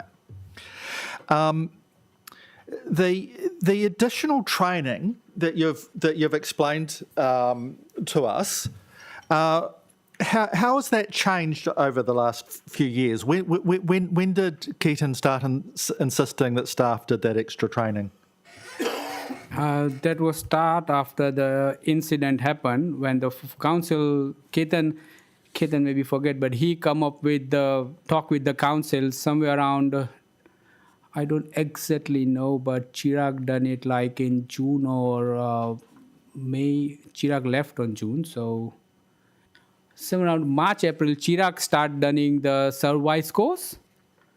So that time, Ketan tell us that, okay, I talk with the council people, and they say there is a one, because before that, we have a verbal communication regarding training and how to serve people, but we have no, Ketan told us, okay, don't serve anybody on before now. We change it rule to 30 age, but without any kind of, the paper, we don't know how to tell people that, okay, we covered which required in a training, and actually we do service course, all 4 of us done 3 times on this 2 years.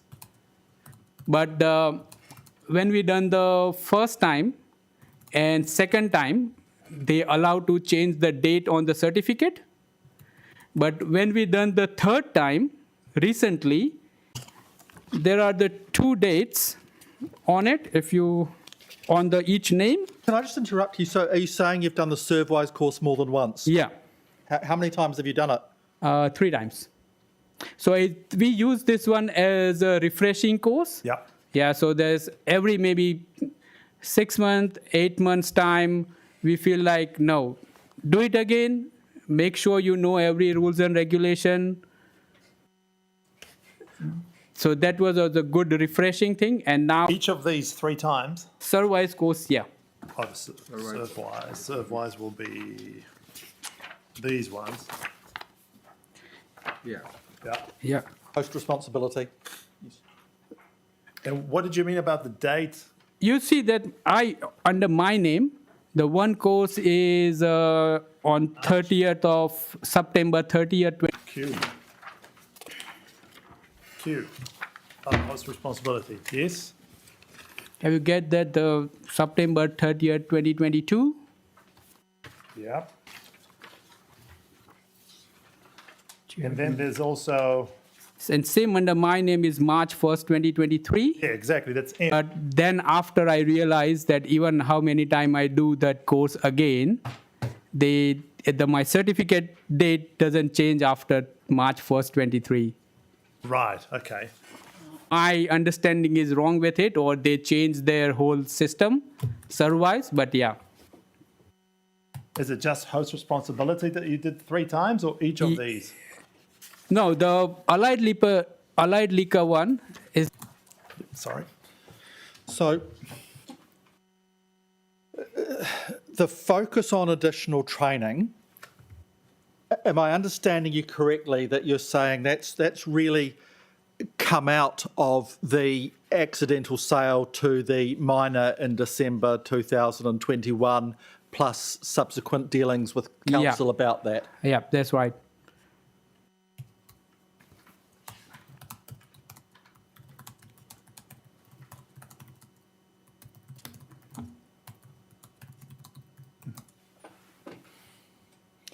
Changed at all? The pop-up one we have on our previous system as well. So, but now the pop-up is little bit. I mean, you can it's pop up very bright, and other thing is we have even that we have a before. Even that system we have a before we do any sales to miners. We write down the year on the post. There is a age verification card is provided by the council. Mm-hmm. We just stick on our post. And then it tells you if it's 18. So like it's mostly have a year on it. Like now is 2006. Yeah. So any ID you see 2006, then you have to check is before today's date or after today's date. So and do you get that every day? So every day when you start the system, you see the date? Yeah, and we have on the post screen, we stick on it. Good, okay, yeah. Yeah. Yeah, I think supermarkets have the same thing because I've seen it. Yeah. Yeah, okay. So like staff not confused between the dates. Yeah. Yeah. You And the year, especially the year. You don't have to start calculating. Yeah, you don't have to calculate by in your mind is 17 or 18. Yeah, yeah. So if I went into the store, how many staff would I expect to see working? At least 2 or maybe sometime 3 if they are filling. Mm-hmm. And is that a policy?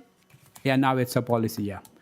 Before that's policy we come up after 2019. That's must have 2 people all the time, because if somebody want to go, the thing happens, somebody want to go in a restroom or have to do something else, is gonna be a problem. So yeah.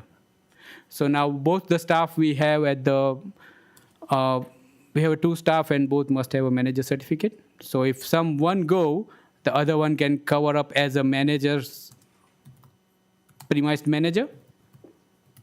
Okay. Did you notice after the incident in December 2021 whether that impacted on the amount of time that Keaton was spending in the shop? Frankly, yes. After the he stays most of time in the store, and even that when the 2 guys resigned together to stay in the liquor side only, and his wife do the 4 square works, and he just do the bottle store work. Now they divide the works. Sorry, is that now or when they resigned?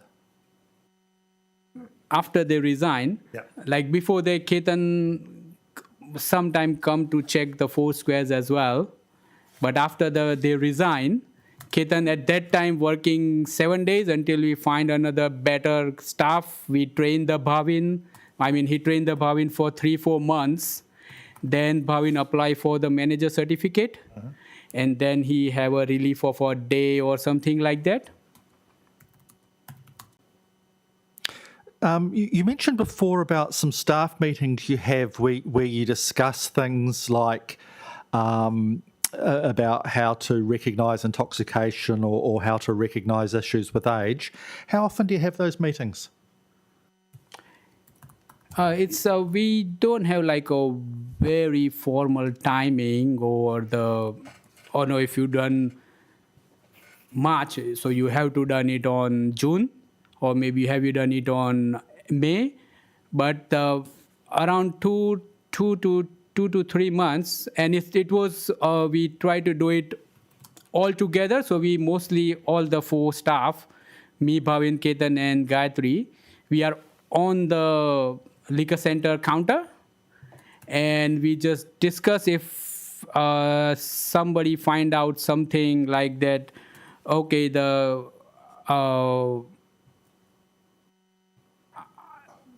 we know the local people, so we discuss that. Okay, the daughter of that guy is turned 18 now, and he's come to the store, and I'll check his ID. And so that kind of information we pass through if we know the community, like the customers personally. And also Ketan tell us like the new things happen while we coming from the meeting, that now they don't issuing the 18 plus card anymore. There is a new card called Kiwi SS instead of 18 plus card. Yeah, so whatever the information he getting from somewhere, he just discuss with us.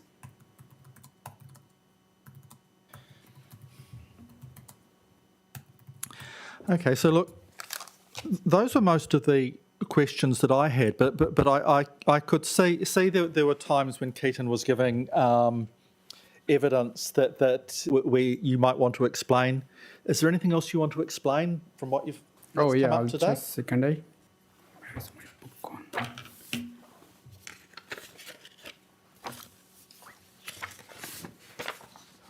What are you looking for? That's your notes.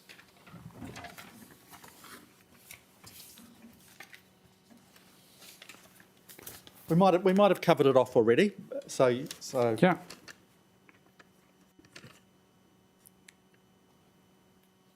Yeah, the one thing that maybe he explained it, but anybody try to drink outside the shop, like that's one of the incident says on the 24th March 23, when the Gina write it down, customer been drinking outside by the pub and its liquor ban area. Press past them. I just tell them, you are not going to serve even next 2 years in the shop. If they don't, and it's not the thumb rule for every customer, because every customers are not same. But yes, we have a couple to 3 customers. They are trespassed from the shop because we give them we already tell them once that please don't drink outside the bed. Still they don't listen.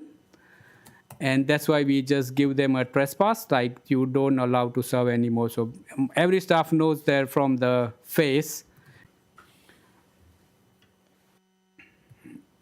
Because I exactly know the guy who's Gina write it down about. So not thumb rule of, okay, you're drinking outside, you're out of the shop. But most of the time we try to be very hard on it, so they don't drink outside. Mm-hmm. All right, look, those are the questions that I had, but I imagine that there might be some other... Thank you, Mr. Blake. It was, I really appreciate the fact that you focused on the things that we focused on earlier, so that'll save the need to go through those points again. So thank you so much. And it was very, very helpful evidence and clarified lots of question marks that I had. So thank you for that. And in hindsight, I think we should have started with this witness. Yeah. Okay, questions? Yes. Okay. With the courses, so we'll start with the ServeWise courses. They are online courses. Is Yeah, that they are correct? online courses. Yeah. And what's the duration of the course? Or what's the duration that you have from the time to complete that particular course online? If you're very good at reading, like you can fastly understand what the question is, and you have a good knowledge, it take around 25 to 30 minutes. Ketan and all take like around more than 2 hours. That's okay. That's okay. For some of us that do things online, it takes us a bit longer to do things as well. So you're okay there. The Allied Retail Group Training Academy, is that a face-to-face?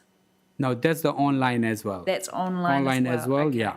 And how long approximately for each topic does that take to complete? The liquor qualification, even you are good, take more than 1.5 hours because it's very detailed information of everything. And if you wanna, like, I'm or stay with somebody who don't understand whole line at the one time, I explain them next to sit with them, and let's take around more than it's take me 4 hours to complete the course with each staff. Thank you for that. You mentioned that the R18 card is no longer. Is it still used, or is it still an acceptable form of ID or not? R18 card is still form of ID, but the thing is they closed down like I think 2-3 years ago. So most of the people coming to my store have a Kiwi Access card now, or mostly have a license. But very less people who don't have a license and they have a Kiwi Access card. I never seen last 6-8 months. I never seen 18+ card with anyone. Thank you. And the last question is, I think, thank you for clarifying your position around drinking outside your shop. But I just wanted to ask, I know you said it was drinking outside your shop and just down the road. And just no, we have a camera, or if you know, we have a alleyway after my bottle store, 4 square. There is a small road going at the back. We have a camera there as well. We have a camera at the back as well, back of the shop as well. Until quite a day go until I can see until at the back Tapen Avenue Road, my whole back area covered. And in the front, my camera covered the Titahibe Medical Center, which is around 200-300 meters away, and until end of the main road. My camera covered everything. Mm-hmm. And we try to, most of the people who have a problematic, they just go and sit outside the pub and drink. We can easily see them in the camera. So when you say that you have trespassed somebody from your bottle store, obviously they cannot purchase alcohol and not purchasing their alcohol from your store. Where do you think they'll be getting it from? Like there are so many stores around the Porirua. I don't know where they're buying from. Okay. It was really hard to, mention someone that, these people selling them. I don't know where they're buying from. Yeah. But yeah, and frankly, after we trespass them, there is a 2 guy, we hardly see them on the Titahibe shopping center. They don't come because if you don't serve them, they don't have any reason to come to the shopping center. Yeah. Okay. Because it's a very public place there, obviously, with the parks and with the library. Yeah. And things like that. Cool. So what systems have you got in place to keep yourself and your staff safe?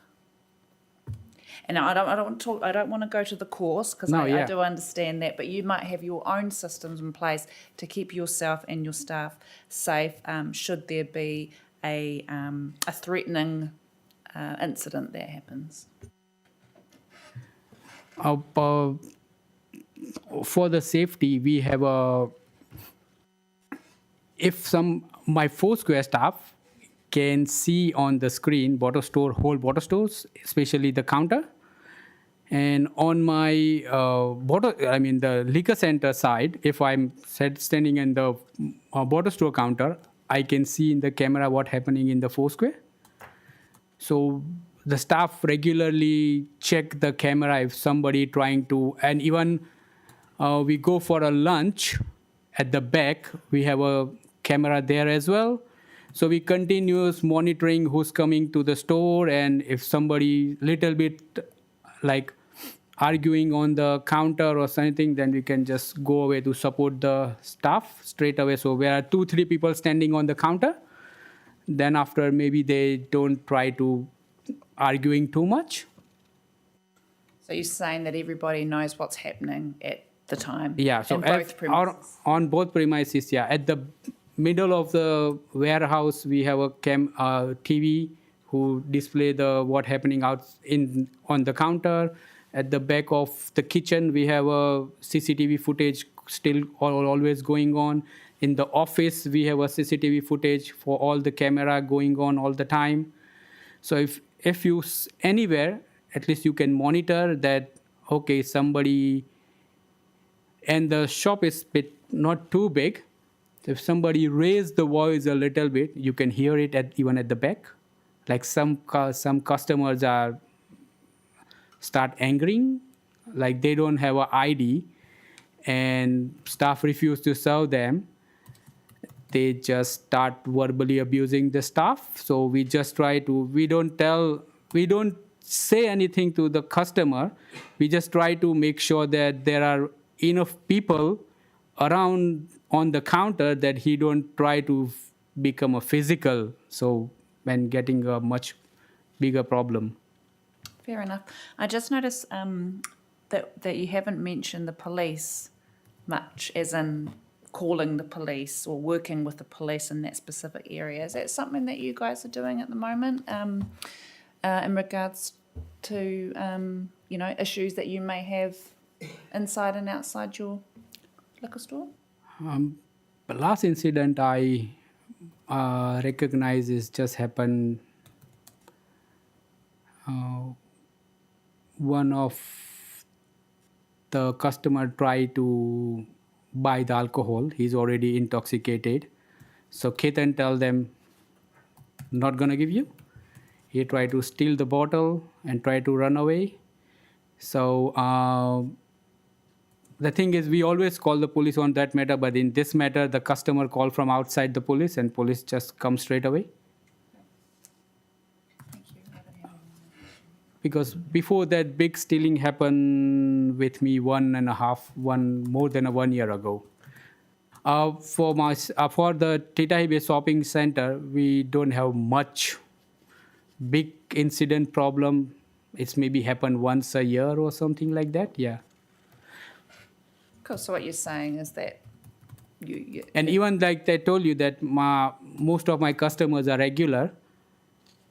My customers straight away call the police about it. Yeah, from the outside. Yeah, I can imagine that you'd have protective customers. And I also understand with the incident recording in books and not using those bits of paper. Yeah, this one is sometimes the paper not available, so you have to print it out. But for you, though, the small incidents was just the norm to you. Before that, if I ask you the ID, you don't have ID, you left, we don't count as an incident before. But now we count as an incident and just try to write it down. Yeah, we refuse the service because the customer does not have a ID.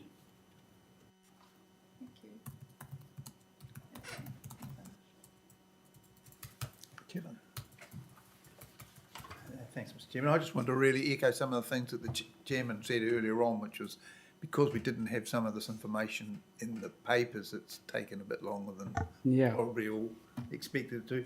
But I had all my questions were really going to be about your processes and procedures for staff training, and I think you've fleshed that out pretty well, and I'm happy that that information's now on public record. Thank you. Thank you. Inspector. No, nothing from me. Pretty much, I think from my perspective, you've covered almost everything I wanted to ask. So well done to you and to Mr. Blake. Mr. Blake, is there anything we need to ask or you would like still to ask? No, Okay, I think we've covered it. thank you. So perhaps one angle that you didn't touch on, and maybe it's not your place to touch on it, but you didn't say much about the incidents, maybe because you don't know much about them. Yeah, I'm not. but- Yeah. More important, so I'm not asking this just to know what happened, because I think we have a pretty good picture of what happened. But having listened to you and all those good insights that you have about the current operation, what do you think went wrong in 21 and 20, in 19 and 21, and how do you see that changing? Yeah. So the 2000 until 2019, the first thing happened. The first control purchase failure happened. We have a policy of morning time, where it's really quiet time. We have a one manager on duty stay on the counter, and other ones working at the back or working in the Foursquare. I mean, there is a one person stay on the counter and the water store, because there's hardly morning 1 or 2 people coming in the morning. And same happened with the night time. When the closing time, sometime in half an hour, you see only one customer. So then sitting 2 people over there, at that time we think like, okay, we don't need to sit 2 people over the water store, because there's no one coming, basically. But when the failure happened, we have come up with, okay, the second person even working around the shop on the main area near the counter is fine, but there should be a 2 person on the premises. So if one have to go for the back for any reason, for drink of water or use the restroom or something, other people still there who have a manager certificate and who know the regular people, I mean the customer very well as well. And from 2021 happened, we come to know that training is very important. Not just the verbal that you talk with the staff, which we do before, that, okay, make sure you check the ID, make sure, but the training, like anything on online courses available who refer all the laws and requirement is very helpful. So we start doing training after that as well. So for the 2019, you said that the lesson was never to leave one person. Yeah. Even if it lasts half an hour or hour, when there is, you know that last 1 hour only you get 2 customers coming on a whole 1 hour. Yeah. Still you need a 2 staff. You can't just leave 1 staff. So when you say 2 staff, can I add 2 certificate staff, yeah. Because in 2019, there was another staff member. Yeah, but they are not certified, yeah. Yes, okay, right. So basically if we hire anyone now, we insist that you complete the QLC course, go for a training, and get your manager certificate first. So, and all 4 staff members now have manager certificates? Yeah.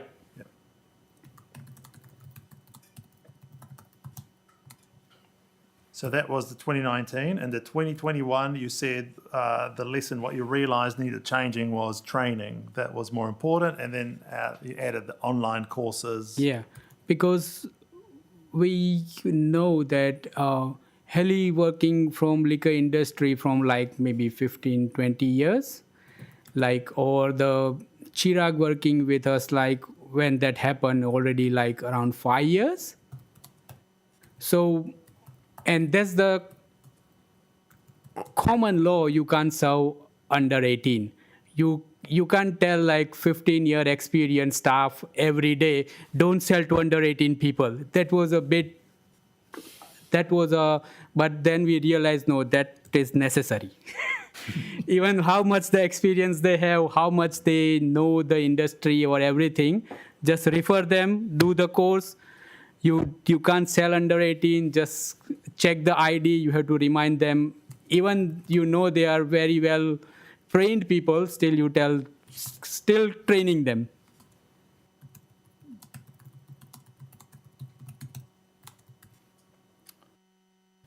Thank you. That's a very good insight. So we got there in the end.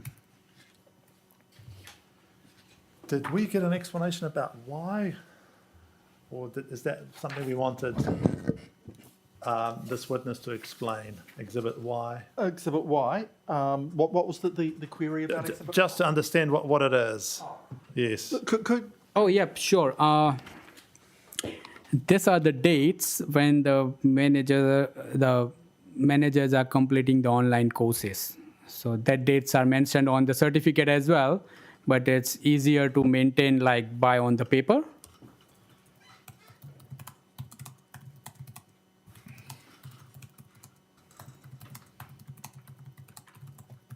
So I done. Okay. Anything else we forgot here? Oh, yeah. There was the question of, if you look at W, I think that's the question where we got lost a little bit. Is that the incident log? The log, yes. Yeah. So what we were trying to understand is how often this will be completed, because previously, before you explained everything, which made more sense, we were wondering, because what we see here is two reports, one from 26th of March and the other one is from 24th of March, which is the same day when the inspector did the inspection. Oh, sorry, you're not there yet. We're looking at the one from 2022. Yeah, Check that one. 2023. Oh, yeah, this is what he's looking at. Should be one more. Yeah, W. And that one. Okay, so have a look. There's 2 pages there. Both of them are from March 23. One of them is 26th of March, Yeah. and the earlier one is 24th of March. Yeah. And 24th of March, that's the same day that the inspector did the inspection and found that there was some lacking procedures. Yeah.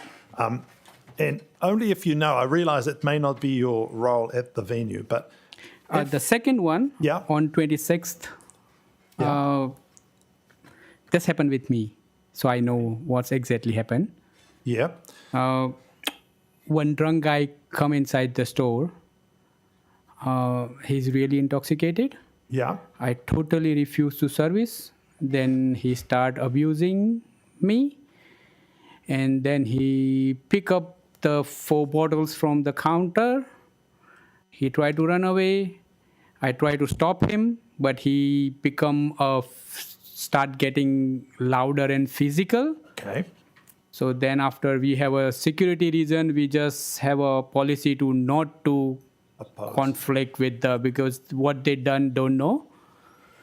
So that's why anything big happen, we write down try to write down on the big paper. I write it down in here. Then I discuss with the Gina, and he says even we write down on that small book. yep. This one, Yeah. So the one just before, yeah. yep, So that thing happened. We discussed with the council about keeping the small book. yep, That's happened within 1-2 days. So we are not used to it using the small book. yes, It's still there, but I forget about it, that I have to mention on the small book. And because it's we have a policy of if something big happen, we have to write it down on the incident report before before we start that book, which is much easier for the staff, we write down on here. That's why I write down on here. So did I understand it correctly? So before March 23, you still had this system for the big Incidents, events. yeah.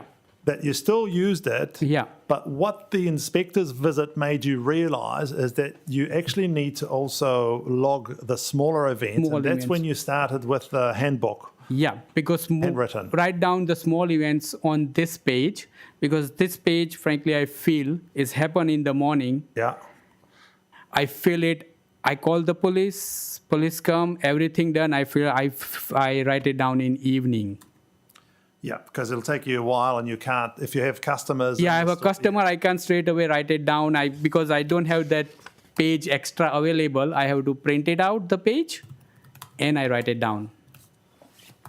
And the council basically told you that no, you actually need to write everything down, and Yeah. if it's a lower level event, you can use it. A book that that you are not in the store, so you can find out what happened last night with the staff, if anything happened. Okay, and so in that case, because I think my previous question to Mr. Kansara was, how often do you have the big events? And what I didn't understand was, because I think he said something like once every few months. And then my question was, well, if that's the case, how come it happened within 3 I days? just tell you, it's just coincidence that happened. The guy who get the trespass and guy who steal the literally 4 bottle of the alcohol happen in the 1 week. Normally, normally is these things of happen once in a year, maybe, like where really stealing or physical fighting kind of thing involved. It's rarely happen. It's just, I can say, it's just coincidence that because she write down here because she gave a trespass. Yeah. So she write down on here, she give a trespass, and write down I here because it's like I have to call the police for it. Okay, so I certainly understand the big event with the police that you had to go through. That's 26. Yeah. And the 24, the That one was just before that. the signature by Gayatri, so Ketan's wife. Okay. Okay, now that I'm just trying to read it, so would you consider this as an incident, as a big event? Actually, it's a trespass, and we check the videos and show every staff that who get the trespass. Right. Yeah. So it is reportable. Yeah. Okay. And so this one happened the same day of the inspector, and the other one happened a couple of days later. But usually you wouldn't expect this kind of event. This happens like every 2-3, not even every 2-3 months, 4-5 months, or 6 months. It happens maybe once a year, like So that this. was March Madness. I don't know. Right. Yeah. Okay. Well, thank you. Thank you for the explanation, because that's, I think, where we got stuck before. So thank you. So we've explained I think all the exhibits are explained now. I'm just trying to check that we didn't skip anything that we said earlier that the second witness will explain. Yep. But I think we've got all of that in now. So is there anything else that we need to consider when we consider the renewal of this application? Whatever you wish to raise with us. Ketan have a point out, he has a renovation plan. That's include the increase. So we have a plan to put the automatic whole glass door, which increase our outside visibility. Like sometimes the happen is that the young people come, one of them or 18 or 19, but there are other people sitting inside the car. So to check the outside visibility, we have more because at the moment we have a glass, but it's wooden door with the small glass. When we renovate, we're going to put the whole glass door. So when young people come, we can just at least, if we are busy, we can just look outside That's we can see the car they're coming from or something like that. Yeah. So that's the plan for the future, Yeah. which had to wait pending the renewal. Yeah. We have another big renovation plan as well, which have a more visibility outside, and we more concentrate on the my staff are less work in the storeroom, and he work more because we have a storeroom at the moment. We have a plan to shift bottle store over there, which have a bigger space, so most of the staff can stay on the counter area rather than one staff have to work at the back. If we have a bigger area, we can store more product at one time, so we don't have to refill it every time. So staff don't have to go back or in the storeroom, and the two staff can work on the premises, so they both can keep an eye on the customers. But that was not sure, like that was not yet decided, but we have definitely decided about the changing the door and everything. There's a new renewal application date coming up. So these will be potential issues for that application, I'd imagine. That's January, isn't it? Yes. Yeah. Okay. Okay, anything else we need to take into consideration, given everything that you've heard, especially the stuff that we discussed with Mr. Kansara? You've done a very good job of addressing all those points, so thank you for being so patient and for taking the notes.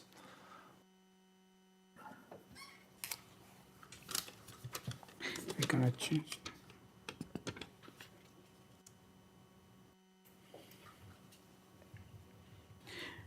Yeah, and just to mention the just small thing that the administrative work mostly handled by the Gayatri and myself. So that's why Ketan don't have much idea, and he just very confused regarding different paperwork. That's actually a very valid point, because he could have thrown me under the bus when he gave evidence, and he didn't. He didn't say, I don't do it. He does that. So Yeah. So you do most of the admin work yourself, not Ketan. Yeah, me and Gayatri, his wife, we handle that the forms and everything need to do up to date, all the certificates of the manager and all on the file and everything. And have you always done that, or is that something that's more recent you took over? Before that, Gayatri doing alone, but he's just been exhausted with the work. I mean, me and him, we are not the administrative person, so we have to read quite a lot to how to do that on the Google. Right. Yeah, so I just help her to do how to do that. We just try to find out on a Google and the website to maintain that. So you've been helping her for the last roughly 4 years. 4 years. Okay.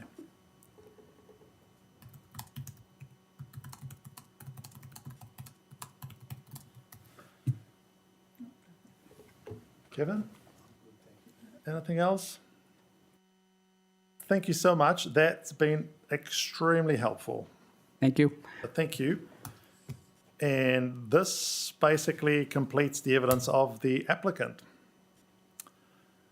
Now, let's hear the evidence of the inspector, if there is any. You could take my report as read. Yes. Yep, that'd be good. That's all we had, your report. That was basically the file. I just might add to 6061 is a summary of the reasoning for no opposition. Sorry, 60. Paragraph 6061 on page 8. Yep. Just a summary of the reasoning for no opposition. Yep. Not a recommendation, I shouldn't have put recommendation. And the other point, I was going to speak to the delay. Apologies to Caitlin for the delay in the report getting to the DLC and hence this hearing. Thank you for raising it. I was about to ask you, so I'm preempting that. it's great that you're front-footing it. Page 2 of the bundle, paragraph 6, I refer to it, and it was about the suspension that had gone to the hearing that Ala had, but a decision hadn't been made. And so I thought, my thinking at the time was to get a decision would strengthen a report, depending on what position I took as an inspector, with an Ala decision. That was one thinking. The other point would be that I wasn't actually sure I could do a report with an ALA decision still to be made. So I now know that, at least recently in paragraph 7, you can do that. I rightly or wrongly assumed that I couldn't with a suspension hearing, so I'm not sure about that still. The final point I have to say is there is an error in my report that I've picked up just today, in fact. In paragraph 6, I said this conviction was not disclosed on the renewal application. Paragraph 26, page 3, but if you look at page 15, there is a number 1 on that page down below. And that's where I thought it was only written down there. But if you look on page 29, there's another page exactly the same which I overlooked, and it's got a number 2 by it, and the conviction has been noted down on that page. So there was an error on my behalf that I did not spot that. I was reading the renewal application. Is it actually a conviction at all? Oh, good point. Because it's a suspension by ALA. It's not a criminal court. So can we even call it a conviction? In my submission, no. Okay, I will bear that in mind in future.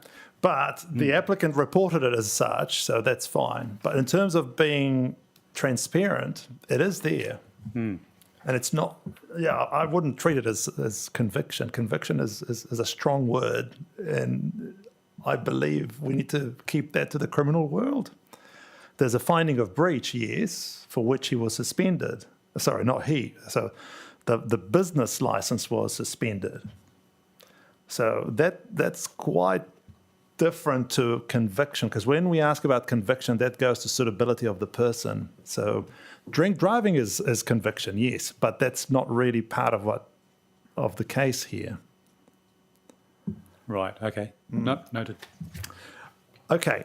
Now, thank you for what you said about the delay. I did want to ask you about it because as long as the police were seeking cancellation, I can sort of see the rationale for not proceeding with a renewal hearing, because what's the point if it's going to be potentially going to be cancelled? But what I wanted to ask you was, as soon as the police changed their approach and went for suspension, why sit on the renewal? Yeah, that was initially that to get the ALA decision would have given more strength to a position as a licensed inspector I was going to take.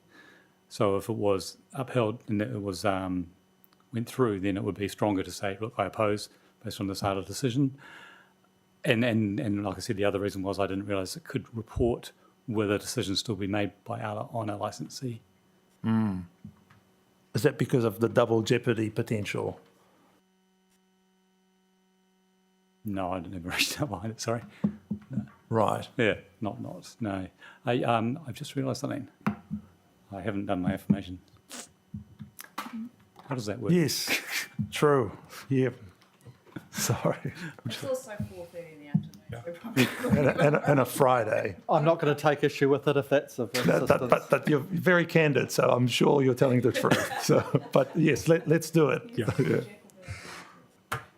Great. I, Nicholas MacDonald, solemnly, sincerely and truthfully declare and affirm that the evidence I am about to give touching on the matters before this committee will be the truth, the whole truth, and nothing but the truth. Okay, so thank you for that explanation. And also thank you for referring yourself to paragraph 7 in your report, which now clarifies to you that you can approach this committee. And yeah, given the different focus, this committee looks at the future of the renewal. ALA looks at, in this context, ALA looks at penalising for past matters. ALA can also look at what we're doing as an appeal, but we'll not talk about that. But yes, the two should be separated. It seems to me like it's easy to read the file and think that each of the agencies was waiting for the other. I don't know if that was the case, but that's an easy conclusion to jump to, that you were both sitting there waiting for the other to make the difficult decision. And then we ended up almost 3 years waiting for a hearing.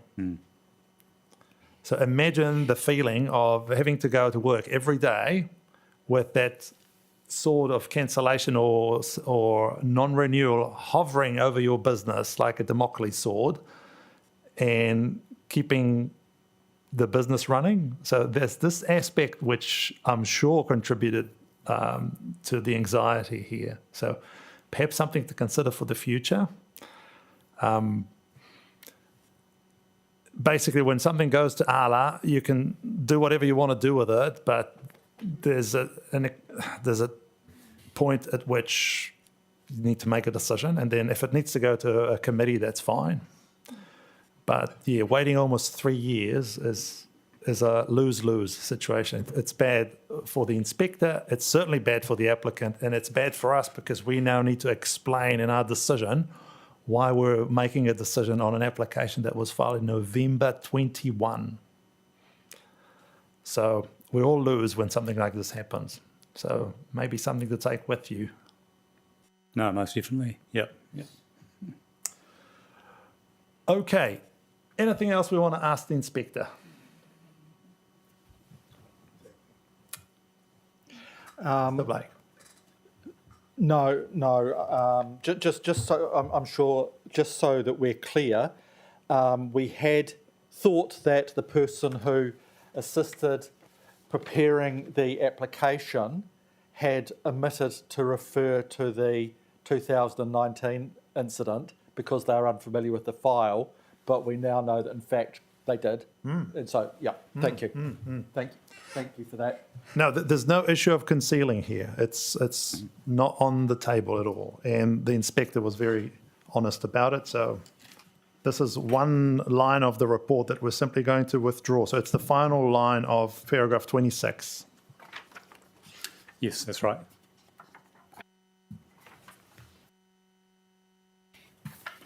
Okay. Can we close the hearing part the evidence part of the hearing? Or is there anything else anyone wants to raise as evidence? I agree it can be closed. Very good. So that leaves us two things to talk about, housekeeping. The first one is closing submissions. So we always invite parties to make closing submissions based on what we heard today. Okay, so not to repeat opening submissions, but just based on what we heard today. And the question is, how long would you need for it? Not long. Okay, what's the normal here? 2 weeks? 2 weeks or 10 days? Or yeah, in Wellington it's also 10 days or 2 weeks. So, look, if you want to give me 2 weeks, I'll take it. But I, on the basis that if I can get them done earlier, I will. Yep, you don't have to wait for the whole 2 weeks. So let's go with 2 weeks. Now, would you like the opportunity to respond? Because you're not really opposing, so you don't have to respond. I probably won't respond that way. Okay. Shall we give you like 5 days? I mean, you can. What you could do is read the submissions and email immediately and say, I have no comments to make. You don't have to take the whole 5 days, but we do need to give you the opportunity to do that. Sure. Yep. No, The 5 days? Yep. Sorry, 5 days. who's keeping records of that? Oh, thank you. So just quickly, when we say 2 weeks, are we saying 10 working days and 5 working days? Yes. Do we have any holidays coming? Labor Day is not till October, so I don't think so. Okay. All right. Then yes. Yeah. So 2 weeks for the applicant, 5 days for the inspector, and then 5 days for a reply, if there is anything to reply to. Thank you, but I think it's unlikely. But I'll take the offer anyway. Yeah, 5 days. Now, I don't know what our capacity is in terms of writing the decision, but given the significant delay, if we realise that writing the decision is going to take us a while, and that's up to our capacity, what we are likely to do is issue a short decision just with the outcome, and then give the rationale at a later stage. So just to get that cloud over the applicant, so the applicant knows what's going to happen to the licence, and then we might have to provide the rationale, the detailed rationale at a later opportunity. Yes. Okay. The last thing to consider is a site visit. Would you like to have a site visit, just so that we know what the applicant was talking about when they talked about, especially the doors, the visibility, the back, the front? Is that something that we're interested in? Okay, so we will coordinate through the Secretariat. It'll not be an opportunity to give more evidence, because we are not going to have the agencies unless they want to join us. It's just so that we can understand what both of you were talking about today, because the photos are really tiny. So I don't have a picture in my head of what the premises look like. Usually we would do it before the hearing, but with this hearing, many things went opposite way. So site visit is just one of them. So we will coordinate a time and a date, and we will let you know. Anything else we need to consider before we go home? No? Well, in that case, before we do the karakia, I just wanted to thank you, both of you, and to thank you, Mr. Blake. That was very helpful. I can't imagine what we would have done without this applicant being represented. Thank you. So thank you for your help. You're welcome. Karakia, please. All right, if you know, join in. Kia hora te mareno, kia whakapapa pounamu te moana, he huarahi mā tātou e tarangi nei, aroha atu, aroha mai, tātou i a tātou katoa. Huie tāikie. Thank you. Thank you.